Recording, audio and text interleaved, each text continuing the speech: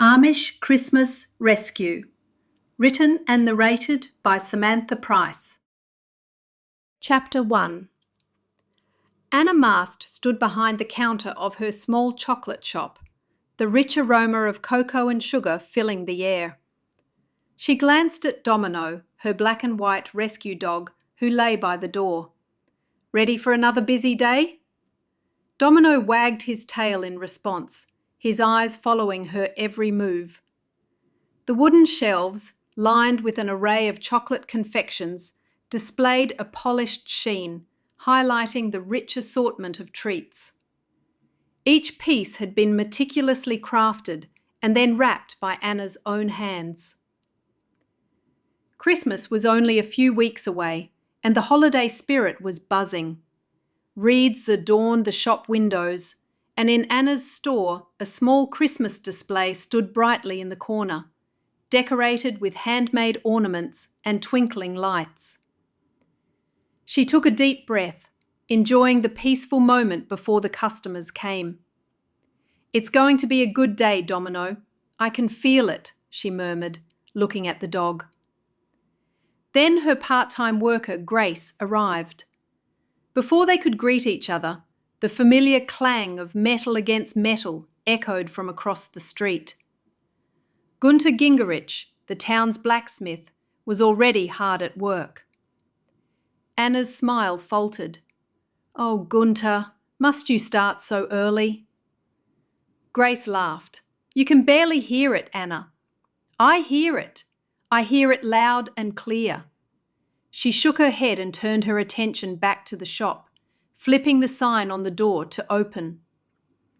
"It's really not that bad, Anna. He's far enough away that you can hardly hear the hammering.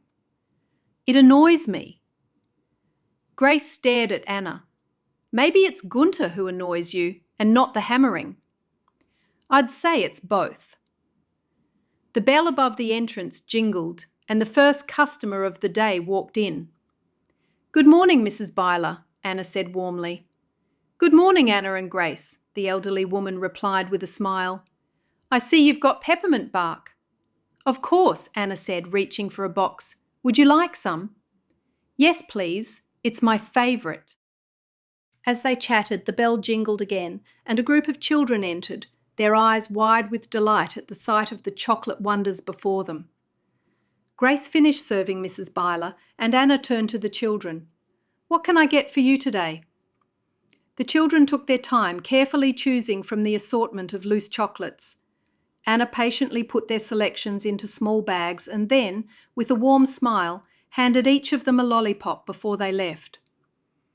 Spoiling the children who visited her store was the highlight of her day, and their joy always brought a special warmth to her heart. It was her hope to one day have several children of her own. After Mrs. Byler left, the shop quickly filled again, and Anna was happy to hear the continual ringing of the cash register.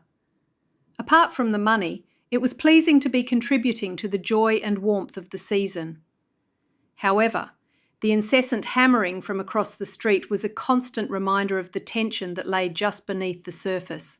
By midday, the initial rush had subsided, and Grace took a moment to restock the shelves. Anna glanced out the window and saw Gunter stepping out of his work area, wiping his hands on a rag. He looked over in the shop's direction. She stared at him for a moment before he turned away. Anna sighed, wondering if she and Gunter would ever find a way to coexist peacefully. She opened the door to her residence, which was behind the shop, and saw Domino was now lying on the couch. He lifted his head and stared at her. "Domino, why can't everyone be as easygoing as you?" The dog thumped his tail in response, looking up at her with adoring eyes. The bell above the door jingled, catching Anna's attention. She walked into the store and saw Sadie, a young girl from the community, standing hesitantly at the entrance. "Come in, Sadie," Anna called out, waving her inside. "Would you like a piece of chocolate?" Sadie nodded shyly and stepped in. "It's okay, I don't need chocolate." "Hello, Sadie," Grace said cheerily. "Hello." Sadie then looked back at Anna. "Is Domino here?" "He sure is. He loves visitors. He's on the couch. Come through and see him." Anna opened the door and Sadie hurried to his side. Domino sat up and wagged his tail enthusiastically. Anna watched the sweet interaction. Leaving them to it, Anna helped Grace in tidying the store and checking on stock levels. Just before Sadie left, several minutes later, Anna handed her a piece of candy. "Here you go, Sadie. Enjoy." "Thank you, Anna." Sadie beamed at her and skipped out of the shop. As the day progressed, Anna couldn't shake the feeling of change in the air. The Christmas season always brought surprises, and she wondered what this year had in store for her and the little chocolate shop. Working with Grace, who was her age but married and newly pregnant, was a constant reminder that she wasn't keeping up with the norms within her Amish community. By 22, she should have been married or at least be dating a likely candidate for marriage. Chapter 2. That night, when the store was closed and she was in bed, the rhythmic clanging of metal against metal echoed through High Street, a sound that had become all too familiar. Inside the workshop, Gunter Gingerich was hard at work, the glow from the forge casting shadows on the roughly textured brick walls. His large muscular frame moved with practiced ease as he hammered a piece of iron into shape, sparks flying with each strike. Gunter wiped the sweat from his brow and glanced at the clock on the wall. It was well past midnight, but he had a job that needed to be done. "Just another few minutes," he muttered to himself, plunging the hot iron into a bucket of water. The steam hissed, filling the place with a sharp, metallic scent. He knew his late-night work habits annoyed some of his neighbours, like Anna from across the road, but there was too much to do and too little time to worry about making friends. The orders for wagon parts, gates and farm tools piled up as the community prepared for the harsh winter months ahead. Gunter took pride in his work, carrying on the family tradition with a sense of duty and commitment. Suddenly, his 19-year-old brother Nathan appeared, rubbing his eyes. Nathan also worked in the business, shoeing the horses at the other end of their property. "Gunter, it's late. You've been at it all day. Don't you think you should get some rest?" Gunter looked up from his workbench. "I'm stopping soon, but these orders won't fill themselves. Besides, I've got a reputation to uphold. Pa wouldn't have let a deadline slip, and neither will I." Nathan sighed, leaning against the wall. "I know, but you're pushing yourself too hard. And let's not forget about Anna. She's always complaining about the noise." Gunter's jaw tightened at the mention of Anna. "What has she said this time?" "Just that you're keeping her and Domino awake." "Oh, now I have to worry about a dog? I don't think so." Nathan laughed. "You know how much she loves that dog. She thinks it's a person." Gunter set his hammer down and ran a hand through his dark hair. "I don't understand why she's making such a fuss. I'm just doing my job. It's not like I'm making noise for fun. Anna's got her own business to run and she needs her rest just as much as anyone. Maybe you could try to compromise." "Compromise?" Gunter scoffed. "She's the one who's being unreasonable. I've got to work late to get everything done. She'll just have to deal with it. No one else complains." "She's the closest neighbour, and then it's just shops. That's why." Maybe she should have thought about that before she started living in a store. Nathan pushed off the wall and walked over to his brother, placing a hand on his shoulder. "You're both stubborn, that's for sure. That's why you've never gotten along with each other." "I hadn't noticed." Nathan shook his head. "It's no secret that you two don't like one another." "I think it's because you're both too similar. But maybe if you talked to her, really talked, you could find a solution that works for both of you." Gunter shrugged off his brother's hand and picked up his hammer again. "I'll think about it. I'm finishing up for the day. I'll only be 10 more minutes or so. Happy?" Nathan nodded. "Just don't work yourself into the ground, okay?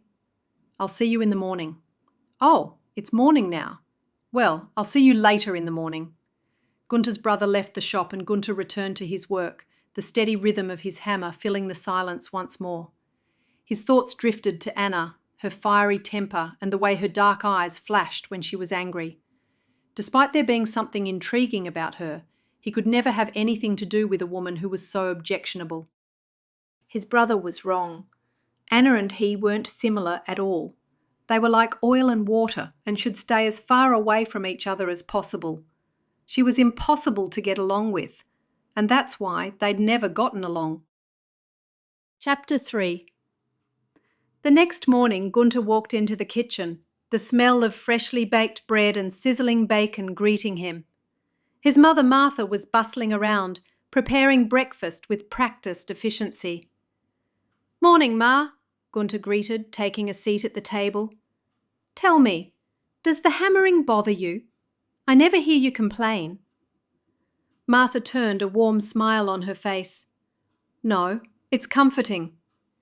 We were once so poor that whenever I heard hammering, I knew we were making money.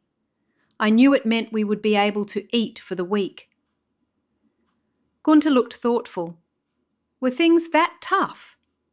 His mother nodded, placing a plate of oatmeal topped with blueberries in front of him, while the aroma of bacon and eggs filled the air. "They were until your father learned the trade. We had almost nothing when we first started out. Your father, bless his soul, was determined to provide for us. He apprenticed under his uncle Jacob, learning the blacksmith trade from scratch." Gunter's gaze softened. "I remember him working so hard. He worked all the time." Martha sat down, a nostalgic look in her eyes. "Yes, he did. He worked long hours, just like you do now. I still remember the first time he brought home decent money from his blacksmithing. We celebrated with a special meal, even though it was just a simple stew. We were so grateful." "Tell me more about those days, Ma," Gunter said. "Well, your father was a quick learner. His uncle Jacob saw potential in him and taught him everything he knew. Before long, your father became known as the best blacksmith in the county. People came from far and wide to get their horses shod and for tools and things." Gunter smiled, feeling a swell of pride. "I always looked up to him." Martha got up and served him a plate of bacon and eggs. "And he was so proud of you, Gunter. He would always talk about how you would take over the business one day. When he got sick and couldn't work anymore, it broke his heart. But seeing you step up, learning the trade and eventually taking over, it was his dream come true." Gunter's eyes clouded with emotion. "I miss him every day." "So do I, son," Martha said softly as she sat down again. "But in a way, something of him lives on through you. Every horseshoe you forge, every tool you make, you honour his memory."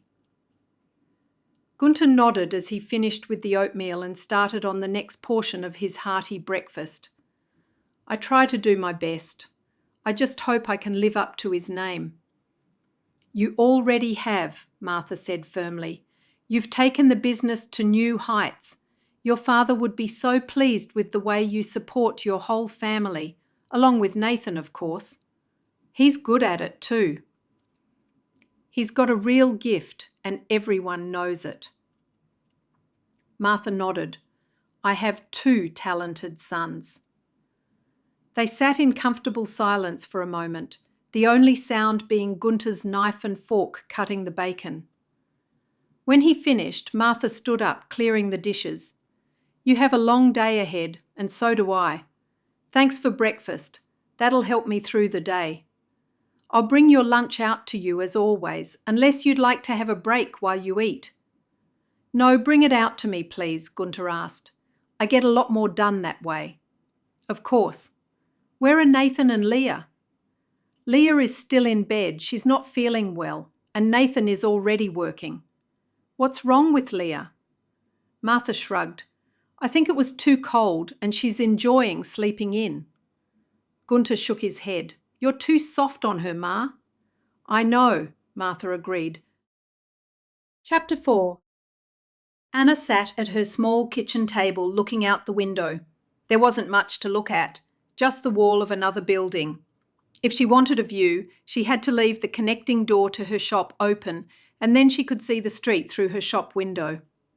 Months before, she had taken a leap of faith and leased the charming store with the cosy residence behind it. It was the perfect arrangement, a fresh start she had been yearning for. She cradled her hot tea, warmth spreading through her hands, and thought about the journey that had brought her here. Opening her own chocolate shop had been a sweet escape from the heartache of Jay's sudden departure. The pain of his absence had driven her to create something beautiful, something that was entirely her own. Now, as the proud owner of her dream business, she felt a sense of fulfillment that no man could ever provide. What better way than with chocolate to mend a broken heart? It had been 2 years since Jay had left, 2 long years since he had vanished with his family, leaving behind a promise to return and marry her. Their plans, developed over a 3-year courtship, now felt like fragments of a distant dream. She had poured her heart into those dreams, and their dissolution had left a void that she filled with hard work and determination. Anna shook her head, forcing herself to focus on the present. She was strong, independent, and capable. She kept telling herself that, and if she said it enough times, she'd eventually believe it. Yet, the mornings and evenings were especially lonely, and the unfulfilled promises weighed heavily on her heart. "Get a grip, Anna," she murmured. "You have a business to run." She finished her breakfast and rose with renewed determination. There were chocolates to craft, customers to delight, and a world of possibilities awaiting her. Yet, as she donned her apron and prepared for the day, a question lingered in her mind. What would Jay think if he saw her now? Would he be proud of the woman who had turned heartache into success? Would he ever return, apologise, and beg her forgiveness? With a sigh, Anna patted her dog who was asleep on the couch. Then she stepped into her shop, ready to embrace the day, but not quite ready to forget the man who had once promised her a lifetime of joy. The clang of metal was still ringing in Anna's ears as she tried to concentrate on her work. The morning rush had passed, and now the shop was relatively quiet. Grace was starting later today. She sighed and looked at Domino, who was now dozing just outside the door, enjoying the winter sunshine while it lasted. Oh, Domino, how am I going to get through to him about the noise? It's unbearable. She looked up and saw Gunter wiping his hands on a rag. He happened to glance up. Their eyes met for a brief moment before he turned away, his expression unreadable. Anna's frustration flared again. "Enough is enough," she muttered. She stuck her head out the door and, seeing no people, she left her store and marched across the street. Gunter was now at his workbench, hammering away at a piece of iron, making even more noise. "Gunter Gingerich!" she called out. Gunter stopped and seemed surprised to see Anna standing there, but he said nothing. "The noise, Gunter. It's driving me and Domino crazy. Can't you find a way to keep it down at night? You were at it until way after midnight, and you're at it again now. I mean, when do you ever stop?" Gunter set his hammer down. "I'm just doing my job. The work needs to get done, and I don't have set hours like you. I don't get to open at 9 and shut at 5. No, I understand that, but does it have to be all day and half the night? I can't sleep because of this constant noise, and it's affecting my business." "Your business? What about my business? I have a right to be here just as much as you do. I have orders to fill. The community depends on me for just about everything. Horseshoes, tools, buggy parts, and wagon parts, and the list goes on and on. And the community depends on me too," Anna shot back. "Oh yeah, people can't get by without chocolate. It's a necessity now, is it? A major food group," he chuckled. Anna crossed her arms. "My customers come to my shop to enjoy some peace and quiet with their treats. How can they do that with all this racket?" Gunter crossed his arms, mimicking her. "No one else is complaining. Maybe you should try earplugs." Anna's face flushed with frustration. "Earplugs? Really? That's your solution? And should I hand them out to customers too when they enter my store? And what about Domino? Dogs hear everything so well, and that means all this is extra loud for him. Shall I put earplugs in his ears as well? Now there's an idea. Earplugs for dogs. You can have that idea for free. You can sell them alongside your chocolates. Anna huffed. That's not even funny. Gunter shrugged. I don't know what else to tell you. The work has to get done. Unless what? Anna snapped. Unless you'd like to pay me the same that I make right now, and then I wouldn't have to work. How about it? Anna glared at him, her hands clenched at her sides. You're impossible, Gunter Gingerich. Dealing with you is like working with over-tempered chocolate. Absolutely impossible. And with that, she stormed away to the sound of Hin laughing. Chapter 5. After the Sunday meeting, the bishop's house was bustling with the usual activity of a shared meal. Long tables covered with checkered cloths were lined with food, and the air was filled with the hum of conversations and laughter. Anna's older brother Eli seemed to be the centre of attention, as usual, surrounded by a group of people chatting animatedly. Anna wished she had even half the personality of her brother. He always knew exactly what to say to everyone. He always had the ability to share some funny observations about anything and make people smile or laugh. That resulted in Eli having many friends, while she, in comparison, had very few. Eli was so like their late father, and now with him gone, Eli had become the head of their small family. As Anna filled her plate with mashed potatoes and roast chicken, she noticed a young woman named Miriam lingering around Gunter, clearly trying to catch his attention. Despite Miriam's efforts, Gunter barely spoke with her. Miriam, don't even bother, Anna thought. He's not worth it.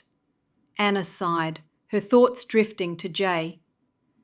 She was lost in her thoughts when Grace, her employee and best friend, approached her. Anna, you look so glum. What's going on? Anna forced a smile. Oh, it's nothing. Just a lot on my mind with the shop and all. Grace raised an eyebrow. Is it really the shop, or is it something else? You know you can talk to me.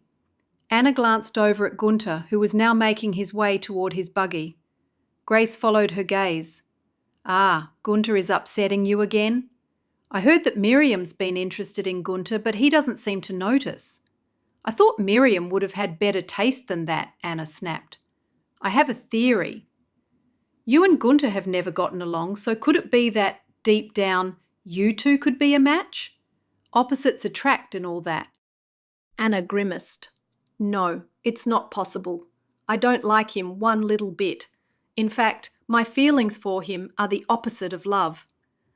He does remind me a little bit of Jay, but then everything reminds me of Jay.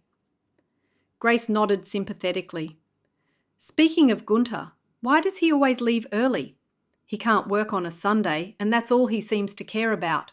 Work and hammering and making me miserable. Maybe he just needs some time alone. Or maybe he likes to be alone. But why do you care?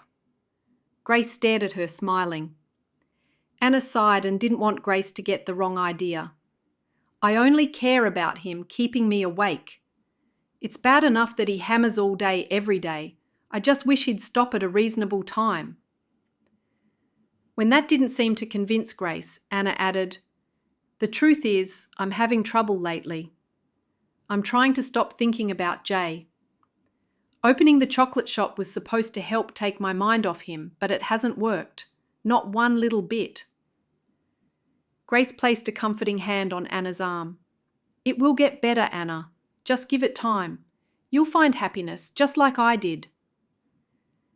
They found a spot at one of the long tables and sat down to eat. The conversation around them was lively, but Anna couldn't fully engage. Her thoughts kept drifting back to all the false promises Jay had made. As they ate, Grace's husband joined them, and Anna watched husband and wife interact. She wondered if she would ever find that kind of companionship and love. And if Jay returned, could she ever forgive him for what he'd done? When Grace and her husband were ready to leave, Anna said goodbye and gave Grace a hug. Take care, Anna, and remember, I'm always here for you, Grace whispered. I'll see you tomorrow. Thank you, Grace. I appreciate it. Anna managed a small smile. Once Grace left, Anna wanted to get away, but Eli came over. Are you okay? He asked. I'm just feeling a little overwhelmed today for some reason. Possibly because I get no sleep with all the hammering, she admitted. Why don't we go home now? He suggested. Okay, I'd like that. I'll get Ma. As they rode through the quiet streets of their small town, Anna couldn't help but feel a sense of relief when she realised that today she'd have a peaceful evening with no sounds of clanging metal. It was Sunday and there was no work permitted. When they arrived at her house, Anna's mother made a suggestion. Won't you spend the afternoon with us? Stay for supper and Eli can drive you home after. No, I want to get used to living by myself, so I have to get used to being by myself. Okay, but if you change your mind, you're always welcome. I know, thanks. Anna got out of the horse and buggy and then stood there, watching her family's horse and buggy leave. Once it was out of sight, she looked across the street at the blacksmith's workshop. Gunter was there moving around. When he looked up, she spun around and unlocked the front door of her shop. Once she stepped through the store and into her home area, Domino came trotting up to her. She leaned down and gave him a pat.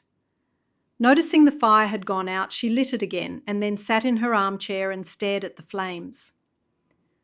Loneliness washed over her, and she wondered if she'd be sitting here alone in 10 or 15 years' time. Come on, Domino, let's go for a walk. She clipped the leash onto his collar and headed off. As soon as she stepped out of her shop, the cold bit at her cheeks and she pulled her coat tighter around her. She and Domino ambled down the quiet street. The town felt serene, almost peaceful, but it did little to ease the ache in Anna's heart. As they wandered further, Anna felt the chill seep into her bones, the empty streets and bare trees amplifying her sense of isolation. She tried to focus on her rhythmic footsteps, but her thoughts kept drifting back to the new reality she'd made for herself. The store was meant to keep her mind occupied, but it hadn't worked.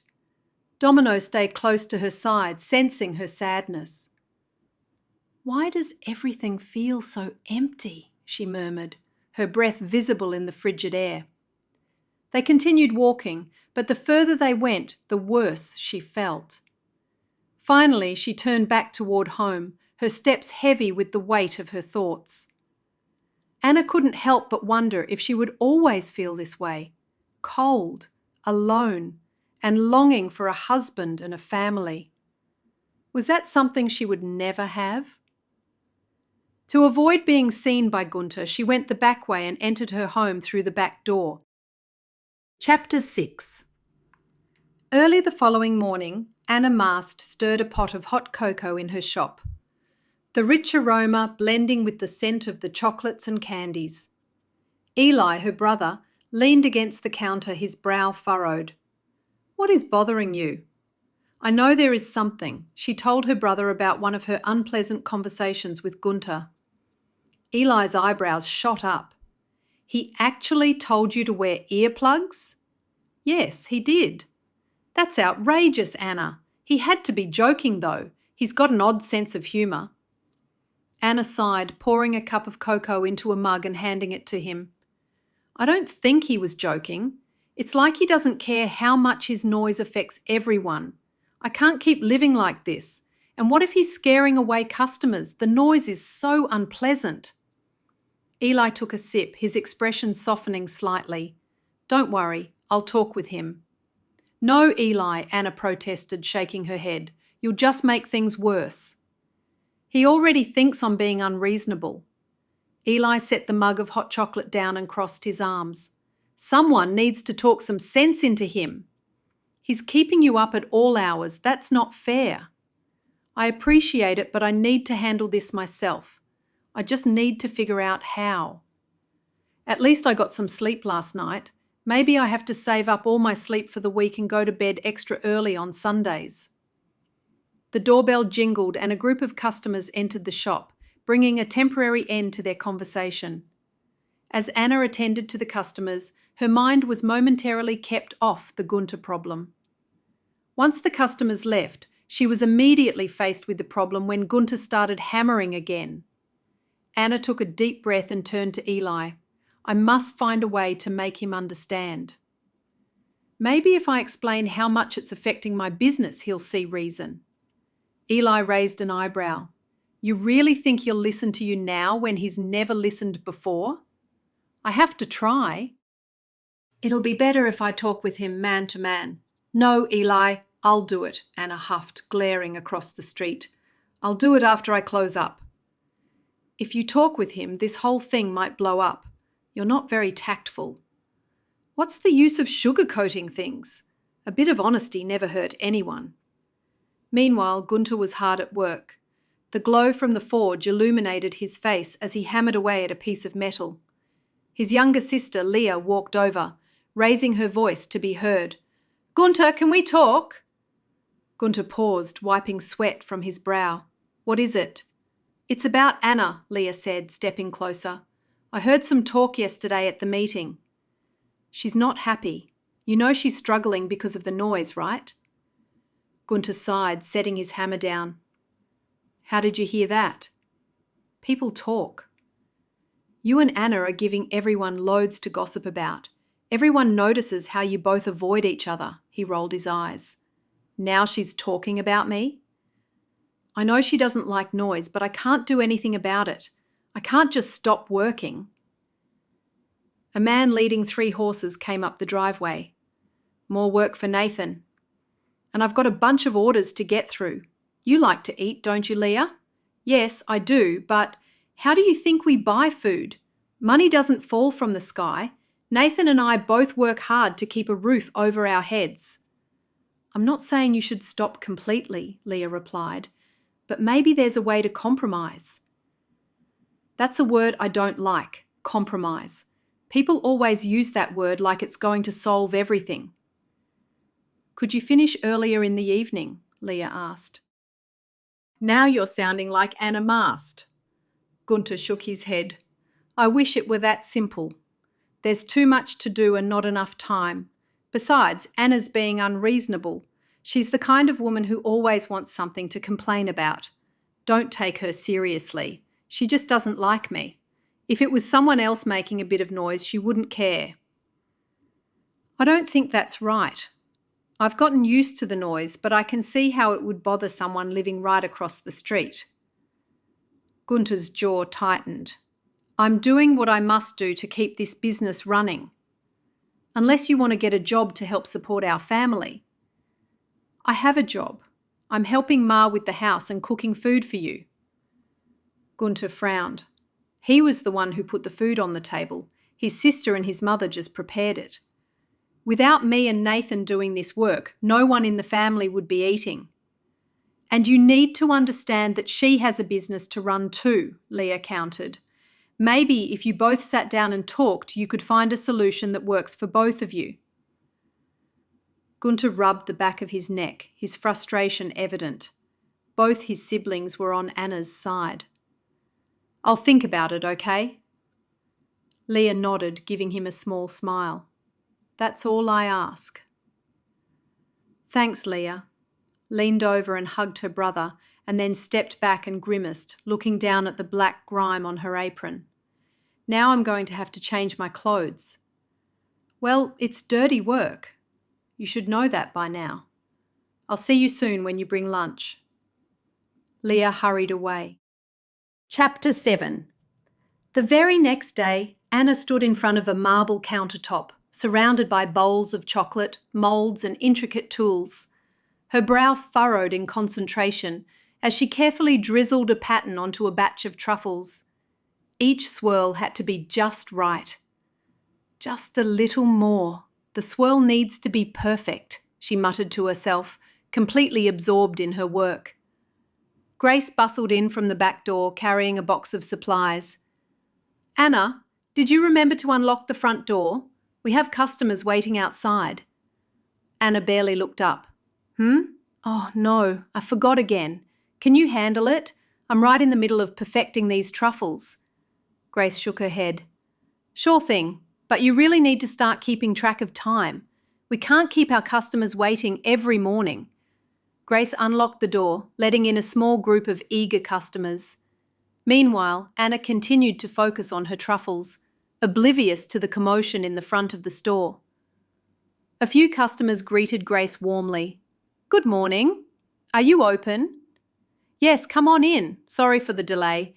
Anna's just been busy with her latest creation," Grace replied. Anna finally finished her truffles, examining each one with a critical eye. She noticed a slight imperfection on one and sighed deeply. No, this one isn't right. I'll have to redo it." She left off and helped serve the customers. A little later, Anna went back to the truffles. "Anna, we're running low on cocoa powder and caramel. Did you place the order yesterday?" Grace asked. Anna's eyes widened. "Oh no, I completely forgot. I was so focused on these truffles. I'll call the supplier right away." Grace laughed softly. "You and your chocolates. Maybe you need a checklist." I know. It's just that I want everything to be perfect," Anna admitted. "And it is, Anna. Your chocolates are the best in town. Just try not to forget the little things, okay?" Grace suggested. "I would take over the ordering, but I won't be here for much longer." She clutched her belly. "I'll try to remember." "Thanks, Grace," Anna said, smiling sheepishly. She picked up the phone to place the order. After that, she noticed her apron was smudged with chocolate, but didn't have time to worry about it. That day there was a steady stream of customers, and Anna hoped the ringing of the cash register would continue just as well throughout the new year that would soon be upon them.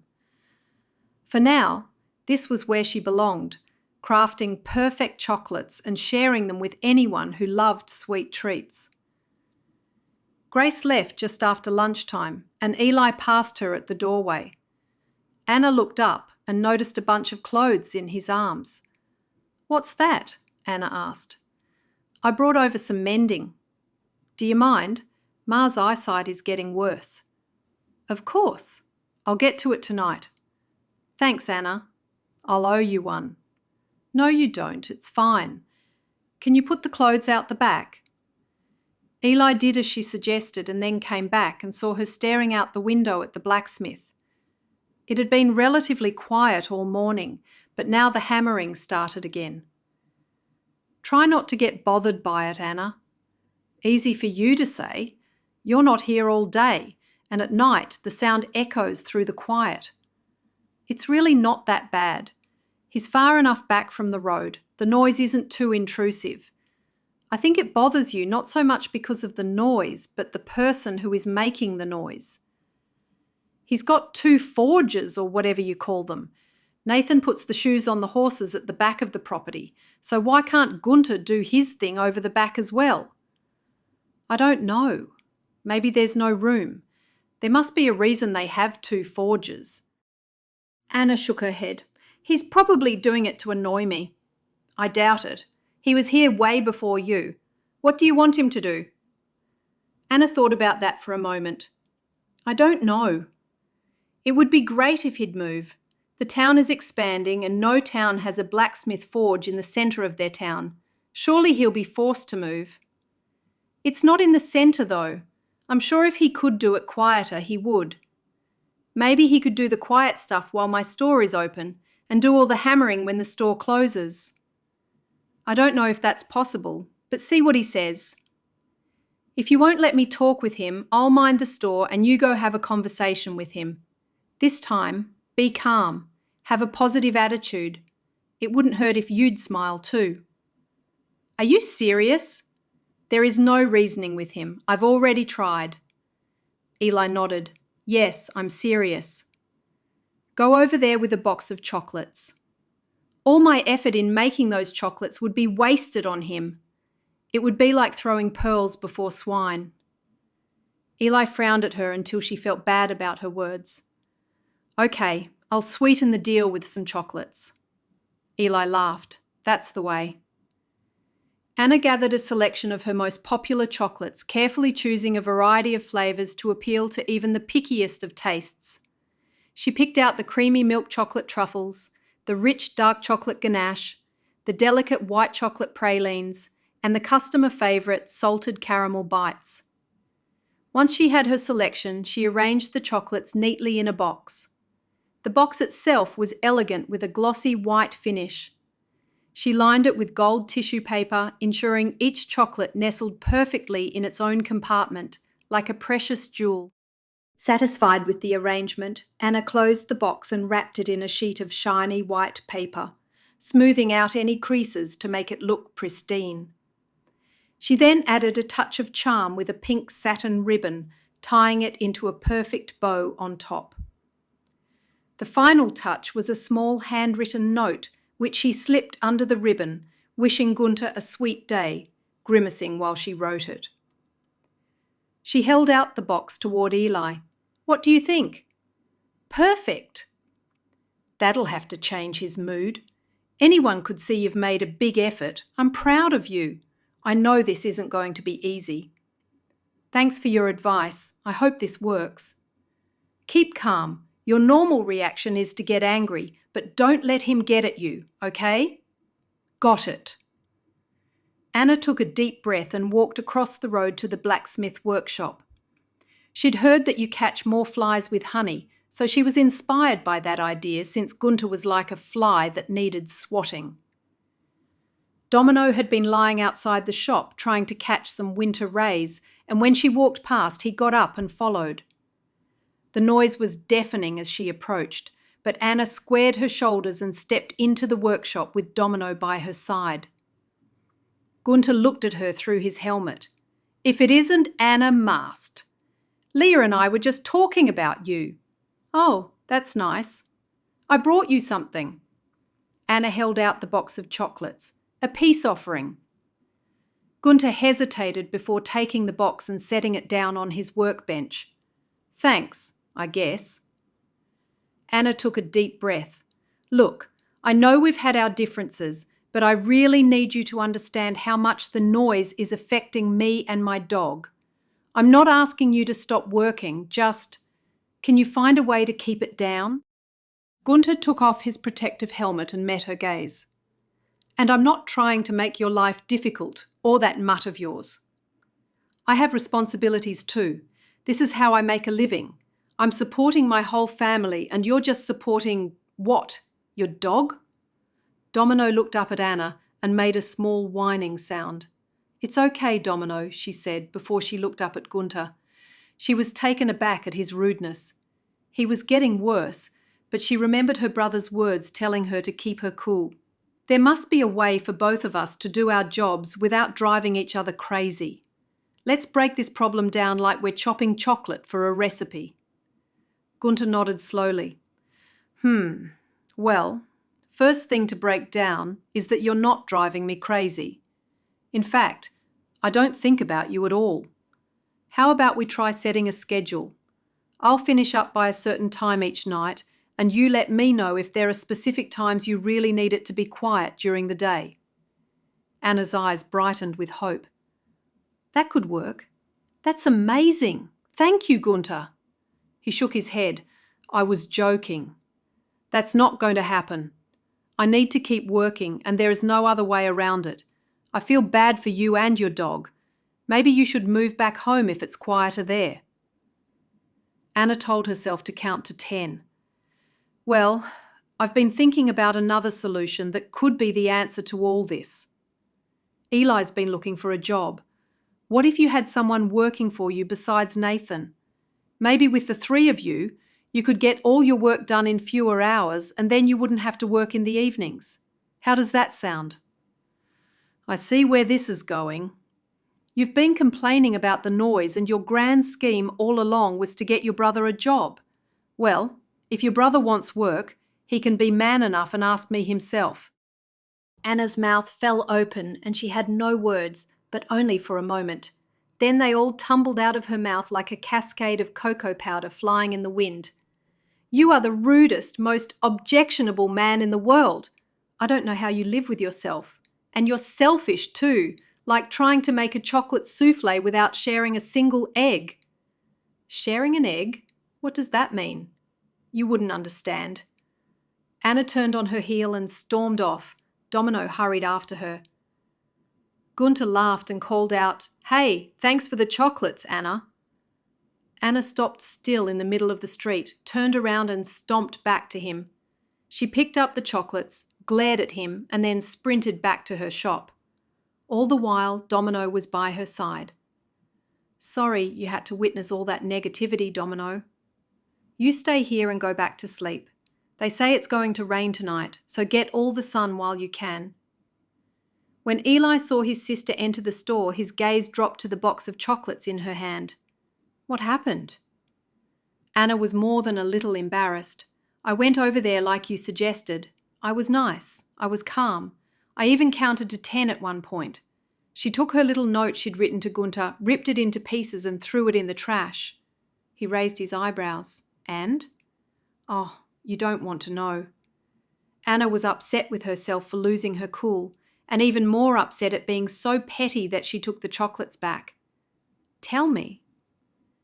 "He is like a stubborn cocoa bean that just won't crack." "But what did he say?" Eli asked.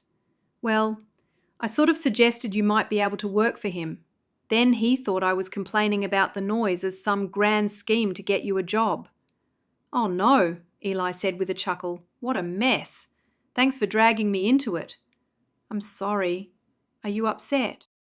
"No, I don't even want that kind of job. I can't think of anything worse than hammering all day over at the forge. All that sweat and heat, that's not for me. But if that was all that was on offer, I'd do it." "What sort of job do you want?" Anna asked. "I'm not sure." "Anything, really." He put on his hat. "I better get out there and look for one, though, or I'll have Ma threatening to kick me out of the house again." He looked around. "If the worst comes to worst, I can always move in here." Anna laughed. "Yeah, if you want to sleep on the couch. There's only one bedroom, remember?" "Well, I better find that job then. Oh, I forgot to tell you, I have found a job for a few days, but it doesn't pay." "What is it?" "I'm helping build the stage for the Christmas auction. It could lead to work. People will see how good you are at building." "Let's hope so. It'll keep me busy for a few days. Anyway, I'll see you later." He walked out the door. Anna unwrapped the box of chocolates and popped the salted caramel into her mouth. Chapter 8. That evening, the winter storm tightened its grip on Mulberry Hollow. Inside Anna's chocolate shop, the windows fogged from the warmth inside, creating a cosy but isolated bubble from the chilly world outside. Anna knelt beside Domino, who was already showing signs of unease from the howling wind. "It's just a storm, boy. We'll be fine," she whispered, stroking his fur in an attempt to calm him. The wind rattled the window panes and Domino whimpered. The bell above the shop door jingled, startling Anna. She turned to see Eli stepping in, brushing snow from his coat. "Anna, it's expected to get worse out there. You should close up and come home with me. There's no storm shelter here. Nobody will be out shopping in this crazy weather." "We'll be all right here," Anna said. Eli nodded, looking around. "Everyone's hunkering down. Let's get you and Domino home safely in case we need to use the hurricane shelter." "I suppose that's best." Anna and Eli quickly secured the shop, making sure everything was locked and safe. As they stepped outside, the wind bit into their skin. They got into the buggy and their progress up the road was slow and difficult, with the buggy swaying in the wind. When they got to Anna's mother's house, they finally managed to get inside, shaking off the cold. Her mother stirred the soup on the stove. "Are you really okay, Anna? You seem off lately." Anna sighed. "I'm fine." "Really?" "Well, it is a bit more lonely living by myself than I thought it would be." She wouldn't normally share so much with her mother, but since all her friends were now married and busy with young families, there weren't many friends she could confide in. Her mother stepped closer. "You don't have to do this alone, you know. You should move back here. It's a waste of money. You should be saving money in case your business doesn't work out." Anna was surprised to hear her mother talk like that. "I'm doing well." But I can see what you mean, and I have thought about that. I'd have to ask the landlord. In the lease, it said I couldn't do that. Suddenly, a loud crash of thunder echoed through the house, and Domino bolted upright, his ears pinned back in fear. "It's okay, Domino." "I'm not going to get much sleep tonight if this thunder keeps up. Domino hates storms." When Eli came through the door with a bundle of firewood, the dog dashed between his legs and slipped outside. "Domino!" Anna shouted, bolting after him, nearly knocking her brother over in the process. Eli dumped the firewood on the ground and ran after her. "Don't worry about the dog, Anna. He'll be fine." Anna didn't listen and kept going. The wind and rain made it nearly impossible to see, but Anna pushed forward, calling out to Domino. Then she stopped when she lost sight of him. Eli caught up with her. "I haven't unhitched the buggy yet. I'd say he'd be heading back home." "Oh yes, he might be going home." "Hop in," Eli said as he headed to the horse and buggy. They didn't see the dog on the drive back, and when they got to Anna's home, he wasn't around the back and he wasn't at the front. From the buggy, Eli looked out at the sky. "It seems the storm's holding off for a bit." "Why don't you go in the store and wait a few minutes in case he comes back? I'll drive around the block and see if I can spot him," Eli suggested. "If I don't find him, we'll have to go back home." "He'll be okay." "No, I'll wait here. You go home. I'll be fine." "You're right about the storm. I don't think it's going to be that bad." "Ma won't be happy if you don't come home with me." Anna shook her head. "I didn't want to go in the first place." "I'll stay here. This is my home now. I need to be here when he comes back." "Well, I can't force you." "Keep warm at least. If he comes home, I'll look after him and bring him back tomorrow." "Thanks." Anna got out of the buggy and hurried to the door. She put her key in the lock and stepped inside. She stood in the doorway and had a last look up and down the street for Domino. Across the street, Gunter was finishing up in his shop when he saw the lights go on in Anna's store. He stepped outside, squinting through the rain, and saw Anna at the door and Eli driving his horse and buggy away. The dog was nowhere to be seen, and Anna always had her dog by her side. He ran over to see what was going on. "Anna! You should take shelter!" Gunter shouted over the wind. Anna faced Gunter, who was rushing through the rain. "Domino ran off. I can't find him." Gunter stood under the awning and looked around. "He can't have gone far." "Come inside," Anna said. Gunter stepped inside and Anna closed out the weather. "I was at my parents' place and he ran off. I came back here, but he's not here," she said, her voice breaking. "I'll take a look around the streets." He fixed his collar higher around his neck, opened the door and stepped out. Anna slipped out of the door and put her key in the lock. "I'll come with you." He turned around. "No, you stay here. I'll be faster without you." "Okay, thanks." Anna had no intention of doing what she was told. She'd never been good at following advice, and she wasn't going to start now. Once Gunter was out of sight, she recalled how she and Domino always walked down by the river. Perhaps he was there. She pulled her coat tighter around her and ran down to the river, the opposite direction to where Gunter had gone. When she got there, she was disappointed there was no sign of him. For the next few minutes, she walked up and down, calling for Domino. Then, through the rain, she was sure she saw the silhouette of a dog in the distance at the edge of the river. "Domino!" she called out, hoping it was him. He turned his head, and just as he did, the riverbank gave way. Anna ran as fast as she could, but Domino was in the water with his head bobbing up and down. He was being swept away by the raging current. "Domino! Come here, boy! Swim!" She couldn't save him because she couldn't swim, and just as she was about to go for help, she heard heavy footsteps behind her. Gunter appeared, his eyes widening as he took in the scene. Chapter 9. Without uttering a word, Gunter shed his coat and boots in one swift motion. He plunged into the icy water, his strong strokes propelling him toward the struggling dog. Anna watched in terror and hope, her hands clasped together, praying. The current was strong, but Gunter reached Domino and grabbed his collar, then managed to get his arm around his midsection. With one arm around Domino, Gunter used the other to navigate back to shore. The river seemed determined to keep them, but Gunter's determination was stronger. Inch by inch, he made his way back until finally he was close enough for Anna to grab Domino's collar and pull him to safety. Gunter grabbed onto a small tree at the river's edge and pulled himself out. He then collapsed on the riverbank, gasping for breath. Domino shook himself vigorously, spraying water everywhere. After Anna hugged her dog, she kneeled beside Gunter, tears streaming down her face. "Thank you, Gunter," she whispered, her voice choking with emotion. "I don't know what I would have done if—" "It's okay," Gunter said, his breath coming in heavy bursts. "He's safe now. That's all that matters." As they sat there, recovering from the ordeal, Anna felt a rush of gratitude and a pang of guilt for misjudging Gunter all this time. She silently thanked God that Gunter had come along just at the right time. In that moment, she saw Gunter not as the source of her frustrations, but as a brave and selfless man who had risked his life to save her beloved dog. "You'll have to get out of those wet clothes and get warm."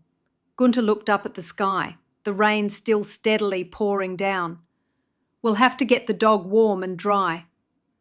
Gunter picked up the dog and started walking. Anna rushed to catch up with him. Once they were back at her house, Anna started up the fire and handed Gunter a towel and used one to rub down Domino. Anna threw a blanket around herself, one around Gunter and another around the dog. The warmth of the fire immediately enveloped them, contrasting sharply with the freezing temperatures outside. After Anna dried Domino, she placed him on a blanket near the hearth.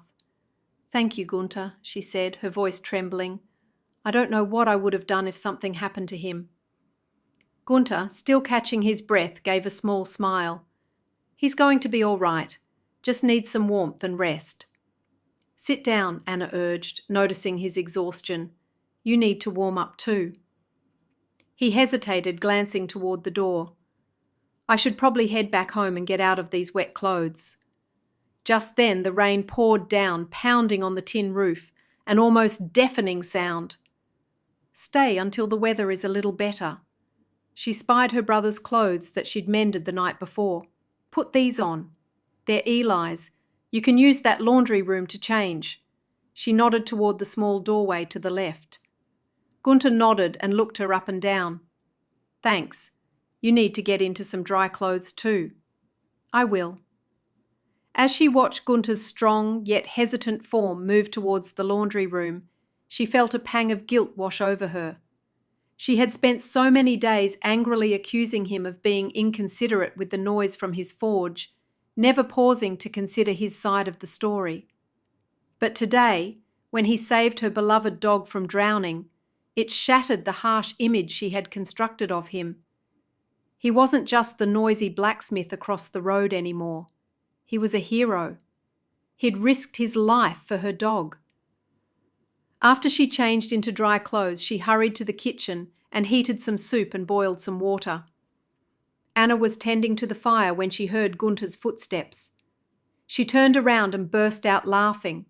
Eli's clothes were way too small for him.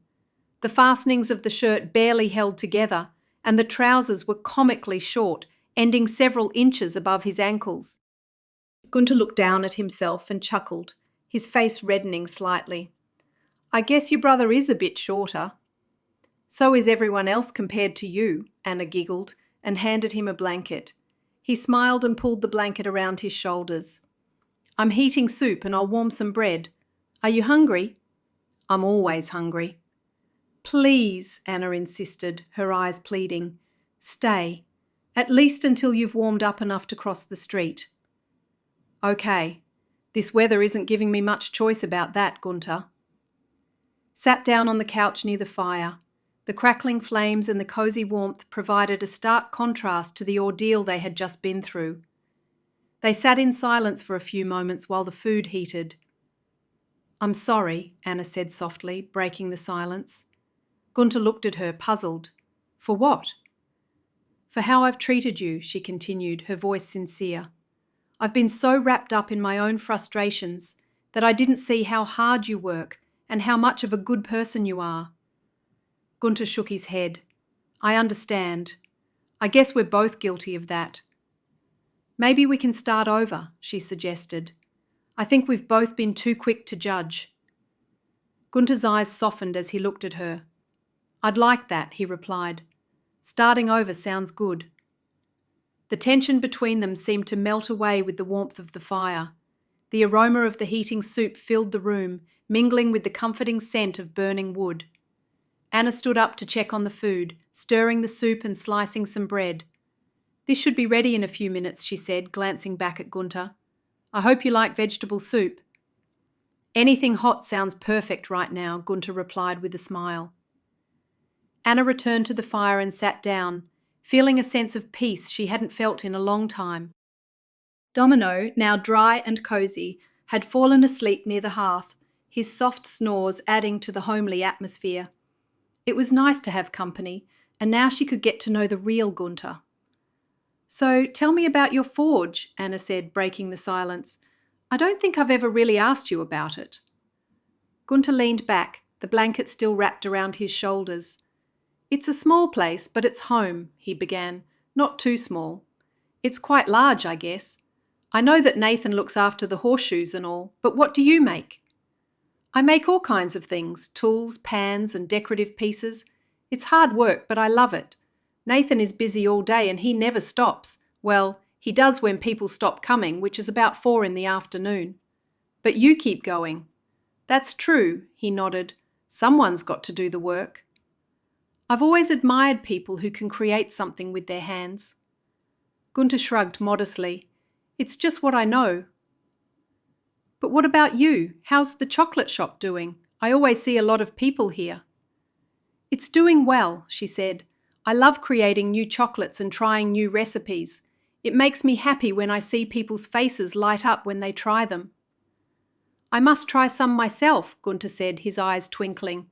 "I did have a box of them, but they disappeared as fast as they arrived." Anna lowered her head and smiled as she remembered taking the peace-offering box of chocolates away from him. "You didn't have to help me find Domino, but you did. Thank you for saving his life. I don't know what I would have done without him." Gunter shrugged, a small smile on his lips. "You don't have to keep thanking me. Anyone would have done what I did. Besides, Domino's a good dog." "I thought you were the type of person not to worry about a dog." "Of course not. I love animals.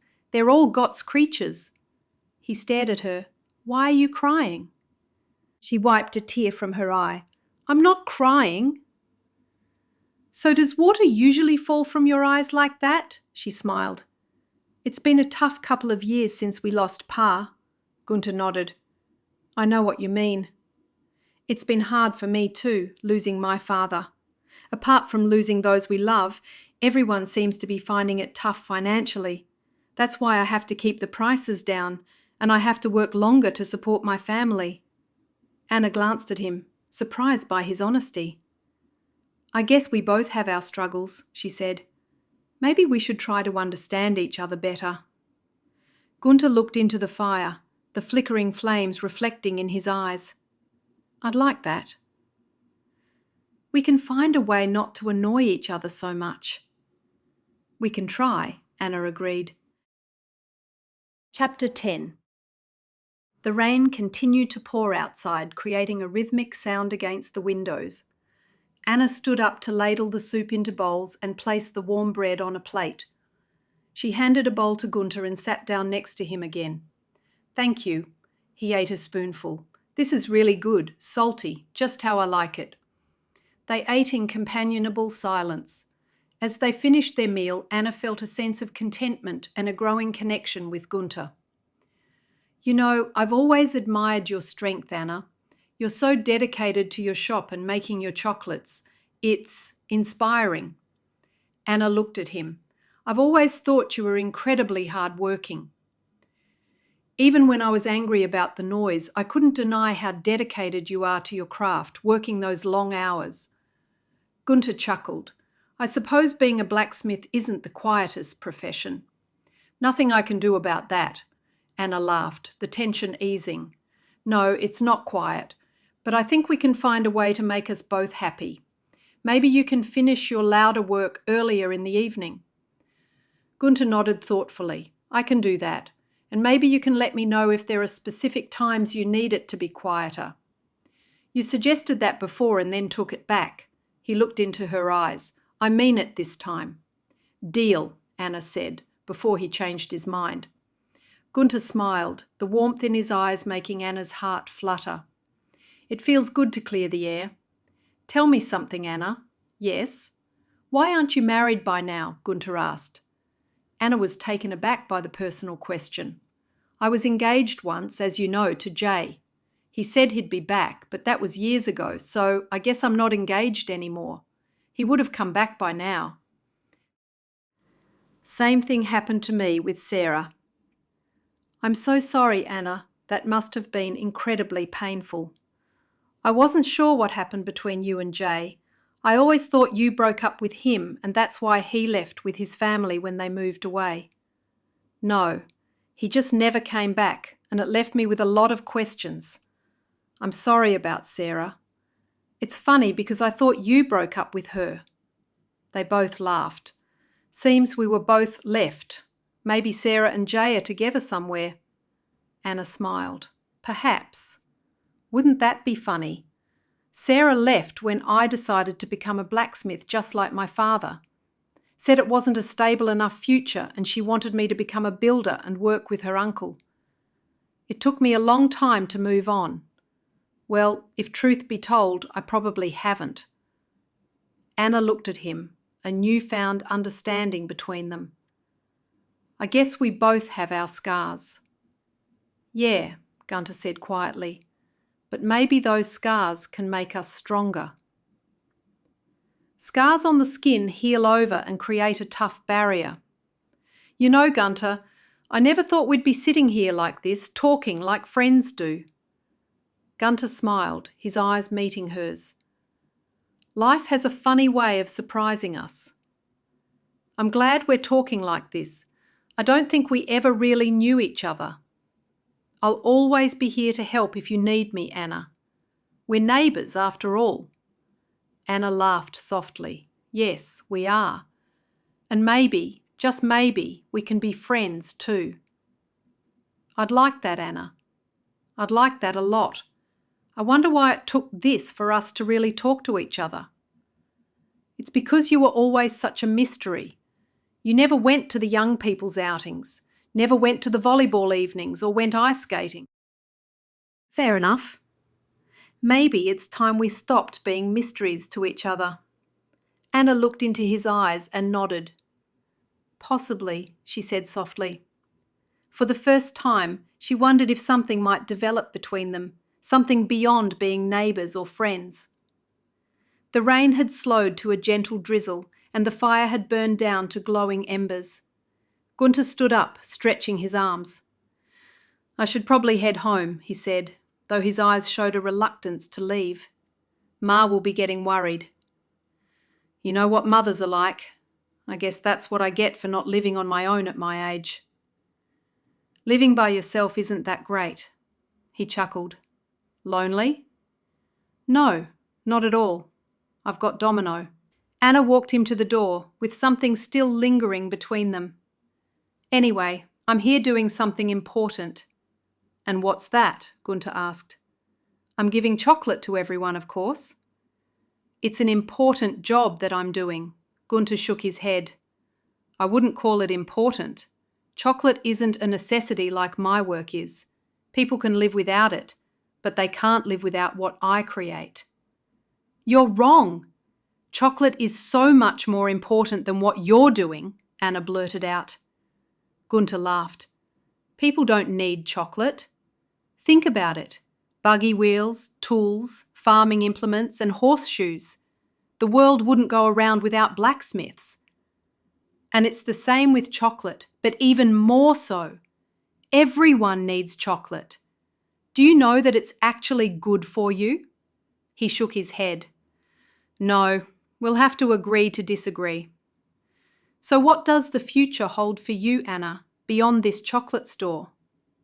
Future? He nodded. I'd like to get married and have lots of babies. She stared at him, wondering if he'd be scared off. Well, maybe I can help you with that. Her heart raced with expectation. Her parents had married suddenly after they'd only known each other for a couple of days.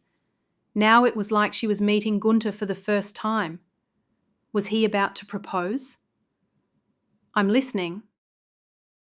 I've noticed a thing or two about you, and I think it might be preventing you from attracting men. It's not that you're unattractive. You're quite pleasant to look at. Anna was horrified. Did he mean he wasn't attracted to her at all? What do you mean? I've overheard talk. Men think you're not interested. When a man looks at you, you could try smiling. I generally smile when I have something to smile about.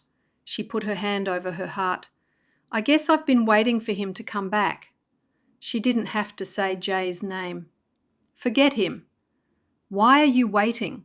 Do you think he deserves you after what he did? Gunter asked. Well, no, but that doesn't change my feelings. I can't change them overnight. You said yourself it's been years. It's hardly overnight, but if you really want to get married, I can help. Anna stared at him. So you've said, but how do you think you can do that?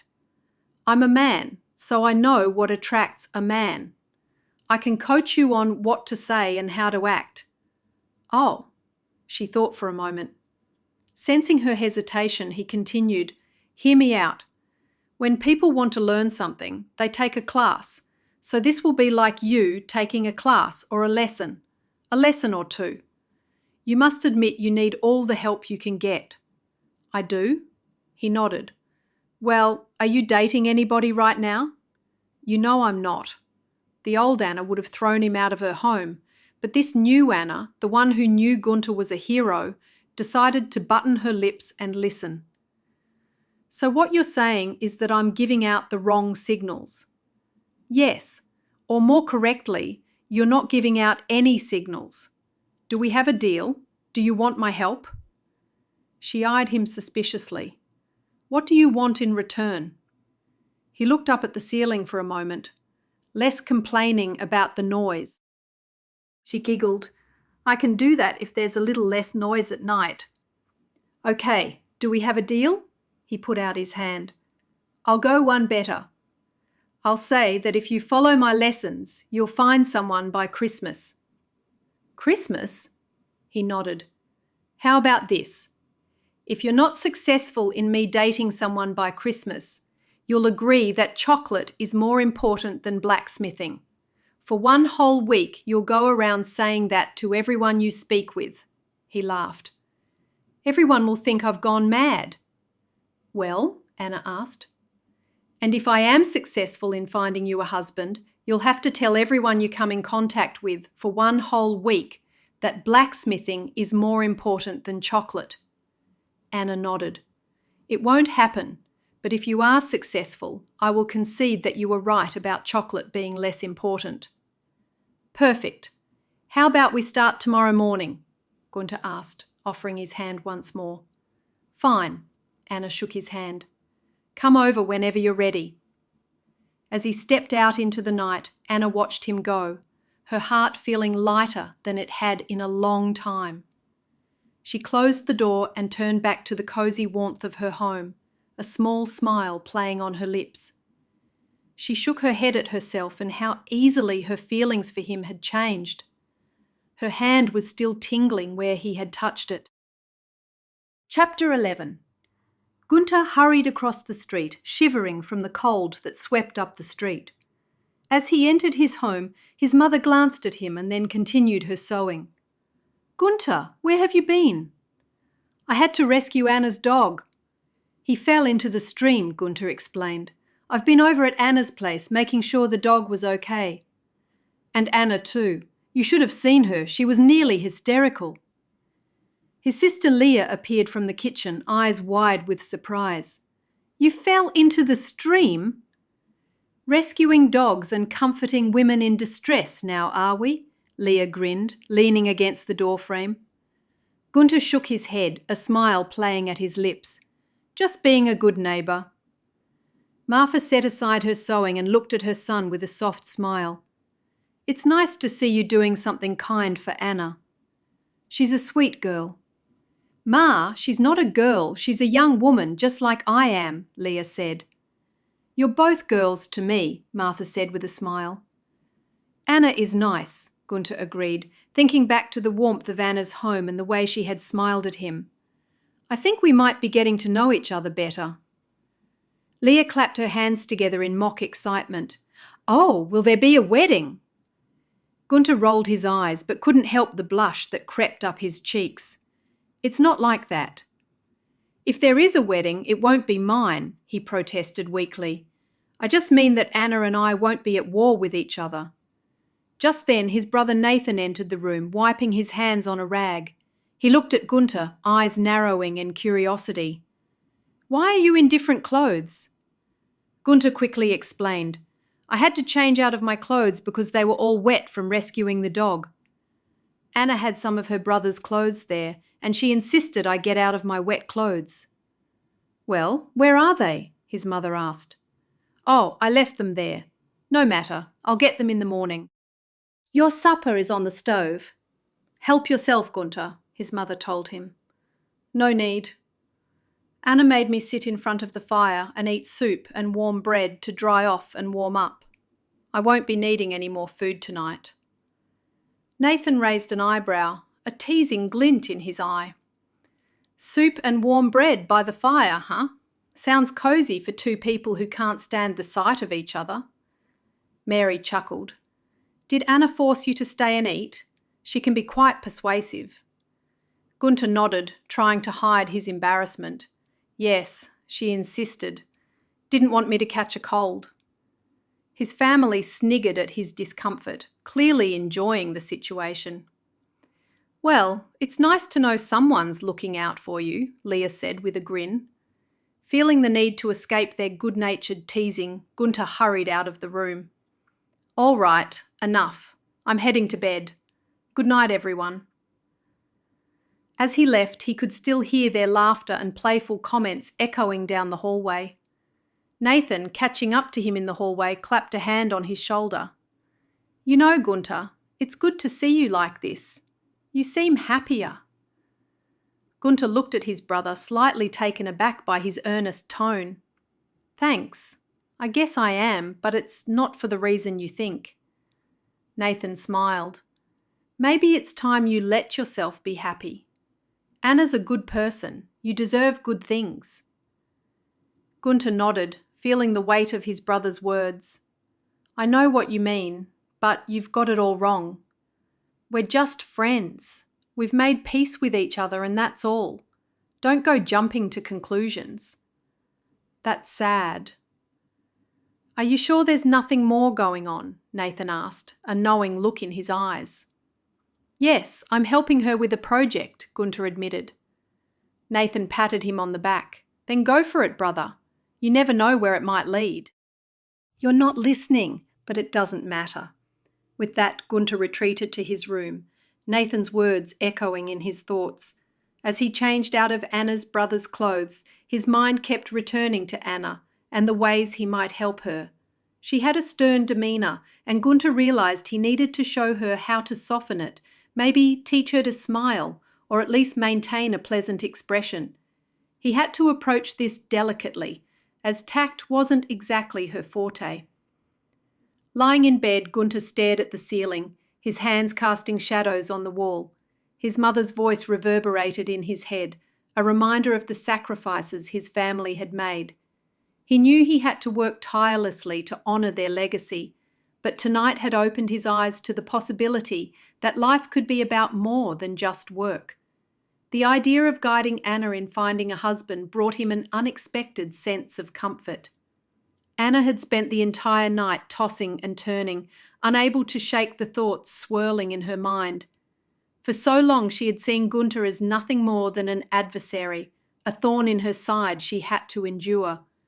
But now, as she replayed their recent interactions, she couldn't deny that something had shifted between them. There was an undeniable energy, an undercurrent of something unspoken, and she knew he felt it too.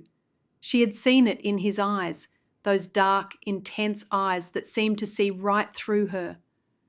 As she lay in bed, staring at the ceiling, her thoughts began to wander in a direction she had never allowed herself to go before. What if there was something more between them? What if, against all odds, Gunter was meant to be more than just an enemy? She imagined what it would be like to be with him, to share a life together. The thought was both terrifying and thrilling. Her imagination took hold, and she began to picture what their children would look like. They would have Gunter's dark hair, thick and wavy, cascading over their small foreheads. Their eyes would be a perfect blend of hers and Gunter's, dark, deep and soulful, with a spark of mischief that mirrored their father's. She could see them running through the fields, their laughter echoing in the air as they chased each other, carefree and full of joy. They would have his strength and determination, but also her gentleness and kindness.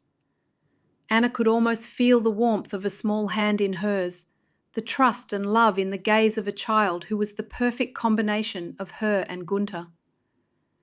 The image filled her with a strange sense of peace, as though this life she was imagining could be real, if only she were brave enough to reach out and take it. But then doubt crept in, as it always did.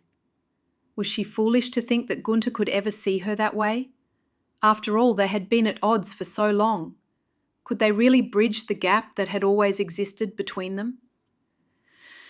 And yet, as the night wore on and the first light of dawn began to filter through her window, Anna couldn't help but feel that something had changed. The energy between them was undeniable, and she knew she couldn't ignore it any longer. As she finally drifted off to sleep, she held on to the image of their future, a future where she and Gunter could find a way to be together, where their differences would only make them stronger, and where their children would be the proof that love could bloom in the most unexpected places. Chapter 12. The following morning, Gunter leaned against the workbench, wiping his hands on a rag as he watched the forge's flames flicker. His mind wasn't on his work, though. It was on Anna, and more specifically, on her ex-boyfriend, Jay. Ever since he was young, he recognised he had one failing. Or was it a good thing? If he was faced with a competition, he'd do anything to win. There was no way he'd let Anna win this one. Then Gunter had a thought. The easiest way to win this competition between himself and Anna was to bring Jay back to her. She wasn't over him, and old flames were always close to people's hearts. He knew that from his own experience. He smiled, imagining Anna's defeat. "Nathan!" Gunter called out as his younger brother entered the smithy, carrying a basket of fresh bread from their mother. "Yeah?" Nathan replied, setting the basket down on a nearby stool. "What's up?" Gunter hesitated, glancing around to make sure they were alone. "I need you to do something for me. But you can't tell Ma or Leah. This stays between us, okay?" Nathan raised an eyebrow, intrigued. "Sounds serious. What do you need?" "I need to find Jay," Gunter said, lowering his voice. "You know, Anna's ex. I want to speak with him, but I don't know where he is or how to contact him." Nathan whistled softly. "That's a tall order." "Why do you want to talk to him? Are you planning something?" Gunter shrugged, trying to play it off. "I just need to clear something up, that's all." Nathan studied him for a moment, then nodded. "All right, I'll see what I can do. But why keep it from Ma and Leah?" "Because they'll ask too many questions," Gunter said with a wry smile. "And I'm not in the mood to answer any of them." "Fair enough. I'll check around with the people who bring their horses in today and see what I can find out. Someone's sure to know where he's gone. Thanks, Nathan, Gunter said. I owe you one. Nathan waved him off with a grin. I'll add it to the list. Gunter watched as his brother left, the smithy growing quiet again. He turned back to his work, but his mind was still on Anna and Jay. Chapter 13. The morning started like any other, with Anna tending to her store. She was arranging a new display when Eli walked in, a hopeful look on his face. Just here to pick up my mending before I head out to look for work, he said. Did you find Domino? Anna told him everything that had happened the night before and how Gunter had saved Domino. Eli, could you mind the store for an hour? I need to run an errand. Grace won't be in for another hour. Sure, Anna, I can do that. Thanks. Anna got Gunter's clothes, which were now dry, and headed over to Gunter's workshop with her furry friend by her side. Domino hurried over to Gunter and sat by his feet. Gunter signalled to Anna that he'd be a minute. She watched him finish bending a piece of metal. Feeling out of place amidst the tools and the smell of metal, she glanced around. Finally, he plunged the metal into water and the hissing sound startled her. Then he looked up at her. I washed your clothes last night and hung them by the fire to dry. She offered up the bundle of clothes, her heart pounding in her chest. Gunter wiped his hands on a rag and took the bundle from her. You didn't have to do that. I didn't mind. It was the least I could do after you saved Domino, and now you're helping me find a husband. She felt a blush creeping up her cheeks as she said the words. He chuckled. And don't forget our agreement. If I find someone you want to marry by Christmas. I remember. Gunter chuckled. First up, we can't let anyone know about these lessons. Okay, so the first lesson is don't be nice. And what's the second lesson? You do have to be nice, but not agreeable to everything. It's a fine line. Gunter looked up from his workbench and smiled. First, we need to work on how you present yourself. Confidence is key. Anna nodded, still feeling a bit sceptical. All right. Good. Let's start with your posture, Gunter said, stepping closer. Stand up straight, shoulders back, and make sure to maintain eye contact. What's wrong with the way I stand? Anna asked. Men are attracted to confident women. Women who don't need them, Anna giggled. So let me get this right. Men want women who don't want them? Gunter grinned. Something like that. Try not to think about it too much. Men are not complicated. Anna straightened up, trying to do as he instructed. Like this? Perfect. Now, when you talk to someone, make sure to smile. A genuine smile can go a long way, Gunter added. Anna practiced her smile, feeling a bit silly. I hope I don't look like I'm grimacing. Oh, this is making my face hurt, Gunter chuckled. No, you're doing great. Just try to smile a little less, not so wide-mouthed. You do have nice teeth, though. Thanks. Now, let's work on your conversation skills. When you talk to someone, show genuine interest in what they're saying. Ask questions and listen to their answers. You see, most men like to talk, and they want a woman who'll listen and who understands them. Whatever they say, just smile and nod. That makes sense. But what if I get nervous and don't know what to say after they stop talking? Anna asked. Just ask another question, Gunter advised. Let's do a little role-playing. Pretend I'm someone you're interested in getting to know, or perhaps I'm someone from your past who suddenly returns. From my past? Anna's eyes widened. Concentrate. Anna took a deep breath. Okay, here goes. Good morning, Gunter. How has your day been so far? Gunter smiled, playing along. Good morning, Anna. My day has been busy but productive. How about yours? He saw a sandwich on a plate that his sister had brought to him earlier. He grabbed his sandwich and took a bite. It's been good. I've been working on some new chocolate recipes for my store, Anna replied, feeling more at ease. Do you like chocolate, Gunter? Gunter swallowed his mouthful. What kind of recipes are you working on? I'm experimenting with some holiday flavours like peppermint and gingerbread, Anna said, warming to the topic. They've been a big hit. That sounds delicious, Gunter said, his eyes twinkling. You're doing great, Anna. Just keep the conversation flowing naturally, just like that. Chapter 14. Anna smiled, feeling a surge of confidence. Thank you. This is actually kind of fun. I always get nervous when I talk with men, and I never knew what to say. Now I know to ask them questions. Gunter chuckled. See? I told you it wouldn't be so bad.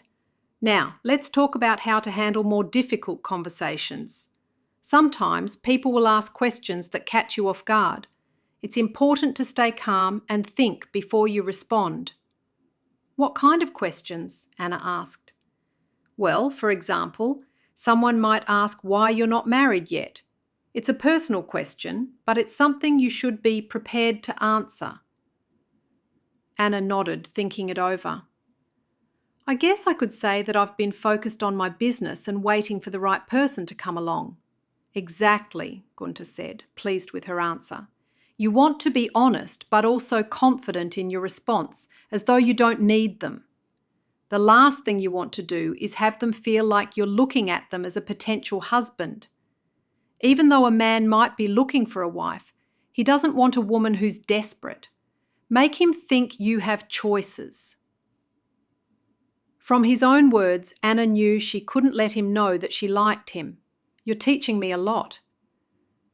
So let me get this straight. If a man wants to get married, he doesn't want to marry a woman who wants to get married too? That doesn't make sense because they'd both have to know that each of them wanted to marry. It does make sense when you analyse it. She can't be desperate. He won't want to feel like she's just looking for anyone and he's just a convenient choice. I see. Anna watched Gunter finish his sandwich. I'm sorry, Anna. I should have asked you if you wanted something to eat. No, I'm fine. I don't normally eat breakfast. This is just a snack. I should get back to work. Thank you for this today. I really feel I learned a lot. I'm glad I could help. You're a natural, Anna. Just remember to be yourself and everything will fall into place. Remember to act like you don't need anyone, even if you think you do. You've got to be assertive. I'll try to remember that. And about my brother's clothes, I would have expected that you'd have them folded and ready for me. I have your clothes here, freshly laundered. I must say, I'm a little disappointed. She placed her hands on her hips, practicing being bolder. Gunter chuckled. That's an improvement. Less mousy. Same time tomorrow?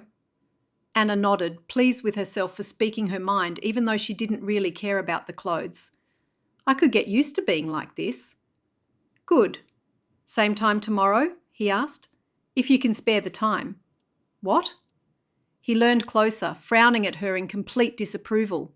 She caught on to what he was getting at. She had to be less needy. I mean, yes, that will be fine. I'll see you tomorrow and I'm sure you'll be looking forward to it. She swung around and started walking away. Gunter laughed and called after her. That's an improvement for sure, but don't take it too far. Anna kept walking, smiling to herself. Then she saw that the dog wasn't with her. She turned around and saw him sitting next to Gunter. Domino, here boy. Domino looked at her and then lay down at Gunter's feet. Gunter chuckled. I'll bring him back later. He can stay for a while. Okay, thank you. She walked across the road thinking about what Gunter had taught her. Maybe it was her quiet and timid nature that had been keeping men away. When she was nearly back at her shop, she realised that if Gunter was helping her find a husband, he wasn't interested in her. The last thing she wanted was to be in love with another man who didn't want her. She had to stop thinking of him in that way. Eli was behind the counter, attending to a customer. When the customer left, he asked, How did it go? Good, Anna replied, forcing a smile. What did you do over there? We just talked. Eli raised his eyebrows and went back to cleaning some shelves that Anna had emptied earlier in the day.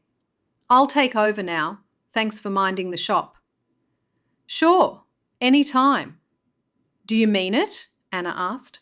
"Of course." "Then what about at the same time tomorrow?" Eli turned around and stared at her. "Is there something going on that I should know about?" "I am the head of the family." "No, not at all. Don't worry," Anna chuckled. "I'm not worried. I'm just asking." "It's nothing, Eli. Gunter's just helping me with some social skills." Eli's eyes softened and he nodded slowly. "All right, that's a bit weird. Just be careful, Anna. You know how people can talk." "I know, Eli. Thank you for looking out for me." "That's my job," he chuckled. "Have you got those clothes for me?" She bit her lip, not wanting to tell him that Gunter had borrowed them. She'd get more than a lecture about having a man change clothes in her home. "I'll have them for you tomorrow." "Okay." With that, Eli left and Anna went back to her tasks. As the day wore on, Anna's thoughts kept drifting back to their conversation, the way he smiled at her, the warmth in his eyes. She knew she had to focus on her business, but her heart couldn't help but hope for something more, something that might blossom from these lessons in finding a husband. When Grace arrived, Anna spent the time between customers preparing her new chocolate recipes, testing different combinations of peppermint and gingerbread. She meticulously noted each variation, tasting and adjusting until she found the perfect balance of flavours. Her mind was engaged with the work, but her heart continued to replay the moments spent with Gunter. In the late afternoon, she called for Domino, and he finally left Gunter and came across the road. Chapter 15. True to his word, Nathan returned later in the day. Gunter was stoking the fire when he heard the door creak open. "Gunter, I've got something for you on Jay." Gunter straightened up, wiping his hands on his apron. "You found him?" "Sure did," Nathan said, handing over a small piece of paper. "Jay's working at a produce store a few hours out of Ohio. Here's the number. You can call him there." Gunter took the paper, staring at the number as if it held all the answers. "Thanks. You really came through, Nathan," gave him a curious look. "You sure you know what you're doing?" Gunter nodded, though he wasn't entirely sure himself. "Yeah, I just need to talk to him." "All right," Nathan said, heading for the door. "Good luck." Gunter watched his brother leave, then looked down at the number in his hand. His heart pounded in his chest as he reached for the Bishop-approved business phone. He dialed the number slowly, each beep echoing in the quiet smithy. Finally, the line connected, and Gunter heard a voice on the other end. "Davy's Produce Store, Jay speaking." Gunter cleared his throat, suddenly feeling awkward. "Jay, it's Gunter Gingerich." There was a pause. "Gunter? It's been a long time. What can I do for you?" Gunter took a deep breath, trying to ease the tension in his chest. "Yeah, it's been a while. Listen, I know this is out of the blue, but I wanted to talk to you about something important." "Important?" Jay echoed, sounding cautious. "What's this about?" "It's about Anna Mast," Gunter said, deciding to get straight to the point. "I heard you're still single." He closed his eyes tightly, hoping Jay would say yes. Jay was silent for a moment before answering. "That's right." Gunter smiled but kept his voice steady. "I think Anna still cares for you." Jay's voice softened, tinged with curiosity. "She does?" "Yes. She hasn't dated anyone since you left, and you should see her now. She's just opened a shop." "I didn't know." She's cute, and there's a line of men waiting for their chance with her. I wanted you to have a chance too. I mean, we were friends once. I feel like I owe it to you before she chooses someone who she'll consider second best." "We were friends when we were 5, Gunter." "That's a long time ago. Is this some kind of a joke?" "No, not at all. Just visit, see her, and see if you have any of those old feelings left, because she sure does. She's as good as told me." There was a long pause on the other end. Gunter could hear the faint hum of background noise from the store, but Jay didn't speak. "Look," Jay finally said, his voice firm, "I don't really have time for this. I'm renovating my house." "You have your own house?" Gunter asked, surprised. "Yes," Jay replied. "I'm fixing it up," and Gunter cut him off, sensing the opportunity. "What will it take for you to come here and just see her one more time?" There was silence, and Gunter could almost hear Jay's thoughts ticking over. "Why are you doing this, Gunter?" Jay asked, suspicion creeping into his voice. Gunter hesitated, then decided on the truth. "I like to help people, Jay." "What will it take for you to agree to see her before Christmas?" Jay sighed. "It's almost Christmas now." "Correct," Gunter said, trying to keep the urgency out of his voice. "But there's still time. She hasn't chosen one of the men lining up for her yet." Jay was quiet again, and then he asked, "You're a blacksmith now, right?" "The town's best," Gunter replied, leaving out that he was the only one in town apart from his younger brother. "I do need a gate. Just a small one for my house. I'll leave tomorrow if you can make me a gate. It needs to be 4 feet high, 3 feet wide, and I want a geometric pattern." Gunter's heart leapt. "I'll make you that gate. You just stop by when you get here and we'll firm up the design details on how you'll want it." There was another pause, longer this time. Gunter held his breath, waiting. "Okay, I'll do it." Relief flooded through Gunter. "Perfect, I'll see you soon." Gunter hung up the phone, the reality of what he'd just arranged settling in. Jay was coming back, and he was a few days away from winning that bet with Anna. There was nothing he liked more than winning. Chapter 16. The next morning, Anna woke up feeling refreshed and optimistic. She decided to try out some of the tips Gunter had given her. Standing in front of the mirror, she practiced her posture and smiled at her reflection. "You can do this," she told herself. When she opened the door, Domino bolted across the street to see Gunter. As she entered the workshop, the familiar sounds and smells enveloped her. Gunter was at his workbench, patting Domino with one hand while focused on a piece of metal he was shaping. He looked up and smiled as she walked in. "Good morning, Anna." "Ready for round 2? "Morning, Gunter." "Oh, I'm just here to get Domino, but I can be ready for a lesson if it's a good time for you." "I'm ready," Gunter chuckled, looking down at Domino, who was looking up at him adoringly. He nodded over at a paper bag in the corner. "There are Eli's clothes. All washed clean and folded up, as ordered." "Thank you." He wiped his hands on a rag and stepped away from his workbench. "Today, we're going to work on handling different types of conversations, including the more difficult ones." Anna nodded, feeling a mix of anticipation and apprehension. "All right, I'm ready if you are, or I could come back later when Grace is there to look after the store. I haven't opened the doors yet. I only have 15 minutes before opening time." "We can do it now." Gunter set down his tools and walked over to her. It was clear that Jay hadn't turned up, or she would have mentioned it.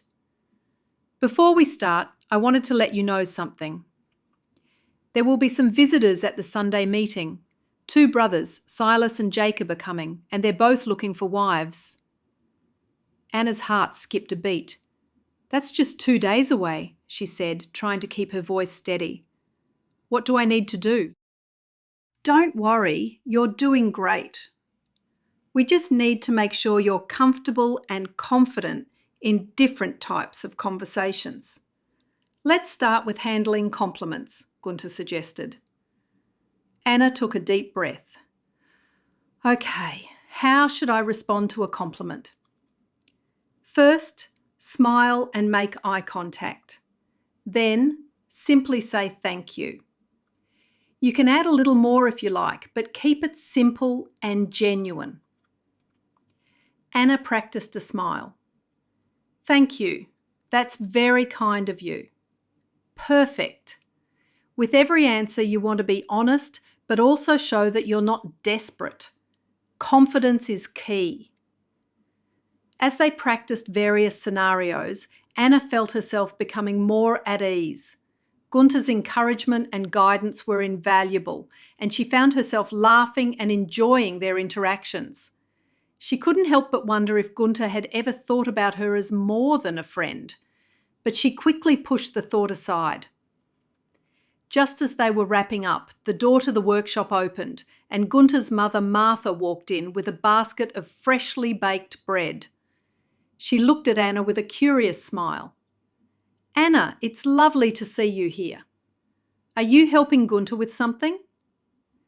Anna felt her cheeks flush. "Oh, just getting some advice from Gunter on business matters," she said, trying to sound casual. Martha's eyes twinkled with amusement. "Well, that's good to hear. Gunter, you should invite Anna to stay for dinner one of these nights. We always have plenty."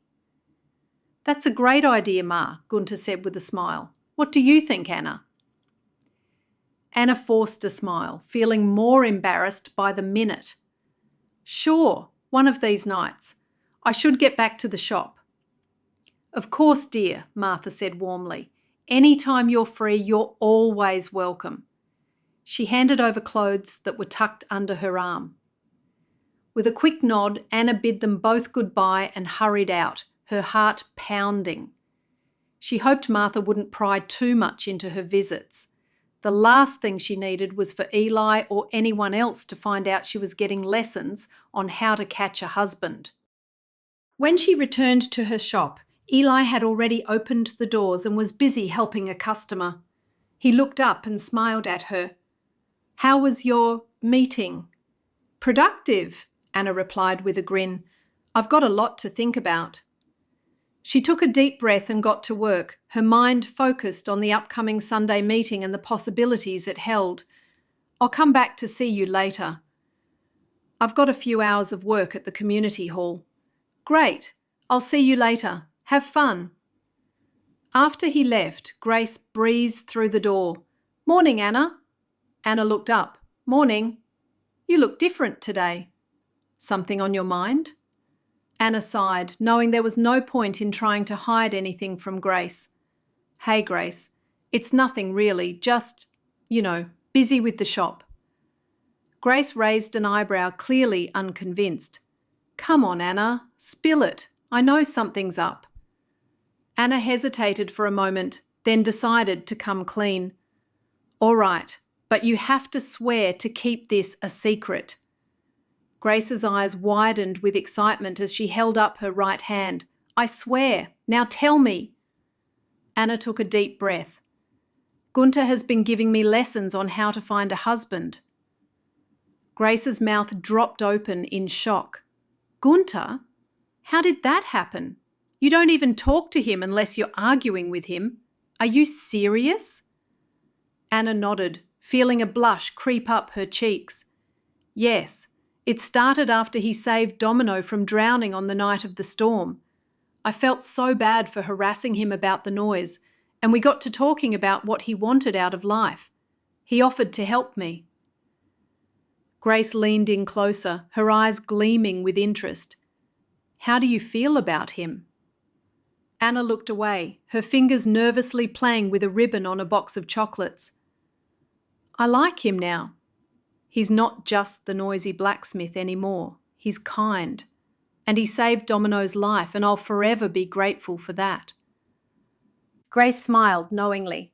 "Speaking of Domino, where is he? I don't see him around." Anna pointed towards the window.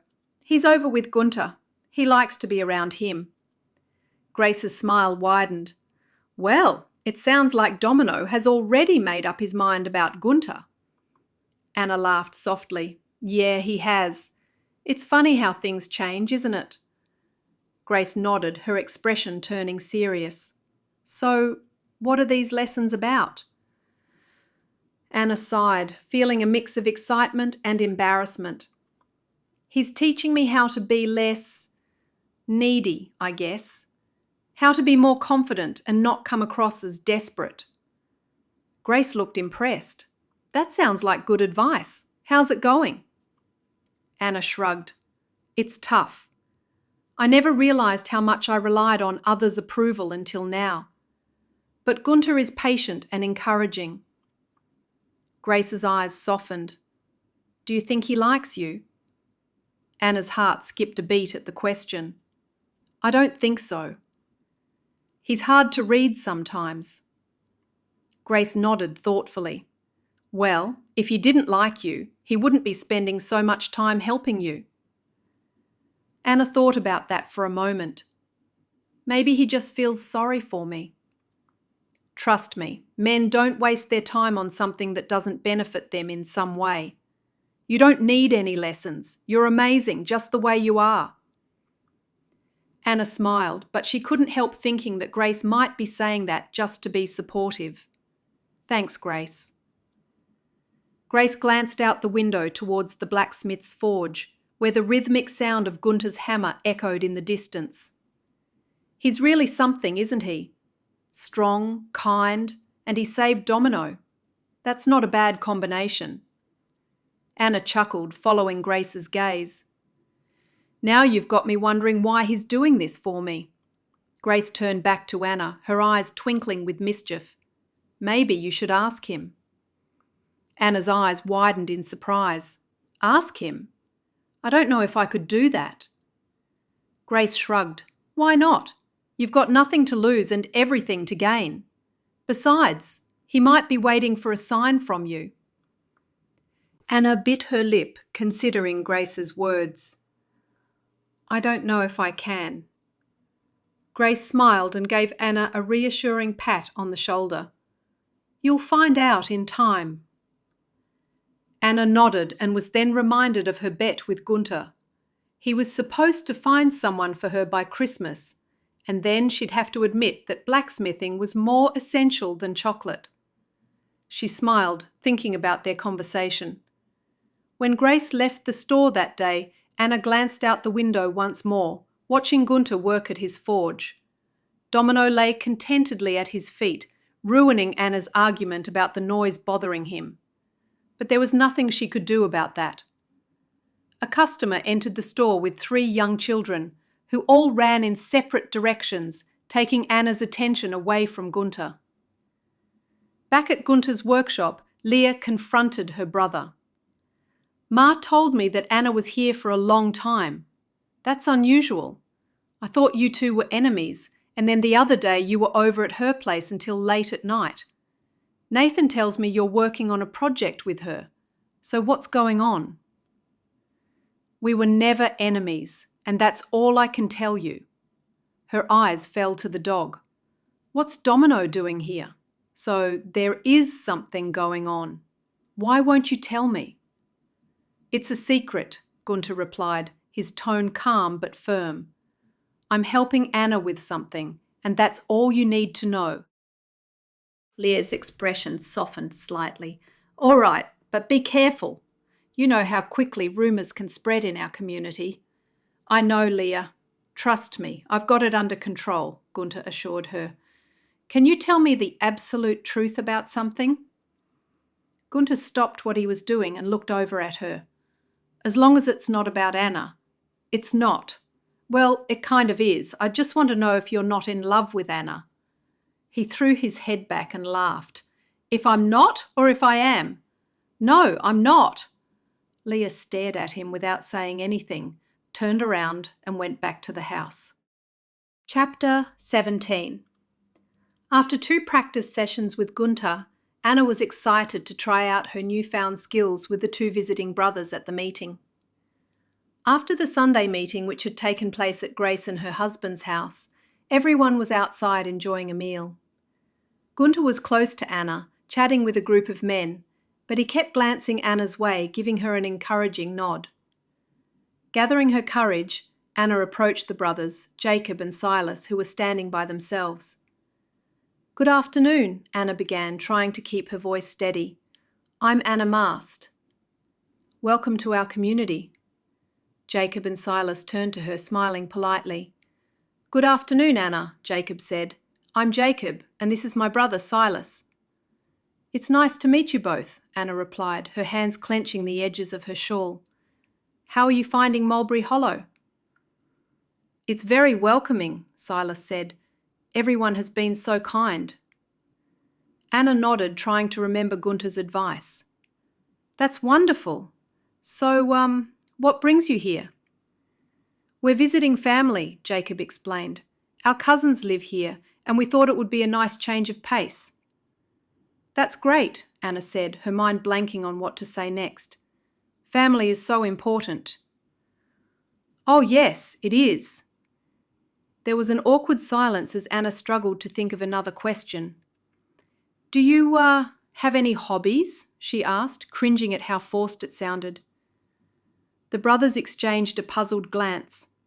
"Well, we enjoy farming and working with our hands," Silas said slowly. "It's rewarding work." Anna nodded too quickly. "Yes, very rewarding. I run a chocolate shop. It's different, but it's fulfilling too." She forced a laugh, then blurted out, "So, do you like chocolate?" "I mean, who doesn't like chocolate, right? Unless you're allergic, of course. Are you allergic? That would be terrible." The brothers stared at her, slightly taken aback. "No, we're not allergic," Jacob said, trying to smile. Anna felt her cheeks flush. "Oh, good. I mean, not that it matters, but just in case. Things like allergies run in families, and you can pass them on to your children." Jacob's smile faltered, clearly unsure how to respond. "That sounds interesting," he said, his tone polite but distant. He then looked away, and Anna was sure he was looking at another girl, obviously a prettier girl. Anna felt her face heat up as the conversation continued to spiral out of her control. "Yes, chocolate is, very popular. People love it." Silas glanced at his brother, then back at Anna.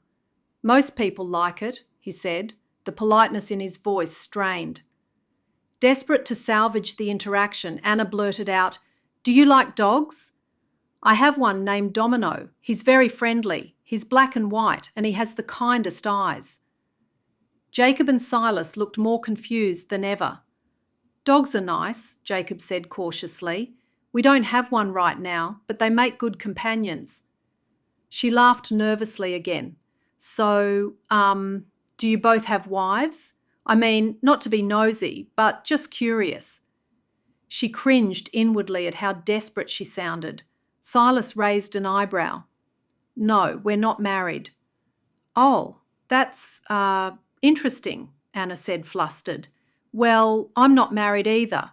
Not that it's a big deal or anything, just, mentioning it. It's hard to find the right person these days, isn't it? Especially when you're running a chocolate shop all day. But I suppose you wouldn't know that since you're farming. Or maybe you do know. I mean, you must meet lots of people. Not that I'm suggesting anything." She could feel herself spiralling and tried to rein it in. Jacob chuckled awkwardly. "It's okay, Anna. We understand." Anna gave a strained smile. "Right, of course. So, what qualities do you look for in a wife?" As soon as the words left her mouth, she wished she could take them back. Silas and Jacob exchanged another glance. "Well," Silas began, "we look for someone kind and hard-working, someone who shares our values." Anna nodded furiously. "Yes, values are important. I value honesty and, chocolate. Well, not chocolate itself, but, the dedication it takes to run a shop. It shows commitment, right? And, commitment is important in a marriage." Jacob nodded politely. "Indeed." "And children," Anna blurted out. "Do you like children? I mean, would you want children? Because I love children. Not that I have any yet, but I'd like to someday. With the right person, of course." Silas's eyes widened slightly. Yes, we'd like children someday." "Great! I mean, that's wonderful. Not that it's relevant right now. I just meant, for the future, hypothetically. Not that I'm suggesting anything." Jacob blinked rapidly, and Silas opened his mouth then closed it again. "And of course, you must come to the Christmas auction. Will you be here for that? It's on the weekend before Christmas." She trailed off, feeling utterly mortified. The brothers smiled sympathetically. "We might be here," Silas said kindly. Anna let out a relieved sigh. "Oh, good. That's good. So, do you want to come by the shop sometime for chocolate? Or, just to chat?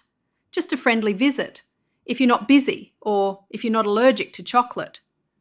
Jacob smiled and backed away. "We'd like that, Anna. Thanks." She nodded, trying to salvage some dignity. "Great. I'll see you around then. Enjoy your visit." As the brothers walked away, Anna sighed deeply, vowing to work on her social skills. Neither of them attempted to ask anything about her. They clearly weren't interested, and they weren't trying to hide it. "Well, it was nice meeting you both. Enjoy your visit," she called after them as they hurried away. With that, she turned and hurried toward her family's buggy, her heart sinking. She could hear the murmurs of the brothers behind her, clearly puzzled by the odd conversation. Gunter had been within earshot, hearing the entire exchange. He followed Anna, who was walking to her family's buggy. "Anna, wait!" he called out, catching up to her just as she reached the buggy. Chapter 18. Anna turned, her eyes glistening with tears. "It's no use, Gunter. I can't talk to men. I made a complete fool of myself. I couldn't stop talking about nonsense." Gunter shook his head. "No, you didn't." "Well, you did a bit. You were just nervous. It happens. You'll get better over time. You can't give up. If you can talk with me, you can talk with anyone." Anna's voice trembled. "It's different with you because I know you. But with strangers, I just freeze up. Ever since Jay left." Gunter said gently, "You must keep trying. The more you practice, the easier it will get. It's just like anything." She looked at him, her face full of frustration and doubt. "What if I never get better at this? What if I'm always this awkward?"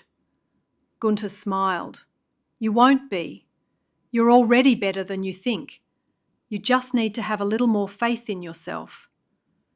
Anna sighed, a tear slipping down her cheek.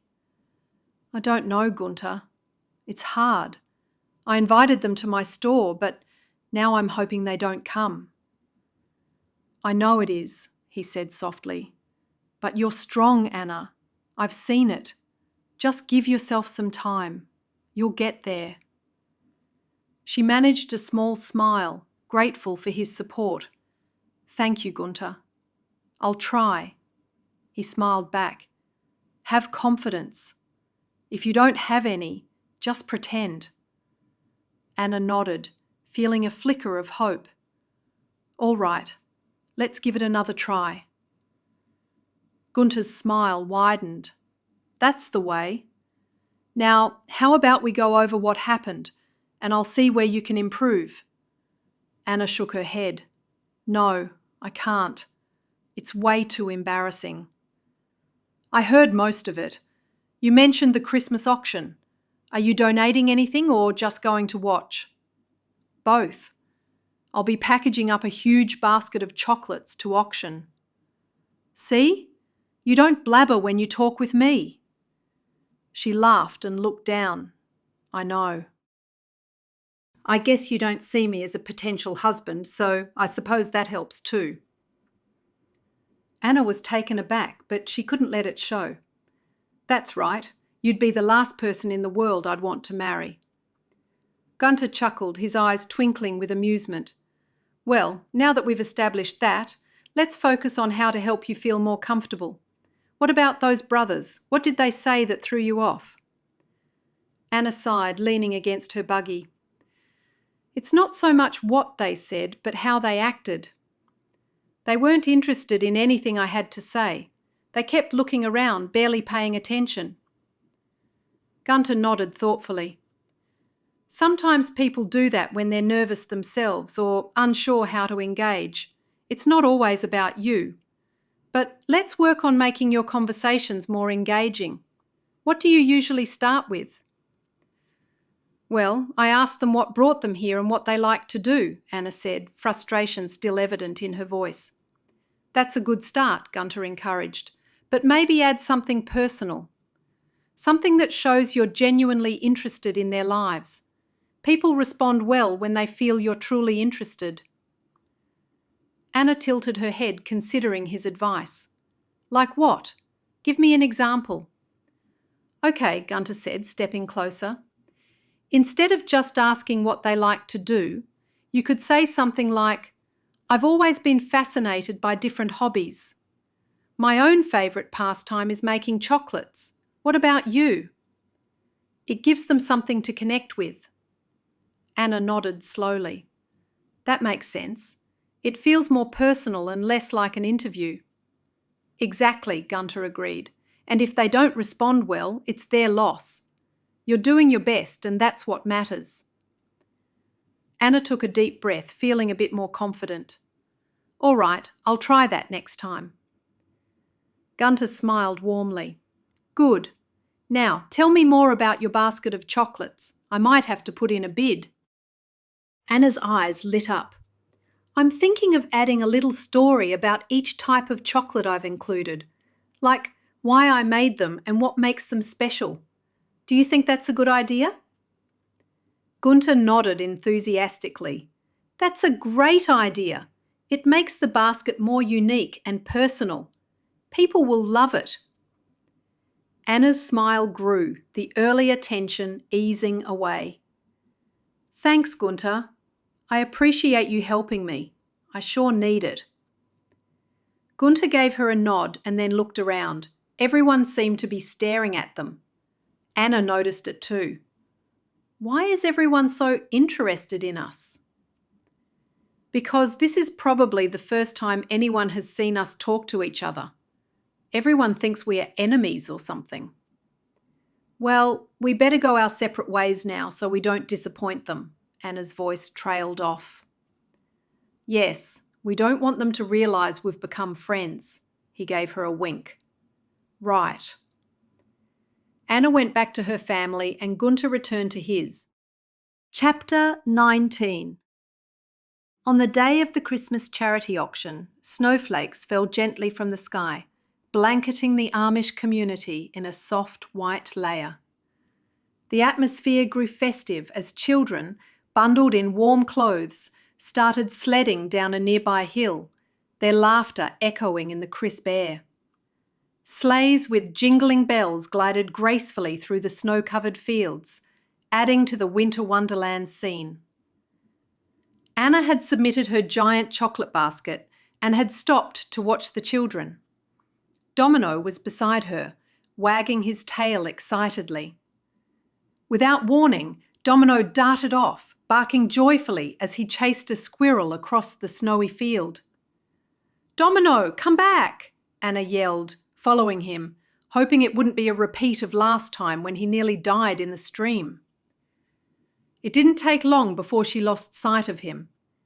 She continued to trudge through the snow, her breath visible in the cold air. As she rounded a corner, she saw Domino had run up to an Amish man standing by the edge of a clump of trees. The man bent down and picked up Domino's lead. Then he looked up at Anna, his face breaking into a warm smile. Looks like someone's having fun. Me or the dog? Because I can tell you right now, I'm not having fun. She took a couple of breaths. Thank you for catching him.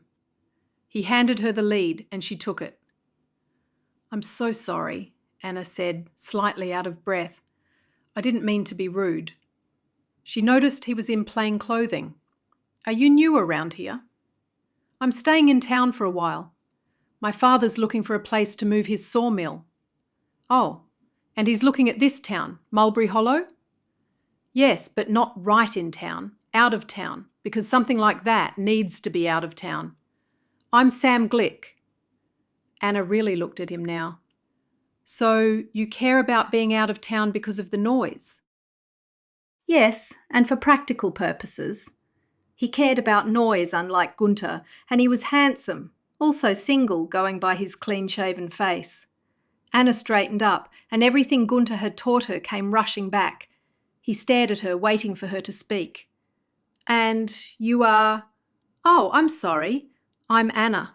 That's all she said because she momentarily forgot her last name. "So you'll be moving here?" "Most likely. We found a good spot, so it's just a matter of agreeing on a price with the owner. You're officially the first person I've met, so what brings you out here in the snow?" "I was just entering something in the auction." "Are you going to the auction?" "No, I haven't heard about any auction. I'm staying nearby. I'm just taking a walk around, seeing what the town's like. You live around here?" Anna smiled. "I live over there, in that chocolate shop. I run the shop and live behind it." "Now that sounds like a sweet job," Sam said with a chuckle. Anna laughed at his words. "It really is, in more ways than one." "You must be busy, especially with Christmas coming up." "I am busy. I have a part-time worker, and my brother helps me as well in between times when he's looking for work." "If he's looking for work, tell him about the sawmill. We'll need workers when we get it up and running." Anna looked up at him. "I think you'd like that kind of work." "Thank you. I'll definitely tell him." He glanced down at her. "It's such a beautiful day." "Cold, but this is my favourite time of year." "Mine too." Sam looked around. "I love how peaceful it is here." "This is my first time visiting your community." "Do you work for your father?" "Sort of. If we go ahead here, I'll be heading up this mill." "So how long have you been making chocolate?" "I used to make it with my mother when I was a little girl. I opened the store 6 months ago and I'm loving it." "Has your family always been in the sawmill industry?" "Yes, for 4 generations. There's something satisfying about working with your hands and creating something tangible. I also loved the smell of sawdust." "It's good to be passionate about something. I know exactly what you mean about liking the smell of something. Chocolate has a similar effect on me. It's comforting and brings back so many good memories." Sam smiled. "I can only imagine. Your shop must be a wonderful place, especially during the holidays." "It is. People are happy and it's wonderful to see their faces light up when they walk into the shop. This is my first Christmas in the shop, but Christmas in general is my favourite time of year," Anna said. "How's it going so far?" "Great. Do you want me to show you where the Christmas auction is? It's starting soon and you'll be able to meet some people." "Okay, I'd like that." They walked together through the snowy path, Domino trotting happily beside them. The snow crunched under their feet and the cold air was refreshing, filling their lungs with each breath. Anna found herself feeling more at ease with Sam. His genuine interest in her and her work was comforting. "So what kind of chocolates do you make?" Sam asked, curiosity in his eyes. "All kinds. From simple milk chocolates to more elaborate creations with nuts, fruits, and even some with a hint of peppermint for the holiday season," Anna replied. "You'll have to come by and try some. You'll probably say they're the best you've ever tasted. A lot of people say that." "I'm sure they are. I'll stop by tomorrow," Sam said, a twinkle in his eye. "I'm looking forward to it already." As they approached the community hall where the auction was being held, Anna spotted familiar faces from her community. The hall was bustling with people, and there was a palpable sense of excitement in the air. Anna introduced Sam to a few people, and he quickly charmed them with his friendly demeanour. "Anna, you're just in time," Mrs. Yoder said, smiling warmly. "The auction is about to start." Anna nodded and turned to Sam. "I have a seat reserved at the front. I might see you after the auction. I'll be around." Anna took a seat near the front, her eyes scanning the room. She noticed Gunter across the hall, his broad shoulders and strong hands a stark contrast to the delicate items being auctioned. He was engaged in conversation, but looked up and caught her eye, giving her a small nod. Anna smiled and quickly looked away, feeling a flutter in her stomach. The auctioneer began with a beautifully crafted quilt, and the bids came in steadily. Anna found herself getting caught up in the excitement, clapping and cheering as items were sold. Next came a handcrafted wooden wagon, which also drew enthusiastic bids. Finally, it was time for her chocolates to be auctioned. Anna felt a mixture of pride and nervousness as the auctioneer held up a beautifully wrapped box of her finest creations. "And now we have a special treat from Anna's chocolate shop," the auctioneer announced. "A selection of her finest chocolates, perfect for the holiday season. We'll start the bidding at $20. The room was quiet for a moment before a hand went up, then another. The bid started slowly, inching higher and higher. Anna held her breath, watching as the numbers climbed. $50, someone called out. 75, another voice counted. Anna's heart skipped a beat when she heard Gunter's deep voice. $100. There was a murmur of surprise in the crowd. Anna watched as Sam looked around, his eyes narrowing when they landed on Gunter. He hesitated for a moment before raising his hand, his glare fixed on Gunter. $150, Sam said, his voice louder, almost challenging. The tension in the room thickened, and Anna felt her pulse quicken. Gunter turned his head slowly, meeting Sam's glare with an equally intense look. It was clear this was no ordinary auction for either man. $200, Gunter said, his tone calm but his eyes never leaving Sam's. Sam's jaw tightened, and he quickly counted. 300. Chapter 20. The crowd was silent, all eyes focused on the two men. Anna could feel the weight of their stares, the air charged with unspoken rivalry. 400, Gunter said, his voice steady. 500, Sam shot back without hesitation, his eyes burning with determination. Anna's heart raced. She could hardly believe what was happening. The bids kept climbing, and soon they reached $600. $650, Gunter said, his voice unwavering, his eyes locked onto Sam's. The room was silent, everyone holding their breath. Anna could see the intensity in Gunter's eyes as he glared at Sam, who was equally determined. Sam paused for a moment, looking around as if gauging the crowd's reaction. Then he smirked, turning back to Gunter.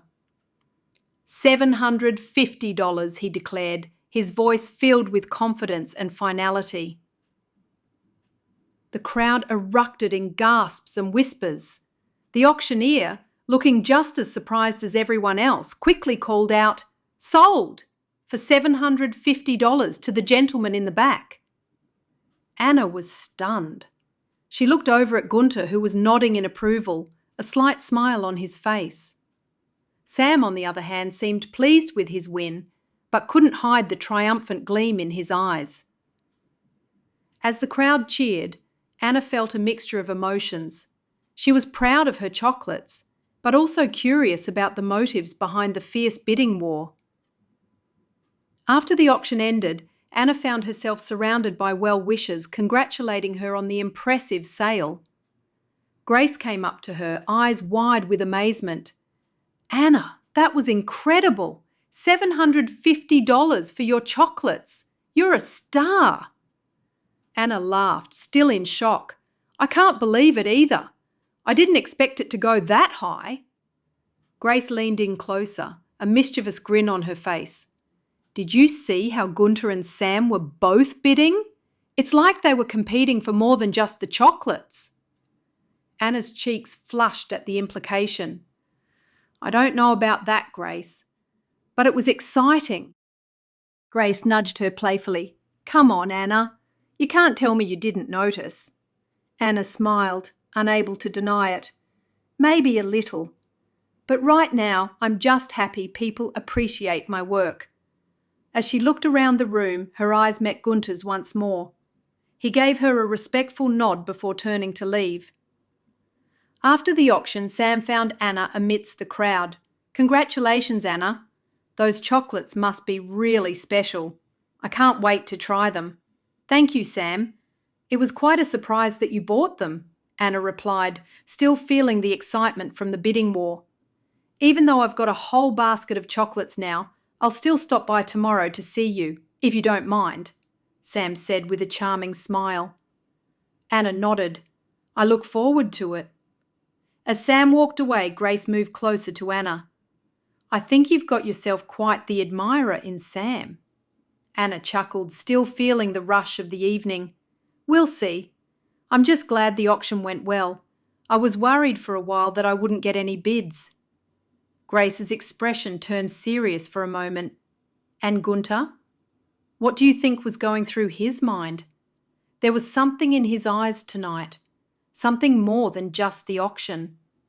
Both of them were fighting over you. It wasn't the chocolates they wanted. Anna's eyebrows shot up while she thought for a moment.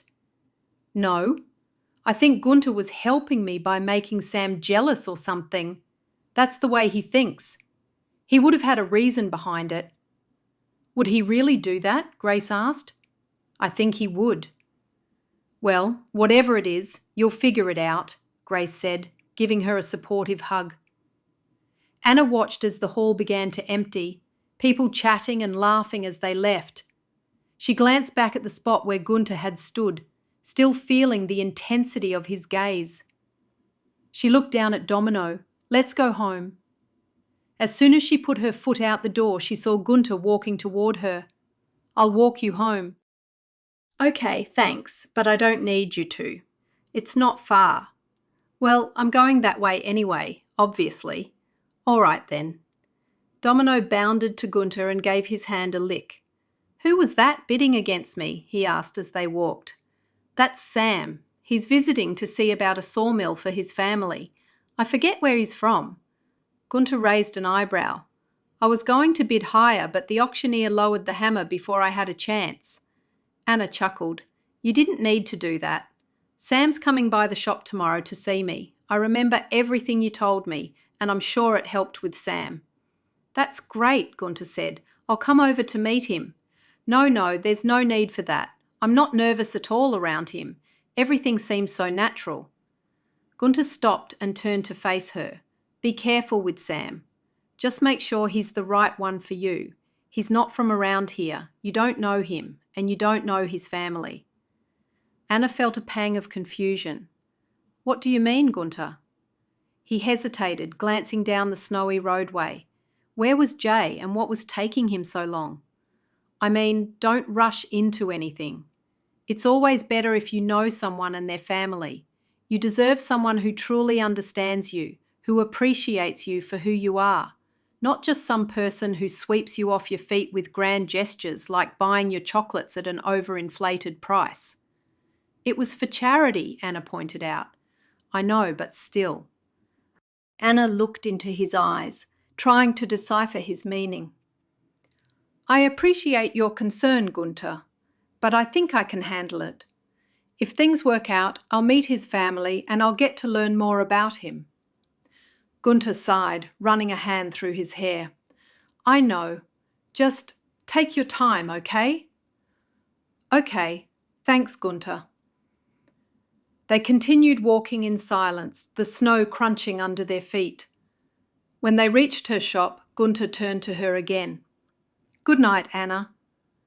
Thanks for walking me home. You'll be pleased to know there won't be any hammering tonight. It'll be a great night then. They gave each other a smile. As Anna watched him walk away, her mind buzzed with thoughts. The bidding war, Sam's visit, and Gunter's unexpected concern all swirled in her head. She knew this Christmas season was going to be more eventful than she had ever imagined. Inside the warmth of her shop, Anna closed the door behind her and leaned against it, letting out a deep breath. Domino settled at her feet, and she scratched his ears absent-mindedly. What do you think, Domino? Was Gunter just being a good friend, or is there something more? It was weird how he started bidding against Sam. That was unexpected. And I saw them looking at each other. It was fierce. Domino wagged his tail, looking up at her with trusting eyes. Anna smiled. You're right. Only time will tell.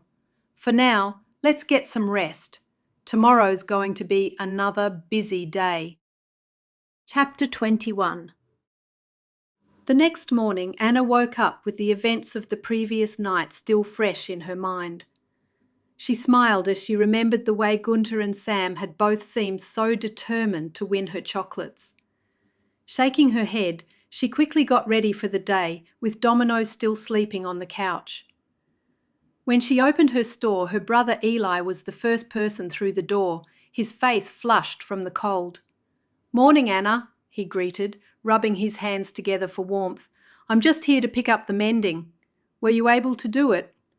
"Morning, Eli," Anna replied, giving him a warm hug. "I've got something interesting to tell you. You remember Sam from last night, right?" Eli raised an eyebrow, confused. "I stayed home last night. Who's Sam?"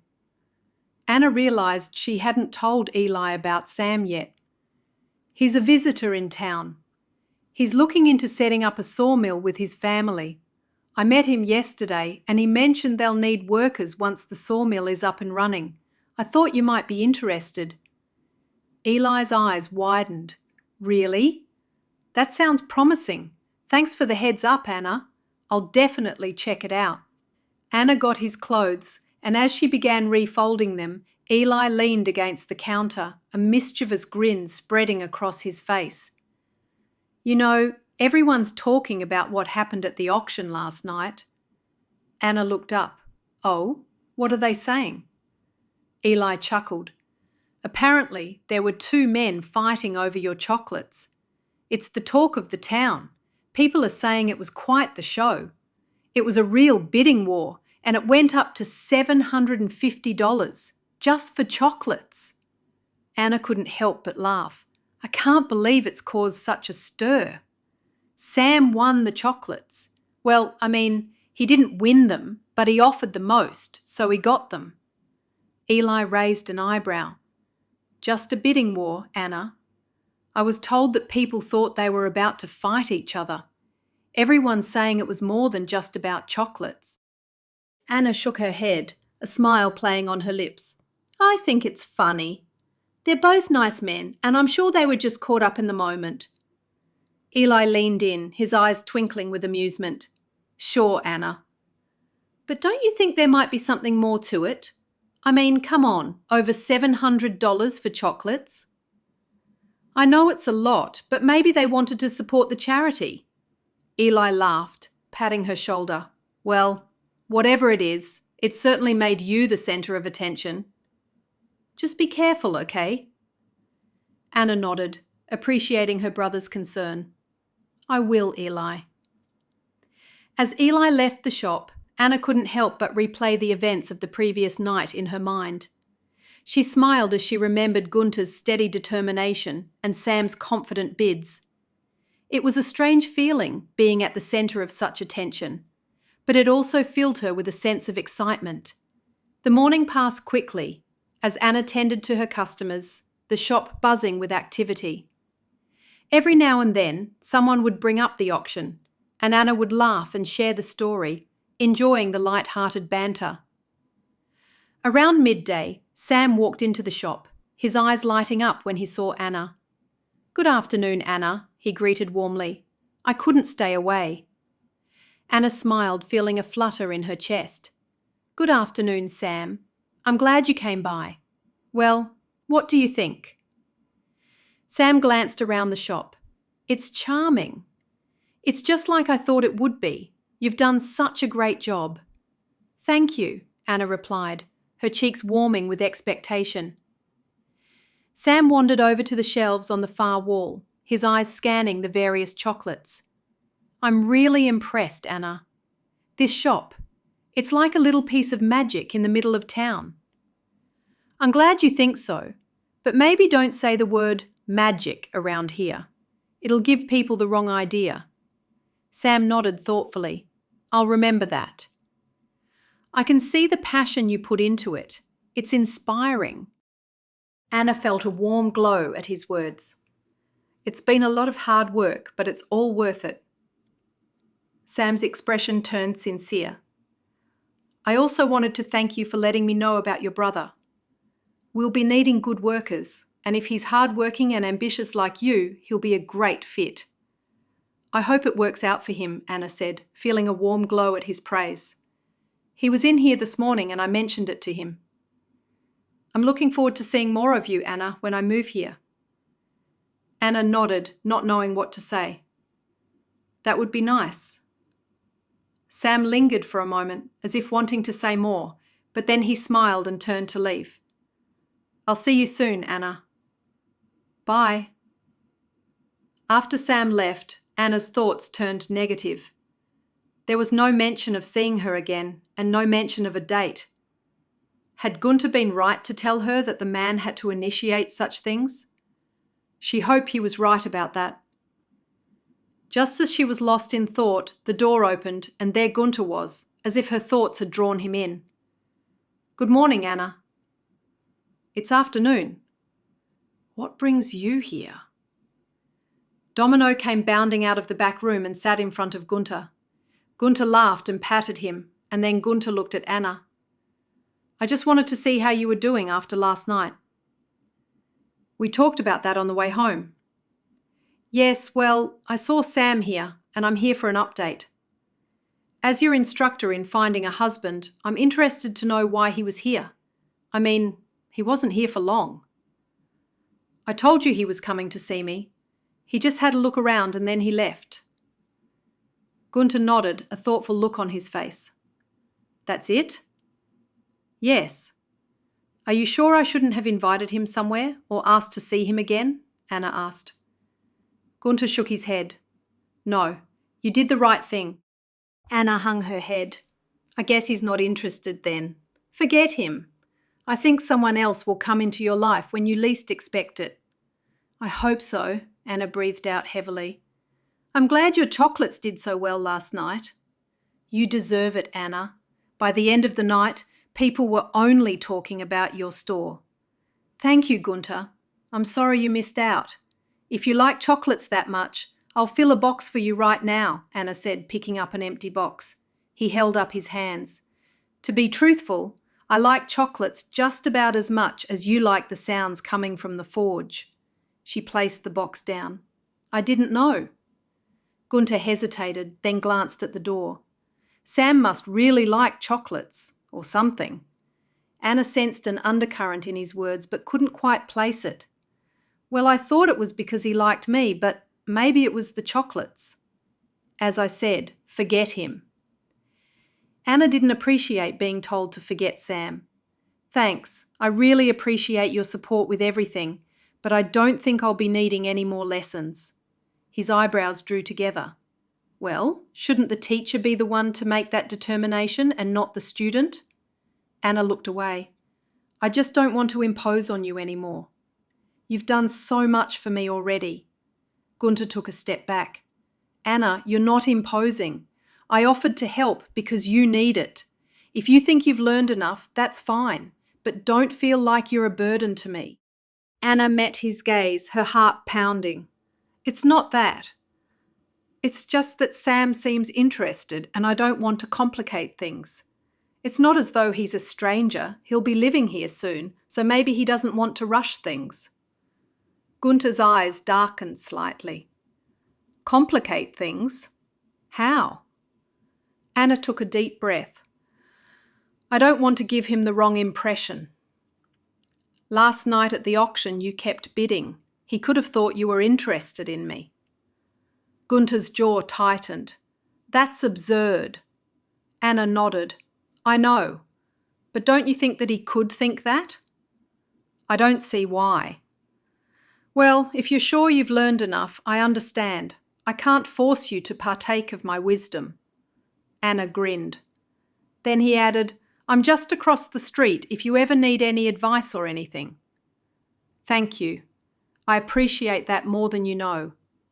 He smiled, a genuine, warm smile that made her heart flutter slightly.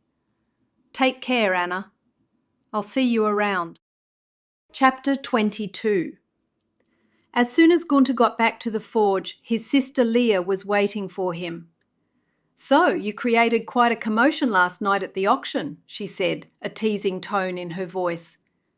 Gunter tilted his head to one side. "How did you hear about that?" "Ma's friends came to visit.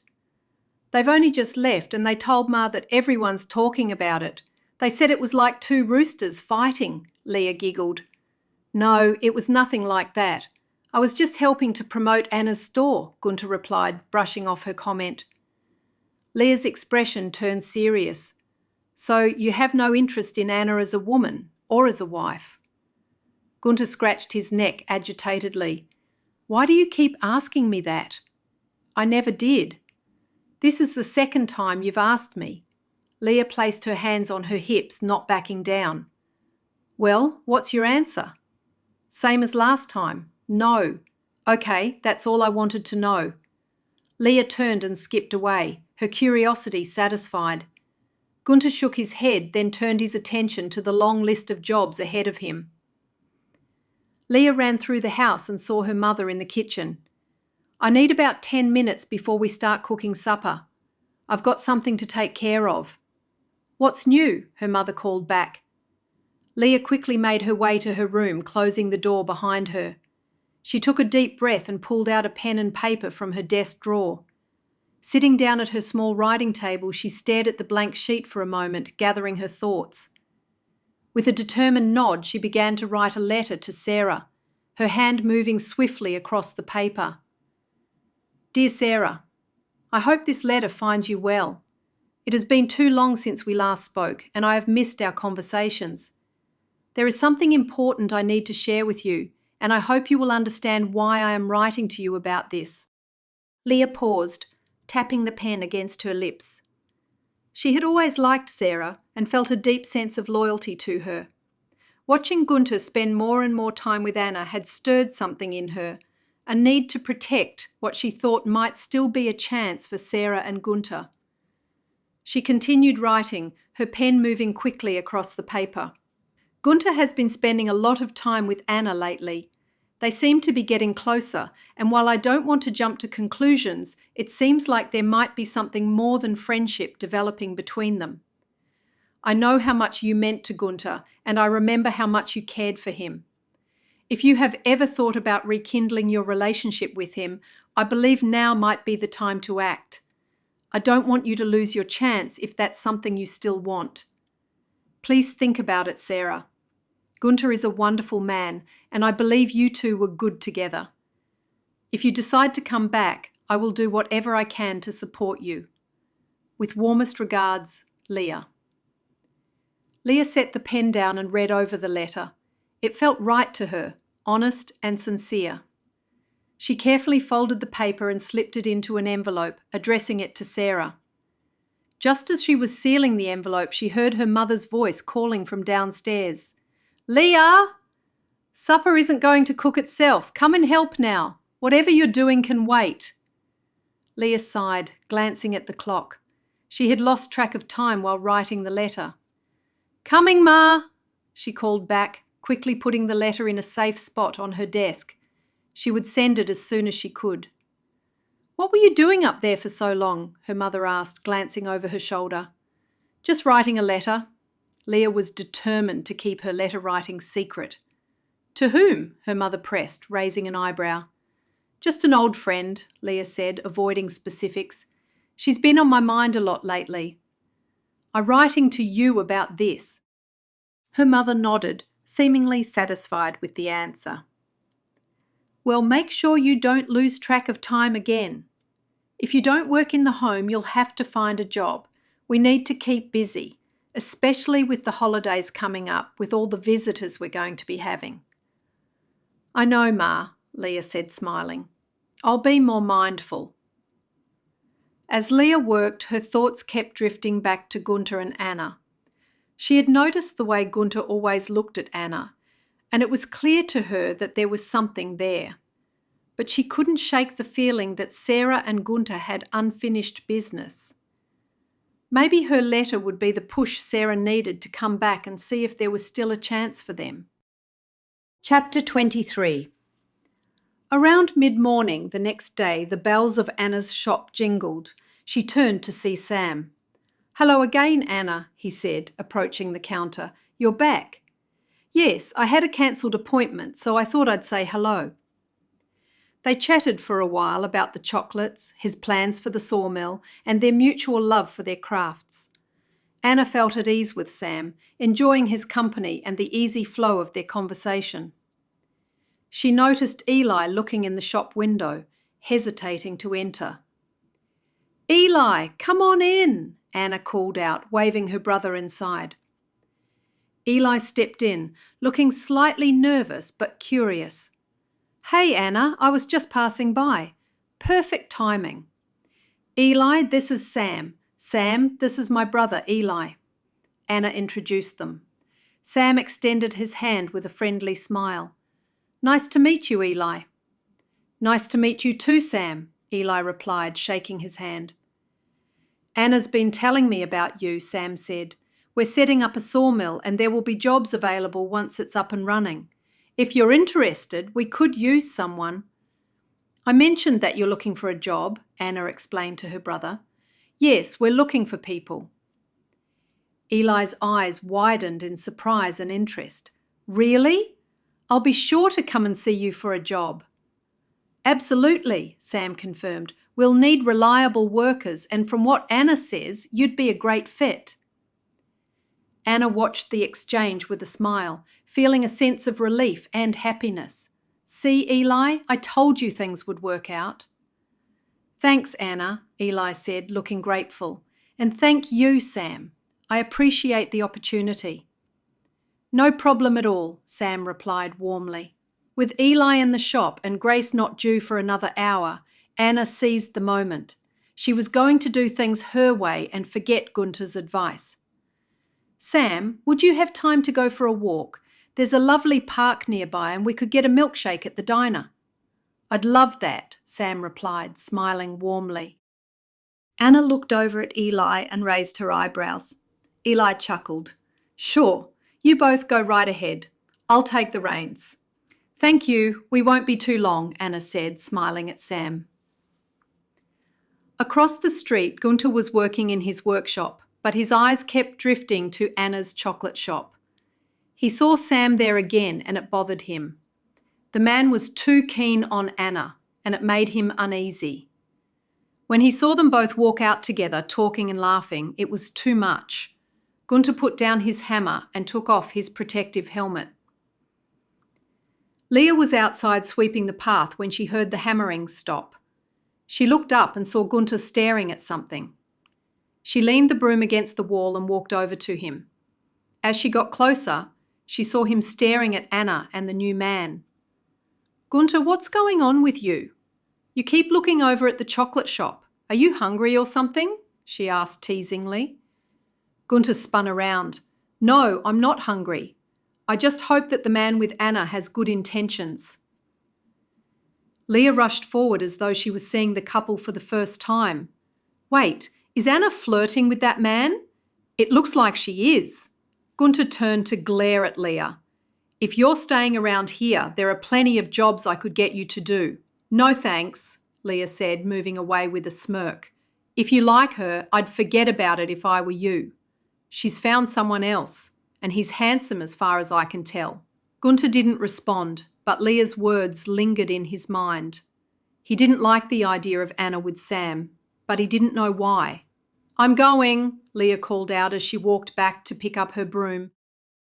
Chapter 24. Anna and Sam strolled through the park, the crisp air and snow-covered trees creating a picturesque scene.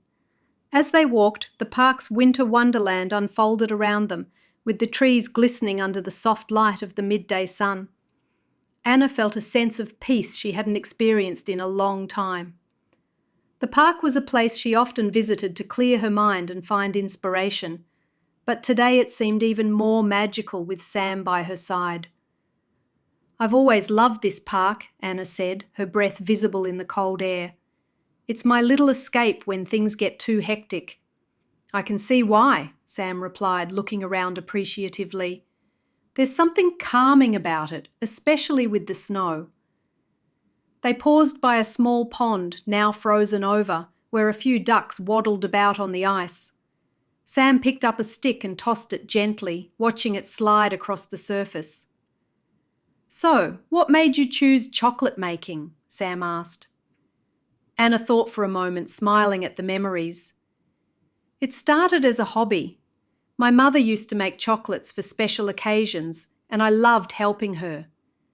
Eventually, I realized it was my passion, and I decided to turn it into a business." "That's a beautiful story. It's clear how much love you must put into your chocolates."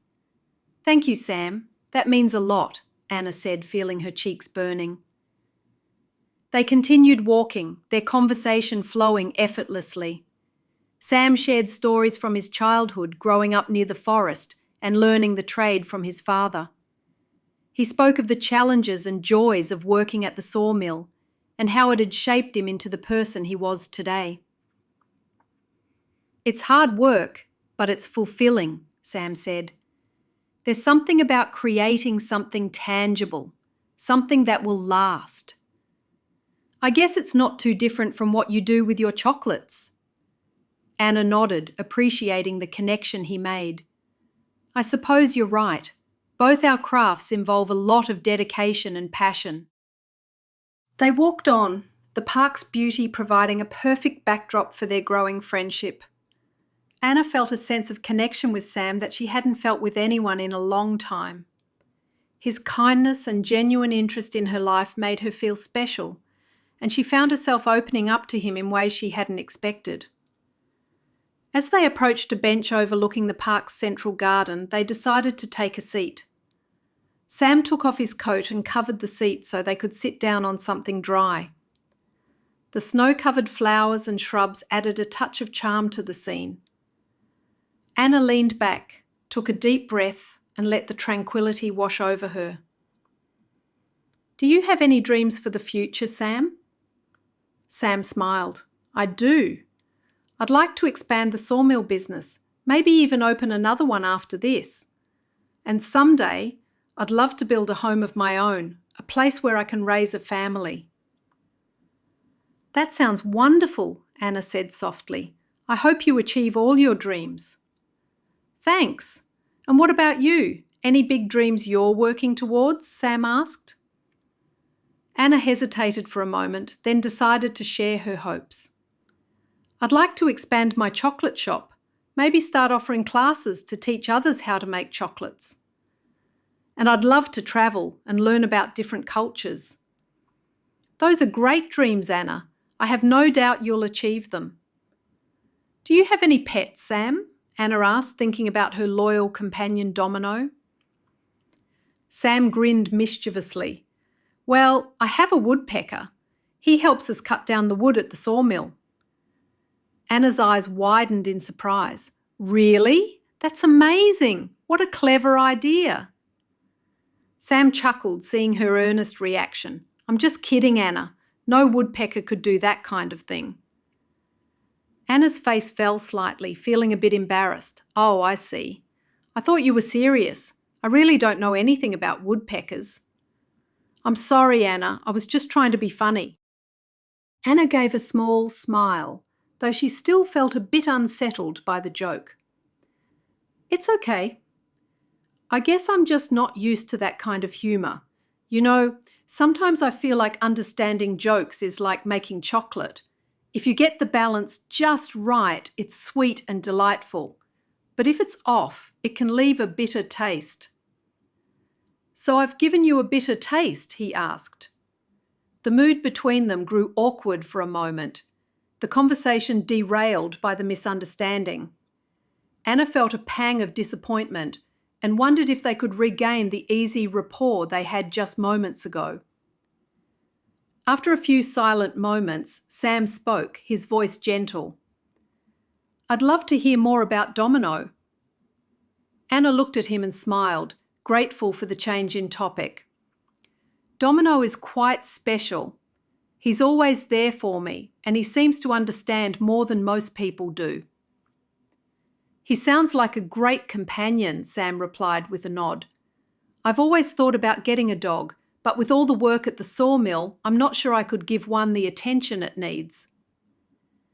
Their conversation began to flow more easily again. Anna listened with interest, enjoying the glimpses into his life and the shared moments of laughter. After a while, they decided to head to the diner. Instead of milkshakes, they ordered hot chocolates to warm themselves.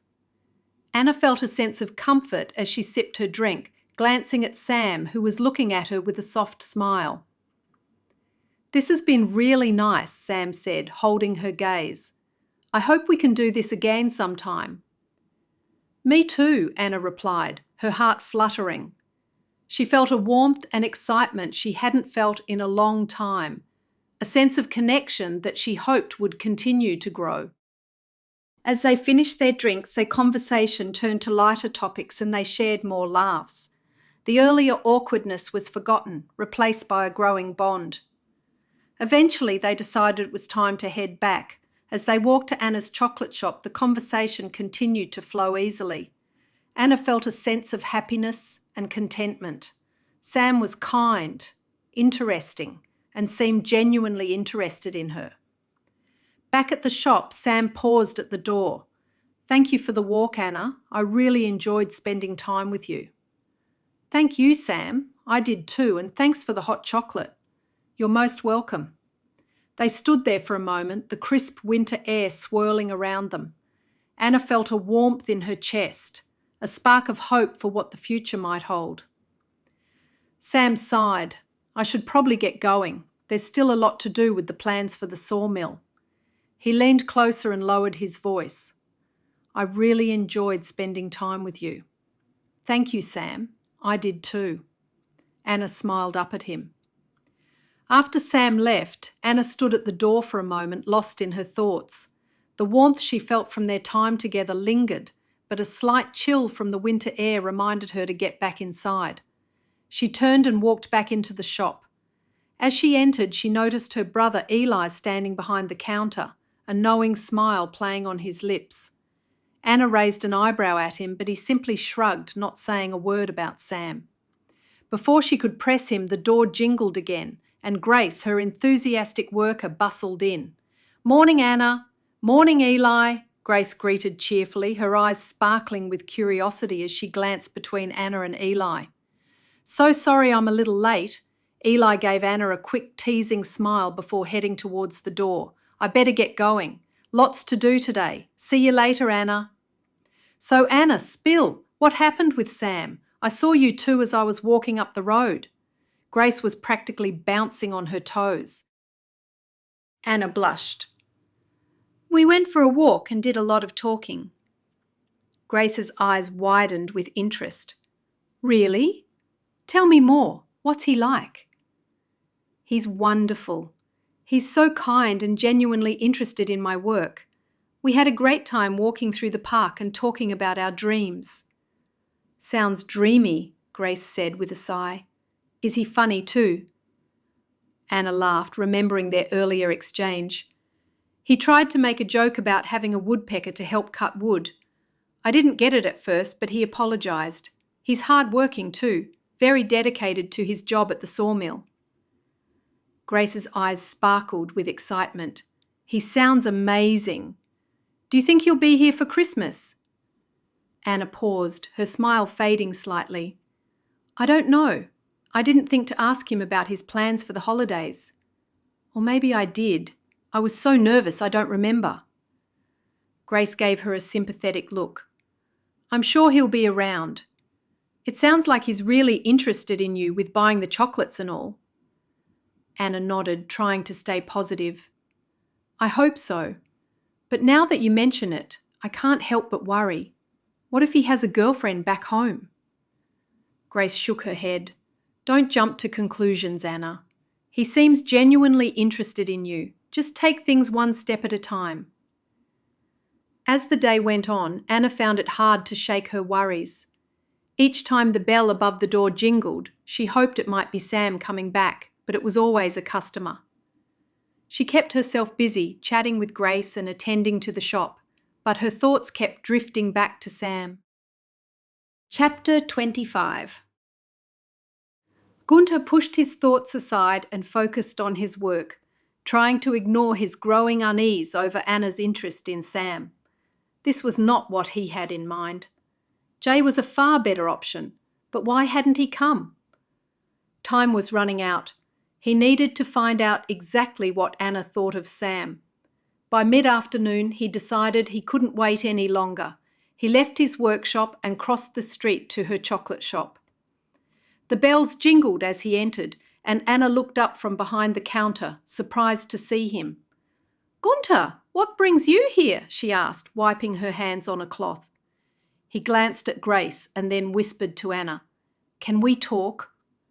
Anna nodded, sensing the seriousness in his tone. "Of course." "Grace, can you watch the counter for a bit?" Grace, who was restocking shelves, nodded and waved them off. "Sure thing, Anna. I've got it covered."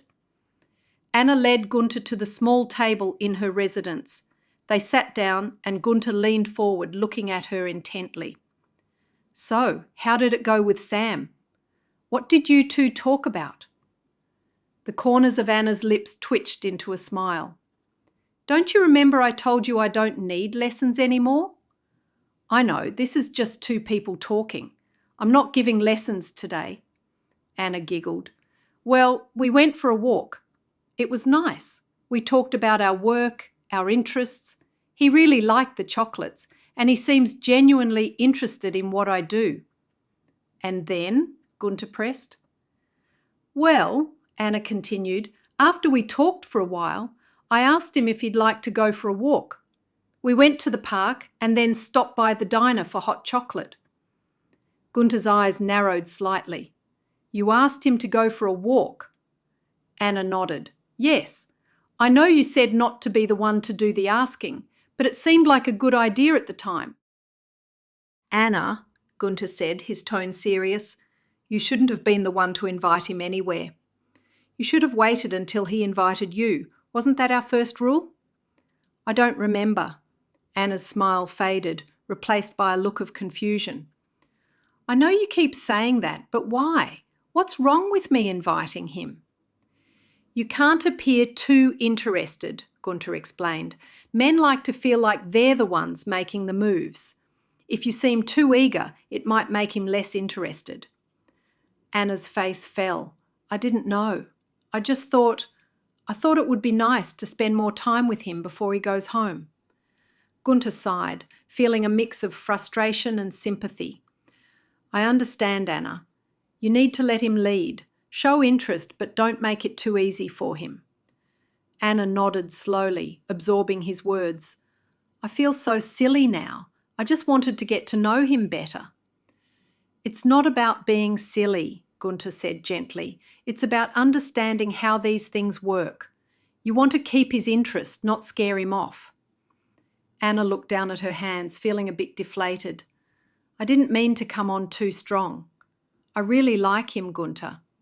"I know," Gunter said softly, wishing it wasn't true, "but trust me on this.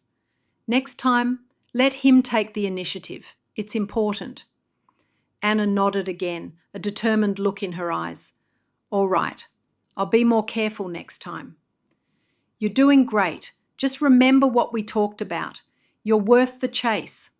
He thought about Jay and then added, "And keep an open mind, because someone else might be interested. Sam isn't the only single man in town. You never know what might happen tomorrow." Anna smiled weakly. "Thanks, Gunter. I appreciate your help, but you see—" "Go on." "If I start dating Sam, it won't be you finding me a husband. Technically." "Ouch. I think you're wrong there. I gave you the tools."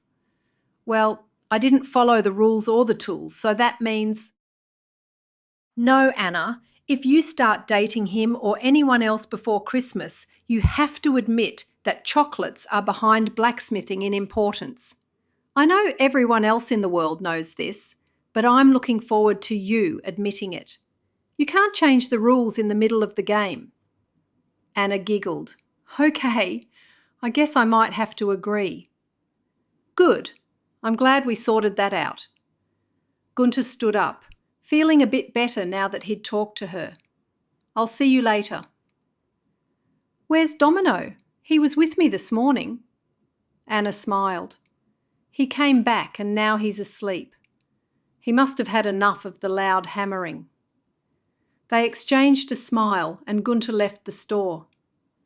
Anna watched him go, her mind racing with his words. When he said that Sam wasn't the only man in town, was he letting her know that he had interest in her? Grace walked over, giving Anna a curious look. Everything okay? Anna nodded, a small smile forming on her lips. Yes, everything's fine. Just getting some advice from Gunter. Grace raised an eyebrow but didn't press further. I mean, business advice, Anna added. You already told me he's finding you a husband or something ridiculous. Anna smiled. That's right. I forgot. Besides that, I could hear every word you both said. Oh, Anna chuckled. Across the street, Gunter returned to his workshop, wondering if he had gone about this competition all wrong. If Jay wasn't coming back, maybe he should meet Sam and make sure he had the right intentions. Chapter 26. Anna hadn't seen Sam for a few days. She was in her chocolate shop, boxing a selection of chocolates when the doorbell jingled. She looked up to see a familiar face she hadn't seen in 2 years. It was Sarah Fisher, Gunter's old flame. Hi, Sarah. What a surprise, Anna said, though Sarah wasn't exactly her favourite person. After all, it had been Sarah who had broken the news to Anna that Jay had been having second thoughts about their relationship. In an instant, the memory flooded back. How Sarah had come to Anna's family home, asking to have a private word. Once they were outside in the garden, Sarah had confided that she'd overheard a conversation Jay was having with someone, saying he was unsure about Anna. The thought still made Anna's stomach churn. Sarah smiled, her bright blue eyes scanning the shop. Hello, Anna. It's been a long time. I heard about your shop and wanted to have a look. Anna forced a smile, her mind racing. How have you been? Are you back for good? I've been well, Sarah replied, glancing around. I'm back in town for a while, but I'm not sure if I'm back for good. She turned and looked out the window. I see you're right across from Gunter. You can see right into his forge if you squint hard. Sarah spun around to face Anna. This probably isn't the best place for a shop like this, is it? Anna's heart sank a little at the mention of Gunter. Sarah was back for him. Anna just knew it. It might not be the best location, but the rent was more affordable here than other places I looked at. Sarah's smile widened. How has Gunter been? Does he have a girlfriend? I'm interested to catch up on all the news. Sarah locked eyes with Anna. No. He hasn't changed much. There's no news with Gunter, not that I know of. As they chatted, the doorbell jingled again and Gunter walked in. Hey, Anna. I think I should meet Sam. He froze when he saw Sarah, his eyes widening. Sarah, what are you doing here? Sarah turned to him, her smile brightening. Hi, Gunter. I was just catching up with Anna. It's good to see you again. His eyes were still wide with surprise. What brings you back here? The holidays, mainly. I want to spend time with my family. Besides, I've always felt like I left something behind when I left here. I'm back to see what it was. She fluttered her lashes at Gunter. At that moment, Anna knew she'd been right about Sarah's intentions. She was back for Gunter. I've just got to check something in the back. Anna hurried through the door, leaving them alone. If only Sarah hadn't come back just when she was starting to get to know Gunter better. It didn't help that Gunter and Sarah looked so good together, with Sarah's blonde hair and blue eyes complementing Gunter's dark hair and eyes. They were a perfectly matched pair. Gunter had his choice of women, and it seemed like it had always been that way. She moved over to the window and took a couple of deep breaths. What did it matter anyway? Sam seemed interested in her, and she was more than happy with him. Chapter 27. A couple of minutes later, Anna stepped back into her chocolate shop after she'd composed herself. Gunter and Sarah were engrossed in conversation. Gunter's eyes lit up as he spoke to Sarah, a sight that sent a pang of jealousy through Anna's chest. She was practically invisible to them, and it stung. Trying to busy herself, Anna moved behind the counter, pretending to arrange chocolates in the display case. She stole glances at Gunter and Sarah, her heart sinking further with each look. They laughed together, sharing a familiarity that Anna couldn't compete with. Gunter didn't even notice her as he walked toward the door, still chatting with Sarah. Perhaps she wouldn't feel so bad, she told herself, if Sam had visited in the last couple of days. But he had stayed away. She hoped it wasn't because of something she'd said or done. Finally, Gunter glanced back briefly, his eyes meeting Anna's for a split second before he turned back to Sarah. "It was nice seeing you again, Anna," he said absently, already halfway out the door. "Nice seeing you too," Anna managed to say, her voice barely above a whisper. He wouldn't have heard, but it didn't matter. Sarah had said nothing. She hadn't even looked at Anna. Domino went to go with Gunter, but Anna grabbed his collar. "Not today, boy." As the door closed behind them, the bell jingling, Anna felt a wave of despair wash over her. She watched through the window as Gunter and Sarah crossed the street together, heading towards Gunter's blacksmith's workshop. She leaned against the counter, feeling utterly deflated. "Why did I ever start liking him?" she muttered to herself. Domino looked up at her with his big, sympathetic eyes, sensing her distress. Anna walked over to the window, watching as Gunter gestured for Sarah to enter the workshop first. She went in with a smile and Gunter followed. Anna's heart sank even further. It seemed inevitable that they would rekindle their old relationship. After all, Sarah was beautiful, confident, and had a history with Gunter that Anna could never match. The only history she had with Gunter were disagreements and arguments. A customer came in, momentarily distracting her. She ushered Domino back into the residence and then put on her best smile and helped them choose some chocolates. But the whole time her mind was elsewhere. As soon as the customer left, Anna sank back into her thoughts. When it was closing time, Anna continued to steal glances out the window, hoping to see some sign that her fears were unfounded. But Gunter and Sarah remained in the workshop, the forge's glow flickering in the dimming light. She was just there, watching him hammering away. The festive decorations in her shop, the twinkling lights, and the sweet smell of chocolate all seemed to mock her loneliness. Christmas was supposed to be a time of joy and love, but all Anna felt was emptiness. There was no guarantee that Sam liked her. After all, she was the one who had invited him for that walk. Another Christmas was looming, and it would be another Christmas of being alone. As evening approached, the streets grew quieter. Anna began closing up shop.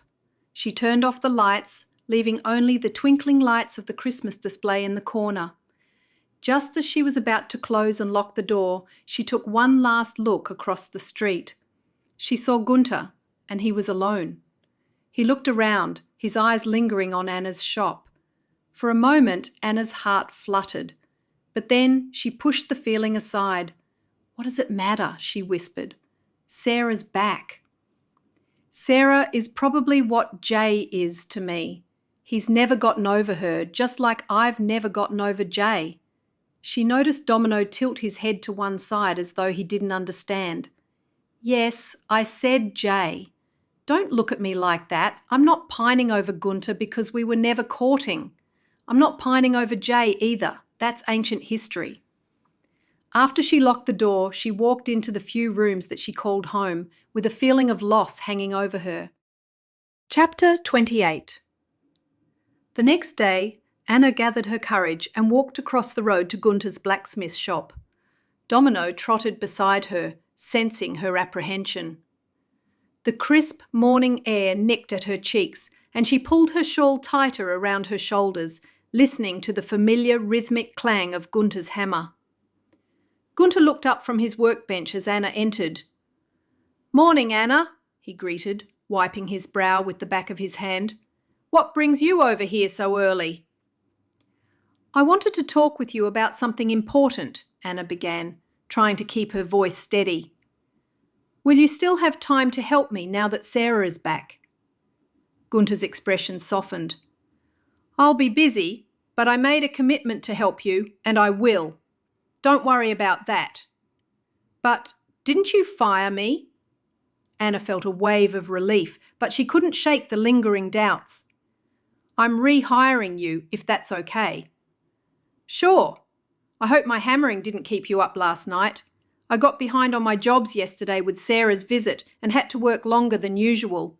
Sorry if it was too loud." "It's okay." There was a moment of silence before Anna spoke again, her curiosity getting the better of her. "Are you and Sarah courting?" Gunter's gaze met hers, and for a moment she thought she saw a flicker of uncertainty. "I don't know what we're doing. We haven't talked about it. Sorry, it's none of my business." "And what about you and... what's his name again?" "It's Sam." "I think I might have offended him at one point." Gunter chuckled. "How did you do that?" "He made a joke and I didn't understand it. Then I made a comment about jokes being objectionable sometimes. I didn't mean his joke was. You know how I open my mouth and say things before thinking them through? Yes, I know all too well. I don't know if he's gone back home or anything. I haven't seen him in 3 whole days." Gunter sighed and leaned against his workbench. "Anna, you can't beat yourself up over it. Everyone makes mistakes. The important thing is how you handle it afterwards." "I just don't know what to do," Anna admitted. "Maybe you should tell him," Gunter suggested. "Explain that you didn't mean to offend him. Sometimes a little honesty goes a long way." Anna considered his words. "I suppose you're right. But then I might come across as though I'm analysing every little thing that we both said." Gunter shrugged. "That's true. And besides, if he can't handle a simple misunderstanding, maybe he's not the right one for you anyway." Anna sighed. "I guess you're right." "Of course I am. Now, why don't you take a deep breath and relax? It's not the end of the world." Anna chuckled despite herself. "Thanks, Gunter. I appreciate it." As they continued talking, Anna felt a sense of relief wash over her. Gunter's calm and rational demeanour was exactly what she needed. "Anna, if you need anything, I'm here. I meant what I said about helping you. We'll find you the right man. If you ask me, it's not Sam. But then again, I could be wrong. I was wrong once." Anna smiled, realising he was telling a joke. "Ah, see? I know when you're trying to be funny." "Trying to be?" he asked. I'm not sure how to take that." Anna forced a smile, trying to hide her mixed emotions. Yes, he'd find her a man, but she wasn't good enough for him. "Thank you, Gunter. I do appreciate you helping me." Not a worry at all." As she turned to walk back to her shop, she noticed Domino wasn't by her side. She looked over and saw Domino sitting next to Gunter. "Come on, Domino," she called out again. This time he slowly walked over to her. "You've definitely made a friend, Gunter." "He's a good dog. He's a good judge of character. What does he think of Sam?" "Time will tell." Anna patted Domino's head and then they crossed the road. Once back in her store, Anna couldn't help but wonder if she was making a mistake by relying on Gunter again. Chapter 29. The following day, Anna was arranging a fresh batch of truffles in the display case when the shop door swung open with a jingle. She looked up to see Sarah, her expression stormy, striding purposefully toward the counter. Anna straightened, forcing a smile. "Good morning, Sarah. Can I help you with something?" Sarah's eyes narrowed. "Yes, you can give me some information. What's your relationship with Gunter? Anna blinked rapidly, taken aback by the abrupt question. Gunter? We're just friends. Just friends? Do you expect me to believe that? Yes, Anna insisted, feeling her cheeks flush. He's been helping me with some things, but that's all. Sarah crossed her arms, her glare unwavering.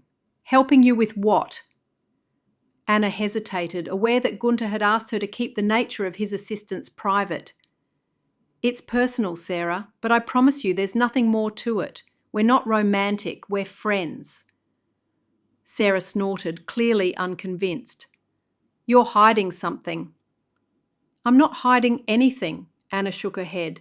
Look, this is not the right place. Customers will be coming in at any moment. I can talk with you after I close the shop if you want, but there's nothing going on.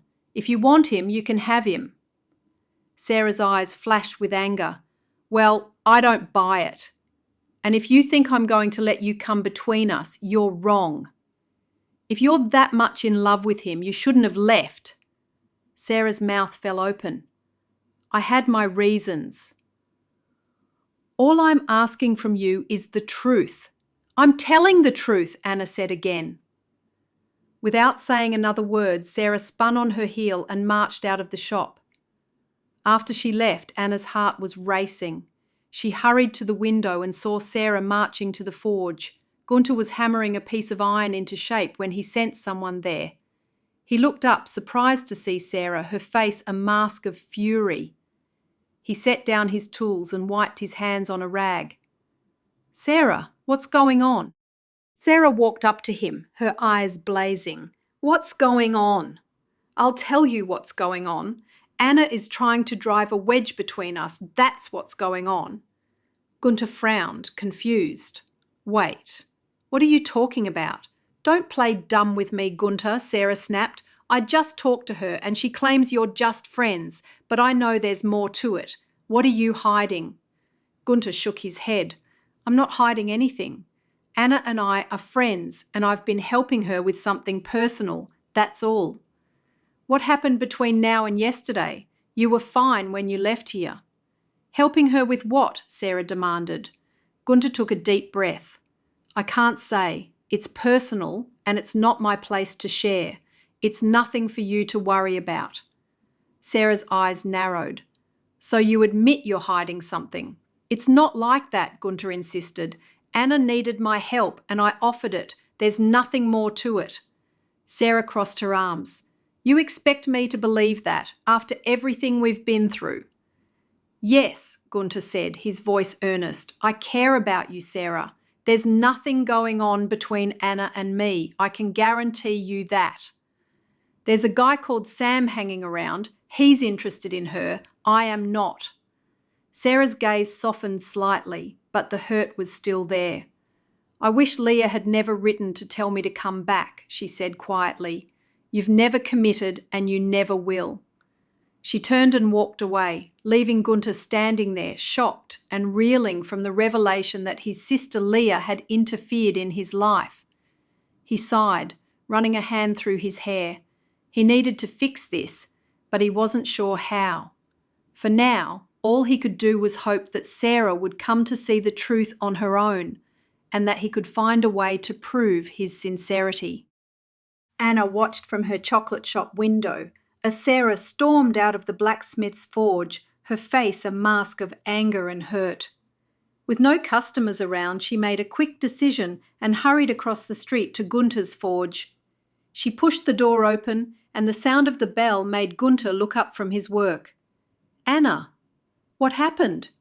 I saw Sarah leave and she looked furious, Anna asked, breathless from her hurried run.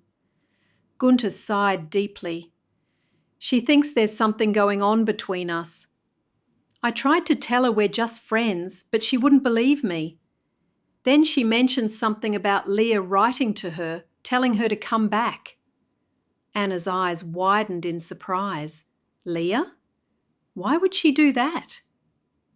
I guess she thought we were good together, and we were once, Gunter said, shaking his head. But now Sarah thinks I'm incapable of commitment and that I'm hiding something from her. I shouldn't have to convince her of anything. I'm guessing someone has said we've been seen together. I think that's right, Anna bit her lip, thinking quickly. Maybe we should just tell her the truth, that you're helping me, find a husband. Gunter looked at her sharply. No, Anna, she's being unreasonable. I can't be with a woman who jumps to conclusions like that and thinks the worst of me. But Gunter, Anna said softly, she just cares about you. It's all a misunderstanding. I don't want to be caught in the middle of this if you're meant to be with Sarah. Gunter's shoulders sagged, the weight of the situation pressing down on him. I know she cares, but her jealousy and lack of trust are too much when I've not done a single thing wrong. Anna stepped closer, her eyes pleading. Please, Gunter, just talk with her. Explain everything. She might understand if she knows the truth. Gunter shook his head again. No, I appreciate your concern, but I think it's best if I step back from Sarah. There's a reason it didn't work the first time around. Anna felt a pang of sadness. Okay, but I don't want to be the reason that she thinks the two of you didn't work out. I can't control what she thinks. I told her there was nothing going on. What else can I do? Anna looked down. I told her as well. Gunter glanced across the street. You've got customers. Oh, we'll talk later. Chapter 30. Gunter watched Anna leave the forge, her shoulders slumped in disappointment. His mind raced with conflicting emotions as he returned to his work, trying to lose himself in the familiar rhythm of hammering metal. He replayed the conversation with Sarah in his mind. Her words echoed in his ears. You've never committed, and you never will. It hurt because deep down he knew there was some truth to it. His reluctance to ask her to be his wife had always been a point of contention, which was why she moved away. The forge door opened again, and Gunter looked up, half expecting Sarah to return and say a few more words. But it was a customer, and he forced himself to focus on the task at hand. As he worked, he couldn't help but wonder if he was making the right decision. Was he being too harsh? Should he give Sarah another chance? As the sun set and the forge quieted down, Gunter went into the house to find out why his sister had written to Sarah. The day's work had been exhausting, and Sarah's drama was mentally draining. He needed to talk to Leah about the letter she had written to Sarah. It wasn't a conversation he was looking forward to, but it couldn't be avoided any longer. He found Leah in the kitchen, her back to him as she was setting the table. Taking a deep breath, he stepped into the room. Leah, he began, trying to keep his tone even. We need to talk. Leah turned to face him, a slight frown creasing her brow. What is it, Gunter? I know you wrote to Sarah, he said bluntly, watching her reaction carefully. Leah's eyes widened slightly and she bit her lip, looking guilty. She wasn't supposed to tell. I thought it was a good idea when I did it, she admitted quietly, her voice wavering just a bit. Gunter sighed and rubbed the back of his neck. Leah, you weren't supposed to get involved. This was between me and Sarah. I know, Leah said, looking down at her hands, but I thought maybe if she came back, you two could work things out. I just wanted to help. Gunter's heart softened slightly at his sister's words. He knew she meant well, but it didn't change the fact that her interference had complicated things. When I saw Sarah again, I'll admit I was pleased, he confessed, but then everything erupted and I was reminded of why it didn't work out between us in the first place. Leah looked up at him, her eyes full of concern. I didn't mean to cause any trouble, Gunter. I just wanted to see you happy and with the right woman. I know you did, Gunter said, his tone gentle now, and I appreciate that you were trying to help. But next time I need you to stay out of my life, okay? Leah nodded, a small sheepish smile playing on her lips. Okay, she agreed, and then, unable to help herself, she giggled. I guess I'll stick to meddling in my own love life from now on. I mean, I would, if I had one. Gunter couldn't help but chuckle at her response. That sounds like a good plan, he said with a grin. Their mother came into the room. What are you two laughing about? Nothing much. Their mother looked over at Leah. Is supper ready? It is. Gunter looked down at his clothes. Give me a couple of minutes to clean up. We made your favourite stew, Leah called after him. Thanks, can't wait, he called back. Chapter 31. As the Sunday meeting transitioned into the communal meal, the kitchen and dining area buzzed with the warm aromas of home-cooked dishes. Anna moved gracefully through the crowd, her apron dusted with flour from the morning's baking. Gunter, helping to set up tables and chairs, couldn't help but notice her as she interacted with the children gathered around her. Anna's face lit up with a genuine smile as she handed out freshly baked cookies, her laughter filling the room when a little girl tugged at her skirt, asking for another. Her caring nature was evident in every action, whether it was wiping a crumb from a child's cheek or listening intently as another shared a story. Gunter paused, leaning against the doorframe, and took in the scene. He noticed the way Anna's eyes sparkled with joy, her patience with the children, and the way she effortlessly made each one feel special. It struck him how different this Anna was from the one he had clashed with in the past. This Anna was warm, kind, and nurturing. For the first time, Gunter saw beyond their past misunderstandings. He saw a woman whose heart was as big as her smile, whose dedication to her family and community was unwavering. Anna, sensing someone watching her, glanced up and met Gunter's gaze. For a moment their eyes locked, and she saw something in his expression she hadn't seen before. Something softer, more thoughtful.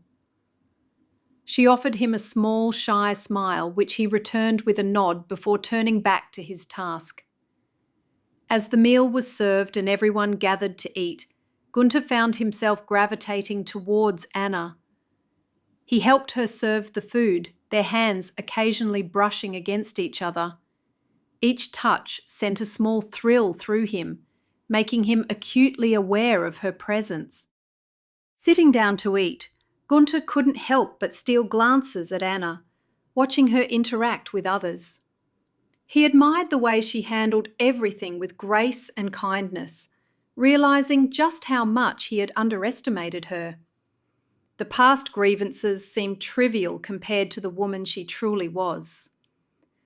By the time the meal ended and people began to disperse, Gunter knew that something had changed within him. The clarity he felt was undeniable. He was falling for Anna, and it was more than just a fleeting feeling. It was a deep, genuine admiration and affection that he could no longer ignore. Sarah's return had made him realise just how much he cared for Anna. As he helped clean up, Gunter decided he would find a way to show Anna just how much she meant to him. This Christmas, he vowed to make things right and let her know the depth of his feelings. After the meeting was over, Anna went to her mother's house. She noticed that Sarah had been tense toward her, staring at her throughout the meeting. It was awkward, but she had done her best to ignore it. Sam wasn't at the Sunday meeting, and that meant he'd gone back home without even saying goodbye. Once at her mother's house, her mother asked what was going on between her and Gunter. People are talking, Anna, her mother began, concern evident in her voice. You and Gunter have never gotten along, and now people have noticed that you've become friends. Is there something more going on?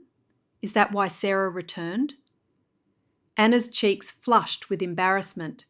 She was too mortified to tell her mother that Gunter was helping her find a husband. No, Mum, there's nothing going on between Gunter and me, she replied, trying to sound casual. We're just friends, that's all. Her mother raised an eyebrow, clearly not convinced. Just friends? You know how small our community is. People notice when things change, and things between the two of you have definitely changed. Anna sighed, feeling the weight of her mother's scrutiny. I promise, there's nothing more to it. Gunter and I are just trying to be civil with each other. Her mother studied her for a moment longer before nodding slowly. All right, if you say so. But remember, if there's anything you need to talk about, you can always come to me. Thanks, Ma, Anna said, grateful for her mother's understanding, even if she couldn't share the whole truth. As she made her way to her room, she couldn't help but wonder how long she could keep Gunter's involvement a secret. Chapter 32. On Monday, Anna was back in her chocolate shop, carefully arranging trays of freshly made candies on the display shelves.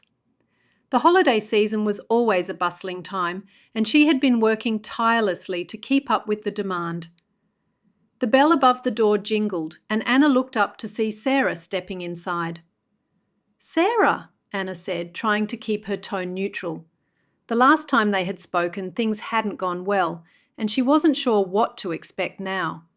Sarah walked over to the counter, her hands clasped together as if trying to steady herself. Anna, I need to apologise, she began, her voice soft but sincere. I was wrong to accuse you of something with Gunter. I let my insecurities get the better of me, and it wasn't fair to you. Anna was taken aback by the apology. She had been expecting tension, maybe even more accusations, but instead Sarah looked genuinely remorseful. Thank you, Sarah, Anna said quietly. I appreciate that. Sarah nodded, relieved that Anna wasn't brushing her off. I know it doesn't fix everything, but I'd really like to make it up to you. My aunt is hosting a cookie baking party tomorrow, and I'd love for you to come. It's 2 days before Christmas, so it's a good chance to relax and enjoy some company before the big day. Anna hesitated. The invitation was unexpected, and after everything that had happened, she wasn't sure if she was ready to spend time with Sarah and her friends. But before she could say anything, Grace, who had been tidying up nearby, spoke up. Anna, that sounds like a nice idea, Grace said, giving her a reassuring smile. Eli can help out in the shop tomorrow. I'm sure he'd be happy to lend a hand. Anna glanced at Grace, grateful for the support. She could see the encouragement in her friend's eyes, and it helped ease some of her uncertainty.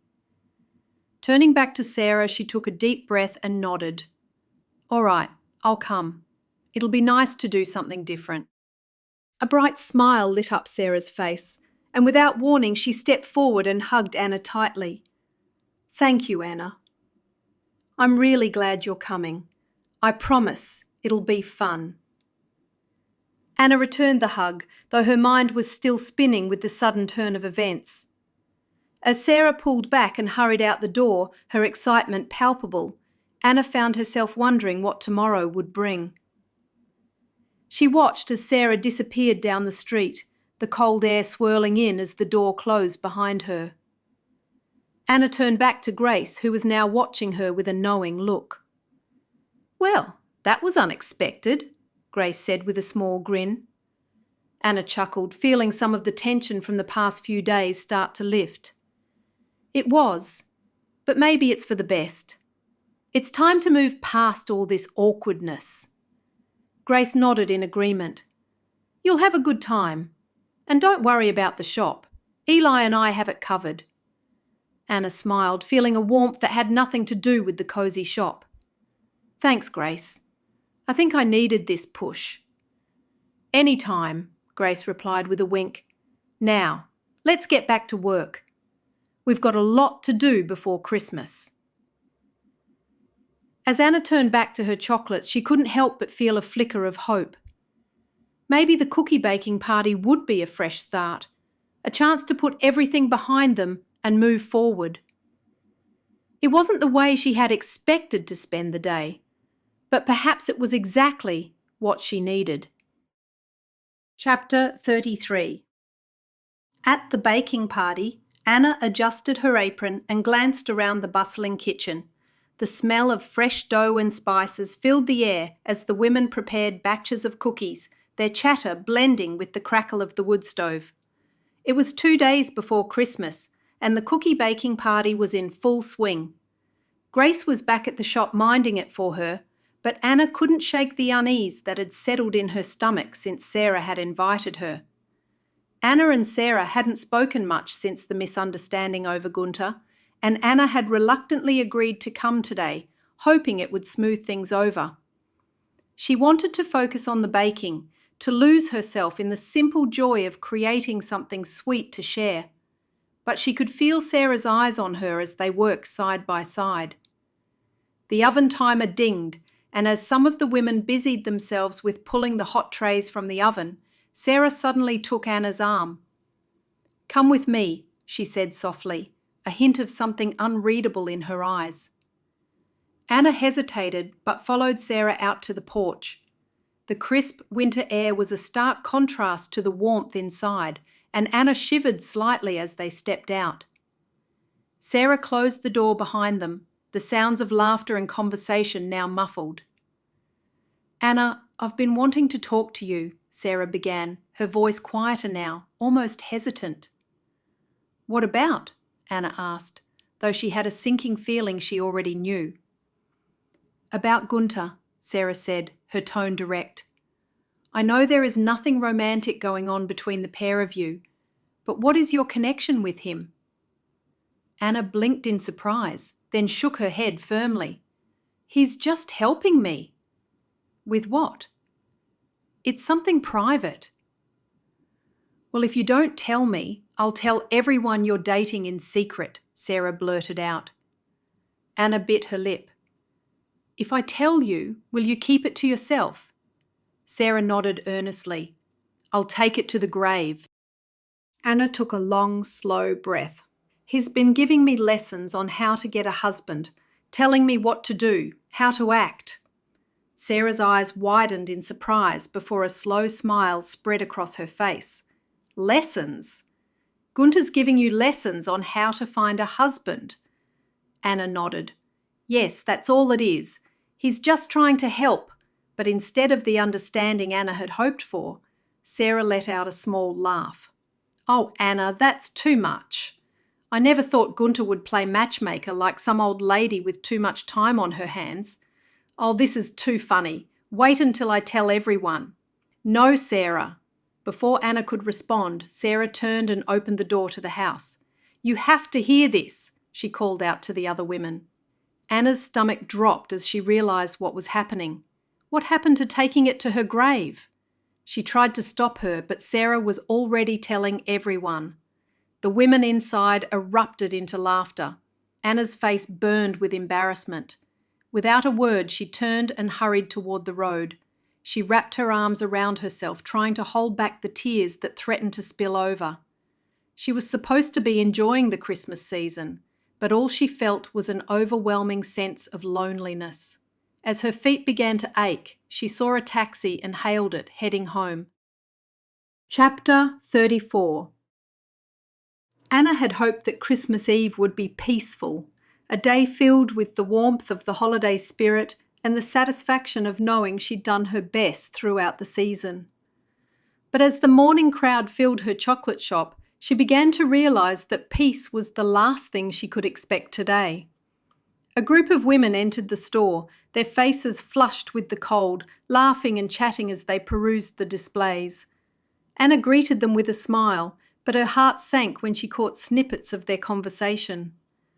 "Oh, did you hear about Gunter?" one of them said, her voice just loud enough for Anna to hear. "Teaching Anna how to find a husband," another chimed in, giggling. "Can you imagine?" Anna felt her face grow hot, her hands trembling slightly as she pretended to focus on rearranging a tray of truffles. She could feel the weight of their laughter pressing down on her, the embarrassment seeping into every part of her being. She had hoped the awkwardness from the cookie baking party would die down, but it seemed to have only grown worse. The women continued to whisper and giggle, completely oblivious to the fact that Anna could hear every word. She tried to keep her composure, but the humiliation was too much. How had things gotten so out of control? She had trusted Gunter to help her, and now it felt like her life was turning into some kind of joke. As the morning wore on, more customers came in, many of them giving her knowing smiles or making light comments about Gunter's lessons. By midday, Anna was fighting back tears. She felt like the walls were closing in on her, the once welcoming shop now feeling like a cage. Finally, when the last of the morning crowd had cleared out, Anna collapsed onto a stool behind the counter, her head in her hands. The idea of leaving the community began to take root in her mind. Maybe it was time for a fresh start somewhere else, where no one knew her or the embarrassment she'd been subjected to. She couldn't bear the thought of facing her neighbours every day, knowing they were all laughing at her behind her back. The door jingled again, and Anna quickly wiped her eyes, hoping to mask her distress. She looked up, expecting another customer, but instead saw Jay standing in the doorway, his eyes searching hers with a familiar intensity. "Anna," he said softly, stepping inside and closing the door behind him. "I've been looking for you." "Jay," Anna replied, her voice barely above a whisper. She hadn't expected to see him, not today of all days. Her heart raced as a flood of memories washed over her, memories of the time they'd spent together before he left, and the way he'd simply vanished from her life. Jay approached the counter, his expression serious but kind. "I'm sorry I wasn't here sooner," he said, his eyes meeting hers. "Life got in the way, and I didn't come back when I should have." "You weren't waiting for me, were you?" Anna shook her head, though the truth was more complicated than she cared to admit. "No, Jay, I've barely given you a second thought." The words came out harsher than she intended, and she immediately regretted them, but she was too tired, too overwhelmed to take them back. "You've really done something with this place," Jay said finally. "I remember when it was just an idea you used to talk about. And now, look at it. It's amazing, Anna." Anna gave a small, polite smile. "Thank you, Jay. It's been a lot of work, but it's worth it. The store has been doing well." Jay nodded, taking a step closer, his gaze sweeping over the displays of chocolates and the festive decorations that adorned the shop. "I'm impressed. You've built something solid, something lasting." "I had to," Anna replied, her voice firmer now. "I needed something to focus on after everything." Jay looked down. "I know I've been gone a long time, Anna. Too long. I've been wandering, going from job to job, never settling anywhere. It's been difficult." Anna watched him, her heart softening just a little. She could see the weariness in his face, the way his shoulders slumped slightly as he spoke. But there was something else too, something that told her he was looking for more than just a conversation. He was looking for a way back into her life. "I'm thinking about moving back here," Jay continued, his voice tentative. "Starting over. I miss the simplicity of this place, the community, and, if I'm completely truthful, I miss you, Anna." Anna's breath caught in her throat, but she forced herself to stay composed. "Jay, you can't just walk back in here and expect to pick up where we left off. A lot has happened. We were supposed to get married and then you disappeared. You left without a word and I never knew why." Jay's face fell, guilt flashing in his eyes. "I know, and I'm sorry, Anna. I really am. I was young and stupid. I didn't realise what I had until it was too late." Anna shook her head slowly, the pain of those days still fresh in her memory. "But you never said sorry, Jay. Not once. You just left me here wondering what I did wrong. And now you come back and expect me to just forget about all of that?" Jay reached out as if to touch her arm but hesitated, dropping his hand back to his side. "I know I messed up, but I want to make things right. You are so beautiful, more beautiful than I remembered you. I'm not sure I want to go back to the way things were." Jay swallowed hard, the realisation sinking in. "I see," he said quietly. "I guess I was hoping Maybe we could find our way back to each other. Anna shook her head, her resolve firming. I can't go back, Jay. The past is the past. I'm looking forward now, not backward. I wish you well, but I don't think there's a place for you in my life anymore. Jay looked down, a deep sadness washing over him. I understand, he murmured. I really am sorry, Anna. For everything, Anna nodded, feeling a strange sense of relief mixed with sorrow. Thank you, Jay. I appreciate that, but I think it's best if we leave things where they are. Jay lingered for a moment longer, as if hoping she might change her mind, but when she didn't, he gave a small, sad smile. I heard someone was helping you find a husband, so you must be wanting a husband. That's what I thought. Anna felt her face flush with heat. She regretted sharing her secret with Sarah. So you want a husband as long as it's not me? He asked. I don't know what to say. What if you leave again? I wouldn't leave if we were married. So, will you marry me, Anna? For real? Anna's heart almost stopped. This is what she'd been wanting for years, and here he was back, proposing marriage. Are you serious? I don't go around proposing to people for no reason. What do you say? We can make a life together. He looked around. Seems this place is doing well. I could take my time looking for just the right job. Anna got a glimpse of what it would be like to be married to Jay. It was hard to find a job, as Eli was experiencing, and she needed a man who'd take any job they could find. Was he expecting her to be the provider, while he did what exactly? I might have said yes before, but now I don't think it's a good idea. He took a step back as though he was in shock. I don't know if you're in a position to say no. There are other options out there for a man like me. Anna nodded slowly. I see. I have heard that Sarah is back here. Maybe I should meet up with her.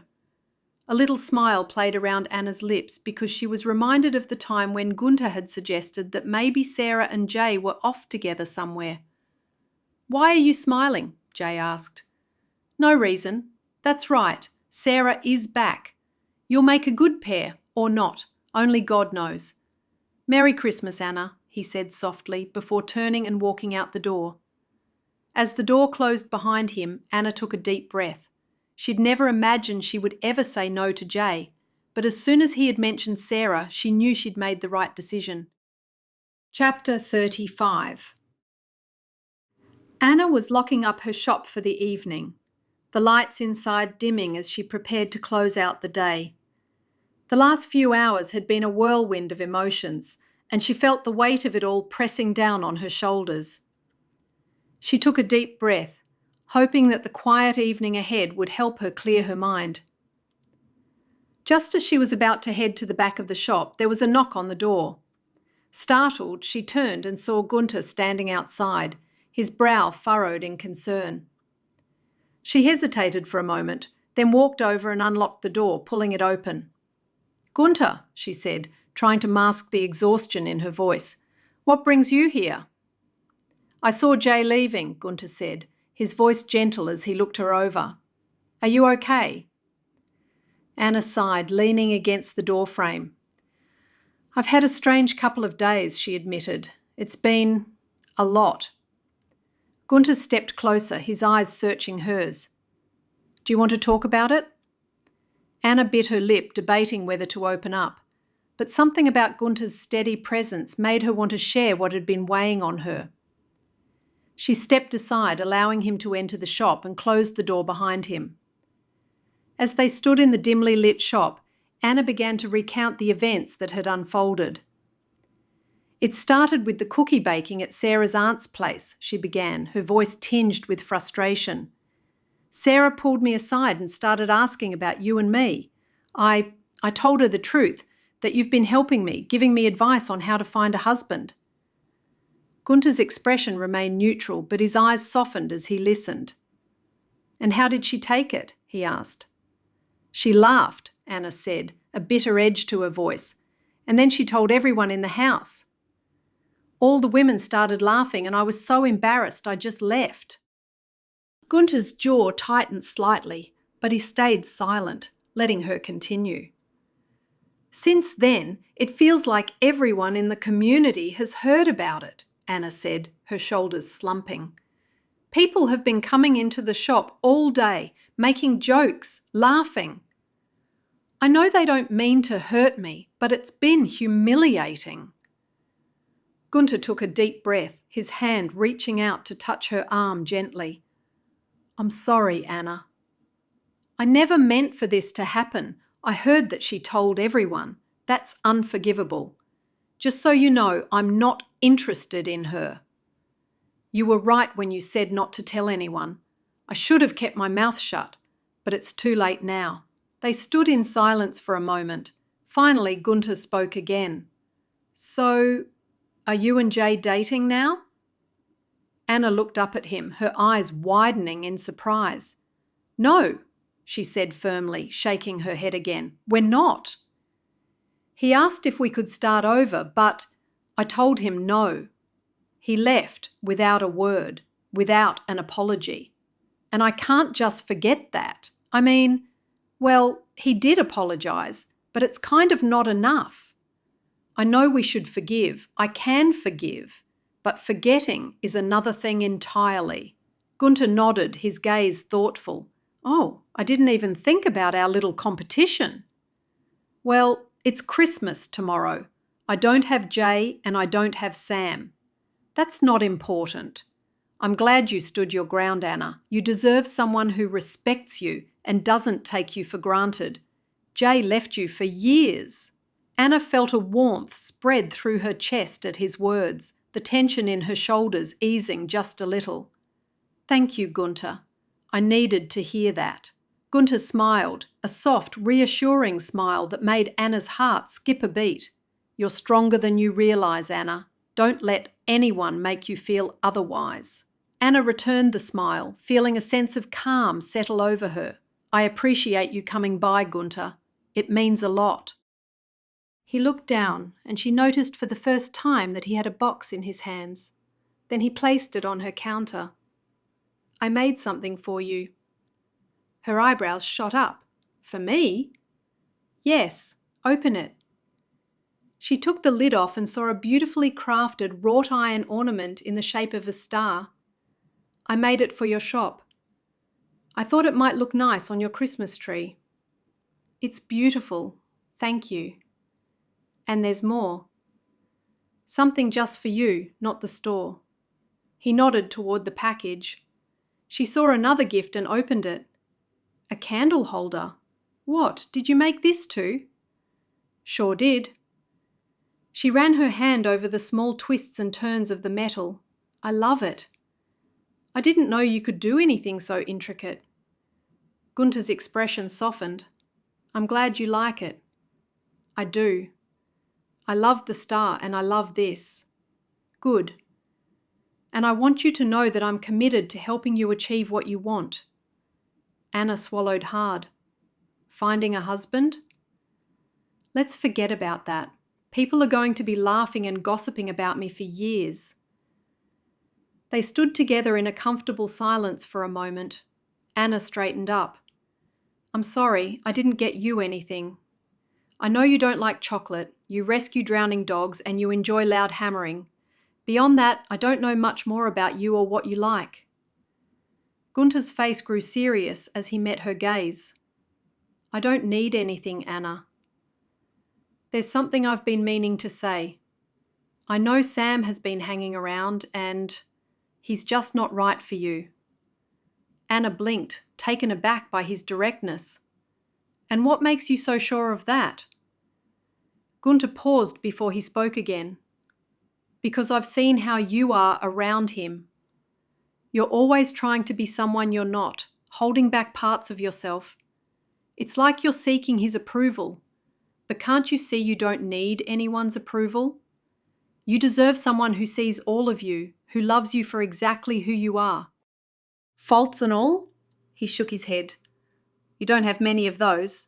Perhaps a temper sometimes, but that's not very often. You're pretty much the perfect woman. Anna's heart fluttered at his words, leaving her momentarily speechless. Then, without thinking, she asked, And what about Sarah? Why didn't things work? Gunter's eyes softened, a hint of sadness in them as he shook his head. We tried, but I realised now that we were never meant to be. A charged silence hung between them, filled with unspoken emotions. Anna could feel the intensity of Gunter's gaze, and it sent a shiver down her spine. It was as if something invisible was pulling them closer, something neither of them could deny. Finally, she broke the tension with a playful smile. So, what does that mean? Are we both going to be single forever? Gunter laughed, the sound warm and rich. I certainly hope not, but finding the right person hasn't been easy. Anna tilted her head, a teasing glint in her eye. Maybe I should give you lessons on finding a wife then. Oh? Gunter raised an eyebrow, clearly intrigued. And what kind of lessons would those be? She leaned in slightly. Well, for starters, you could make less noise with your work, she laughed. I know that's not possible. Be kind and caring. That's what a good woman wants. Gunter chuckled. And how should I act around this good woman? Anna's smile widened as she played along. You should show her you care about the little things. Pay attention to what she says. Remember the details, like her favourite things or how she likes her tea. And when you speak to her, make sure she knows that she's the only one you see. Gunter nodded, as if considering her advice seriously. And if she doesn't notice that I'm noticing? She will, Anna said confidently. Trust me, women don't miss these things. It's the quiet, thoughtful gestures that speak the loudest. They continued to talk, the laughter between them lightening the mood, but beneath it all there was a deeper connection growing, something undeniable. Gunter's eyes lingered as he listened to Anna's playful instructions, but he couldn't ignore the way his heart felt fuller in her presence. And what if I follow all your advice but still don't find the right woman? Gunter asked, his tone more serious now. Anna met his gaze, her heart skipping a beat as she realised they weren't just talking hypothetically anymore. Then maybe you're looking in the wrong place, she replied softly. For a moment they simply looked at each other, the room around them fading away. The air between them was charged, alive with possibilities. Before either could say anything more, Domino let out a soft whine, breaking the moment. They both laughed at the dog. He's bored by us, Gunter said. It seems so. Well, have a good Christmas Day tomorrow, Anna. She didn't want him to go. You as well. Gunter walked out into the cold night, and as he crossed his street to his home, he smiled. He knew he'd found the woman he was meant to marry. It had been a long time coming. He only hoped that Anna felt the same about him. He suddenly realised he wanted to see her tomorrow. He turned around, sprinted, and knocked on her door. She opened it quickly as though she'd been waiting. Yes? She asked with a smile. He swallowed hard as he stood in the doorway. Would you have some spare time tomorrow? She gave a slight, one-shoulder shrug. Do you really think it's necessary to give me lessons on Christmas Day? He smiled. Not for a lesson. I was thinking that maybe we could maybe take a walk? In this weather? He looked up at the sky as the soft snow was falling. Maybe not a walk. What then? A date? She asked teasingly. Yes, you could call it a date, if you agree. If you don't agree, then You'll be sad? Anna asked. I will be sad, very sad. She tilted her head to one side. Well, we can't have you be sad on Christmas Day.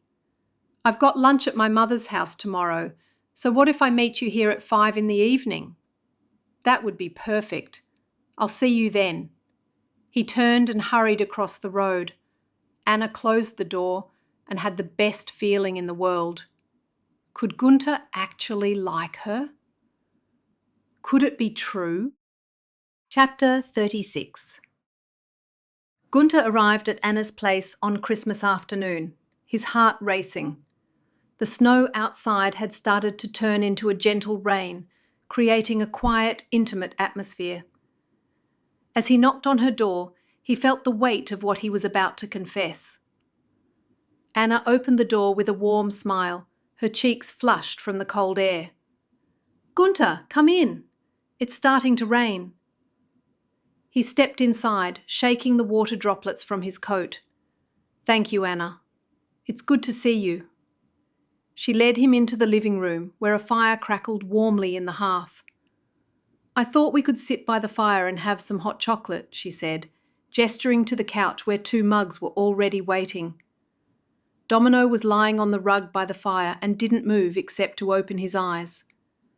"That sounds perfect," Gunter replied, though his mind was preoccupied with what he needed to say.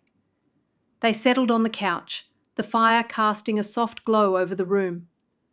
Anna handed him a mug, and they chatted about what they'd done that day with their families. When the conversation lulled, Gunter cleared his throat and set his mug down on the table. "Anna, there's something I need to tell you." She looked at him with raised eyebrows. "What is it?" He took a deep breath, preparing himself. "When I first started helping you find a husband, it wasn't because I genuinely wanted to see you happy. It was all about winning. It was immature of me, and it was silly. But I am competitive." Anna's eyes widened slightly, but she remained silent. "I wanted you to admit that blacksmithing was more important than chocolate," he continued. "It was foolish, and I took things too far. I was determined to prove a point, to win." Anna watched him intently, her mug forgotten in her hands. "I'm a little shocked." Gunter ran a hand through his hair. "You're going to be upset with me, but I need to tell you." "There's more?" "I'm afraid so. I found out where Jay was, your old friend, the one you used to care about. I tracked him down and I called him." Anna gasped, her hand flying to her mouth. "You what?" "He sounded reluctant to come here, and I thought if he saw how you'd blossomed into a beautiful woman, he'd immediately fall in love again. So I paid him to visit you." "You think I'm beautiful?" "Wait, you did what? How much did you pay him?" "I have to make him a gate. 4x3 with some kind of geometric pattern. My idea was that if I could get the 2 of you back together, it would be quicker than finding someone new." He put his hand to his head, waiting for her reaction. Anna stared at him. Disbelief and hurt etched across her face. "I can't believe you did that, Gunter. Why would you interfere in my emotions like that?" Gunter winced at the pain in her voice. "I was wrong, Anna. I see that now.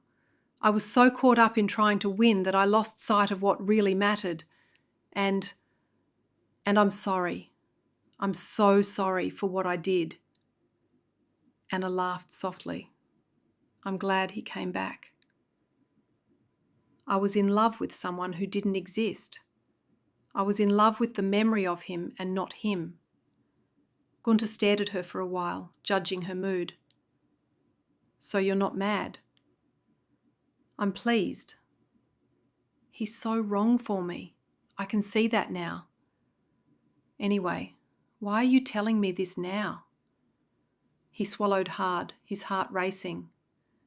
"What started out as a bet became something else. I've never felt this way about another woman, Anna. I realise now that I've always felt something for you, but I mistook it for annoyance, for irritation, but it wasn't that at all." Anna's breath caught as he continued, his voice growing more earnest. Gunter confessed, his voice trembling with emotion. "I've fallen in love with you, and I can't keep pretending that I haven't.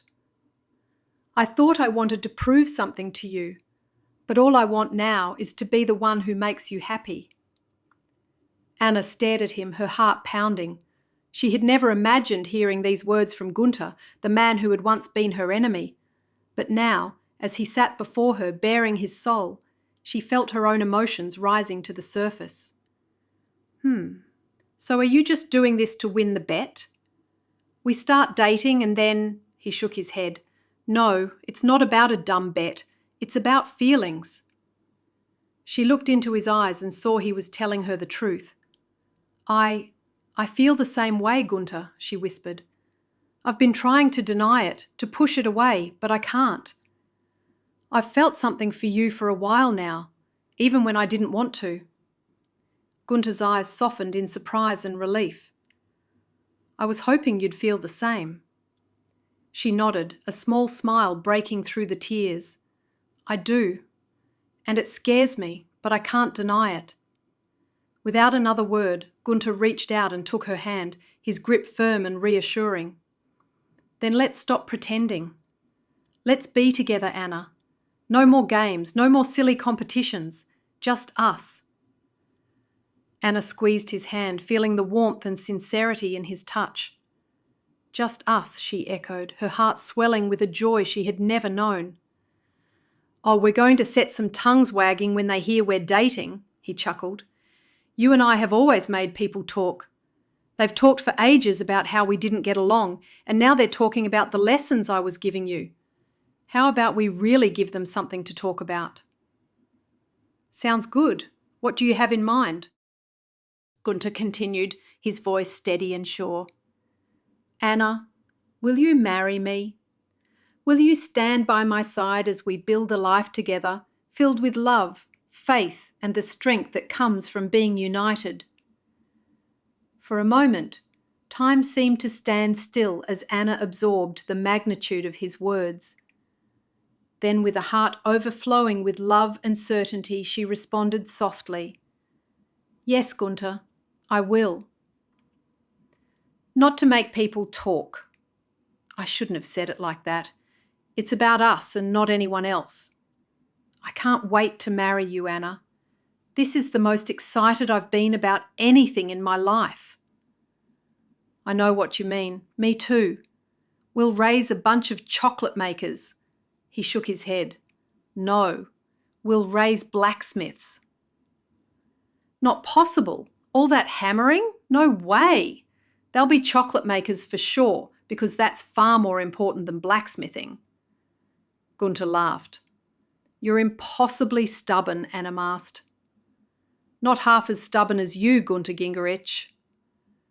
They sat together in the soft glow of the fireplace, the promise of a future shared filling the space between them.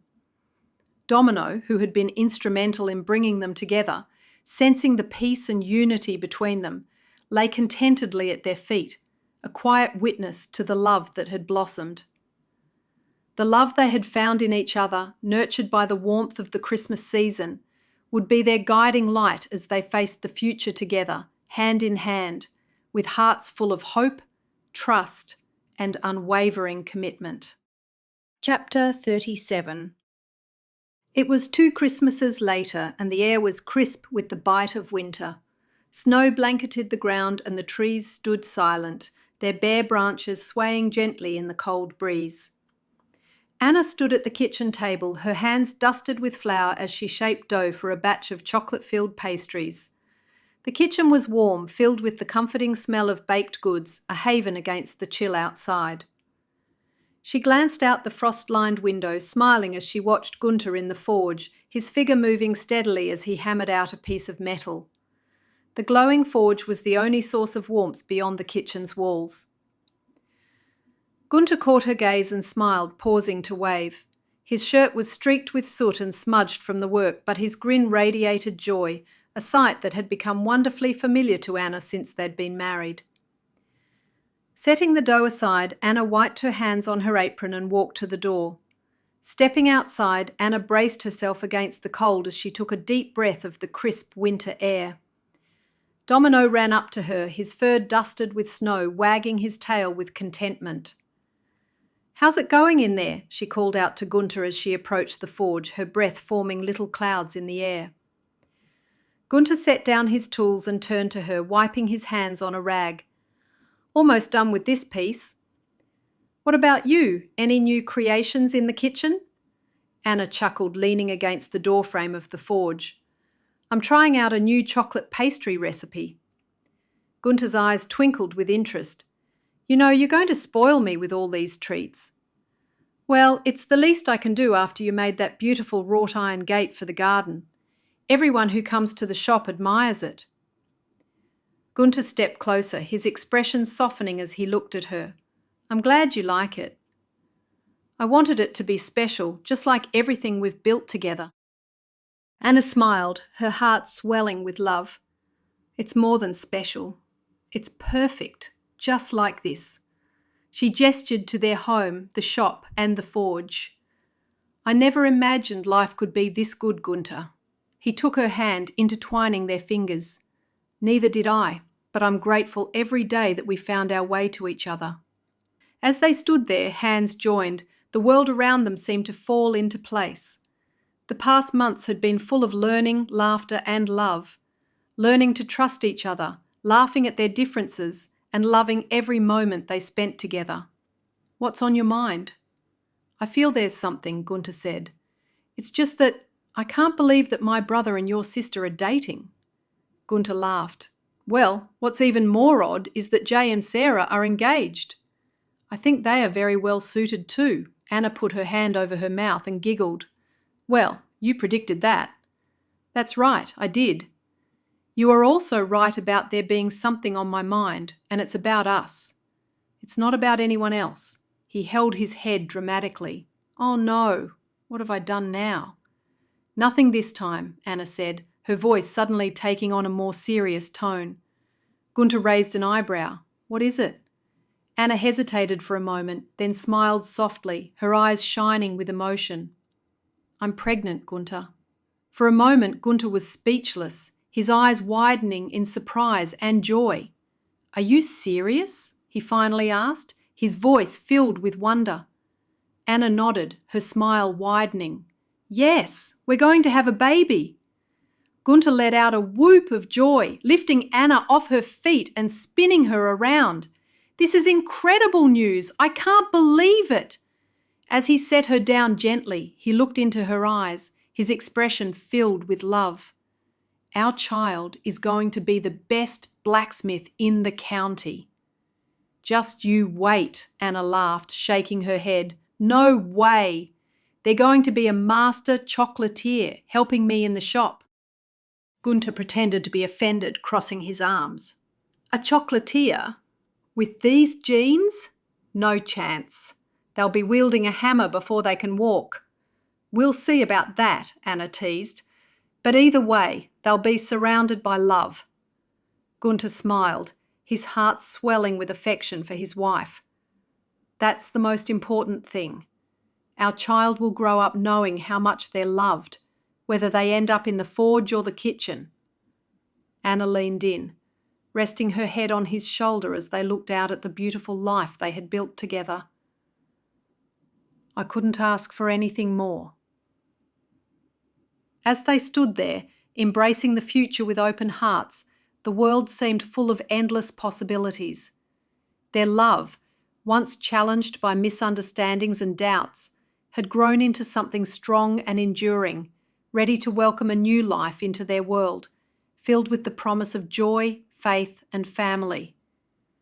The love they had found in each other, nurtured by the warmth of the Christmas season, would now grow even stronger as they prepared to welcome their first child, a precious gift that would bind them even closer, forever united in love, trust, and the hope of a beautiful future together. The end. Thanks so much for listening. If you enjoyed this audiobook and want more, join my members-only section. You'll get early access to all my audiobooks weeks before they're released here. Monthly discounts to my store, and members-only polls where you help me choose characters and shape future books. Your support truly means the world to me and helps me keep creating these stories for you. You'll find the link to join in the bio. You can also find all my audiobooks, paperbacks, and large print editions directly at samanthapriceauthor.com. Until next time, thanks for listening. You have been listening to Amish Christmas Rescue, written and narrated by Samantha Price. Copyright 2025 by Samantha Price. Production copyright 2025 by Samantha Price.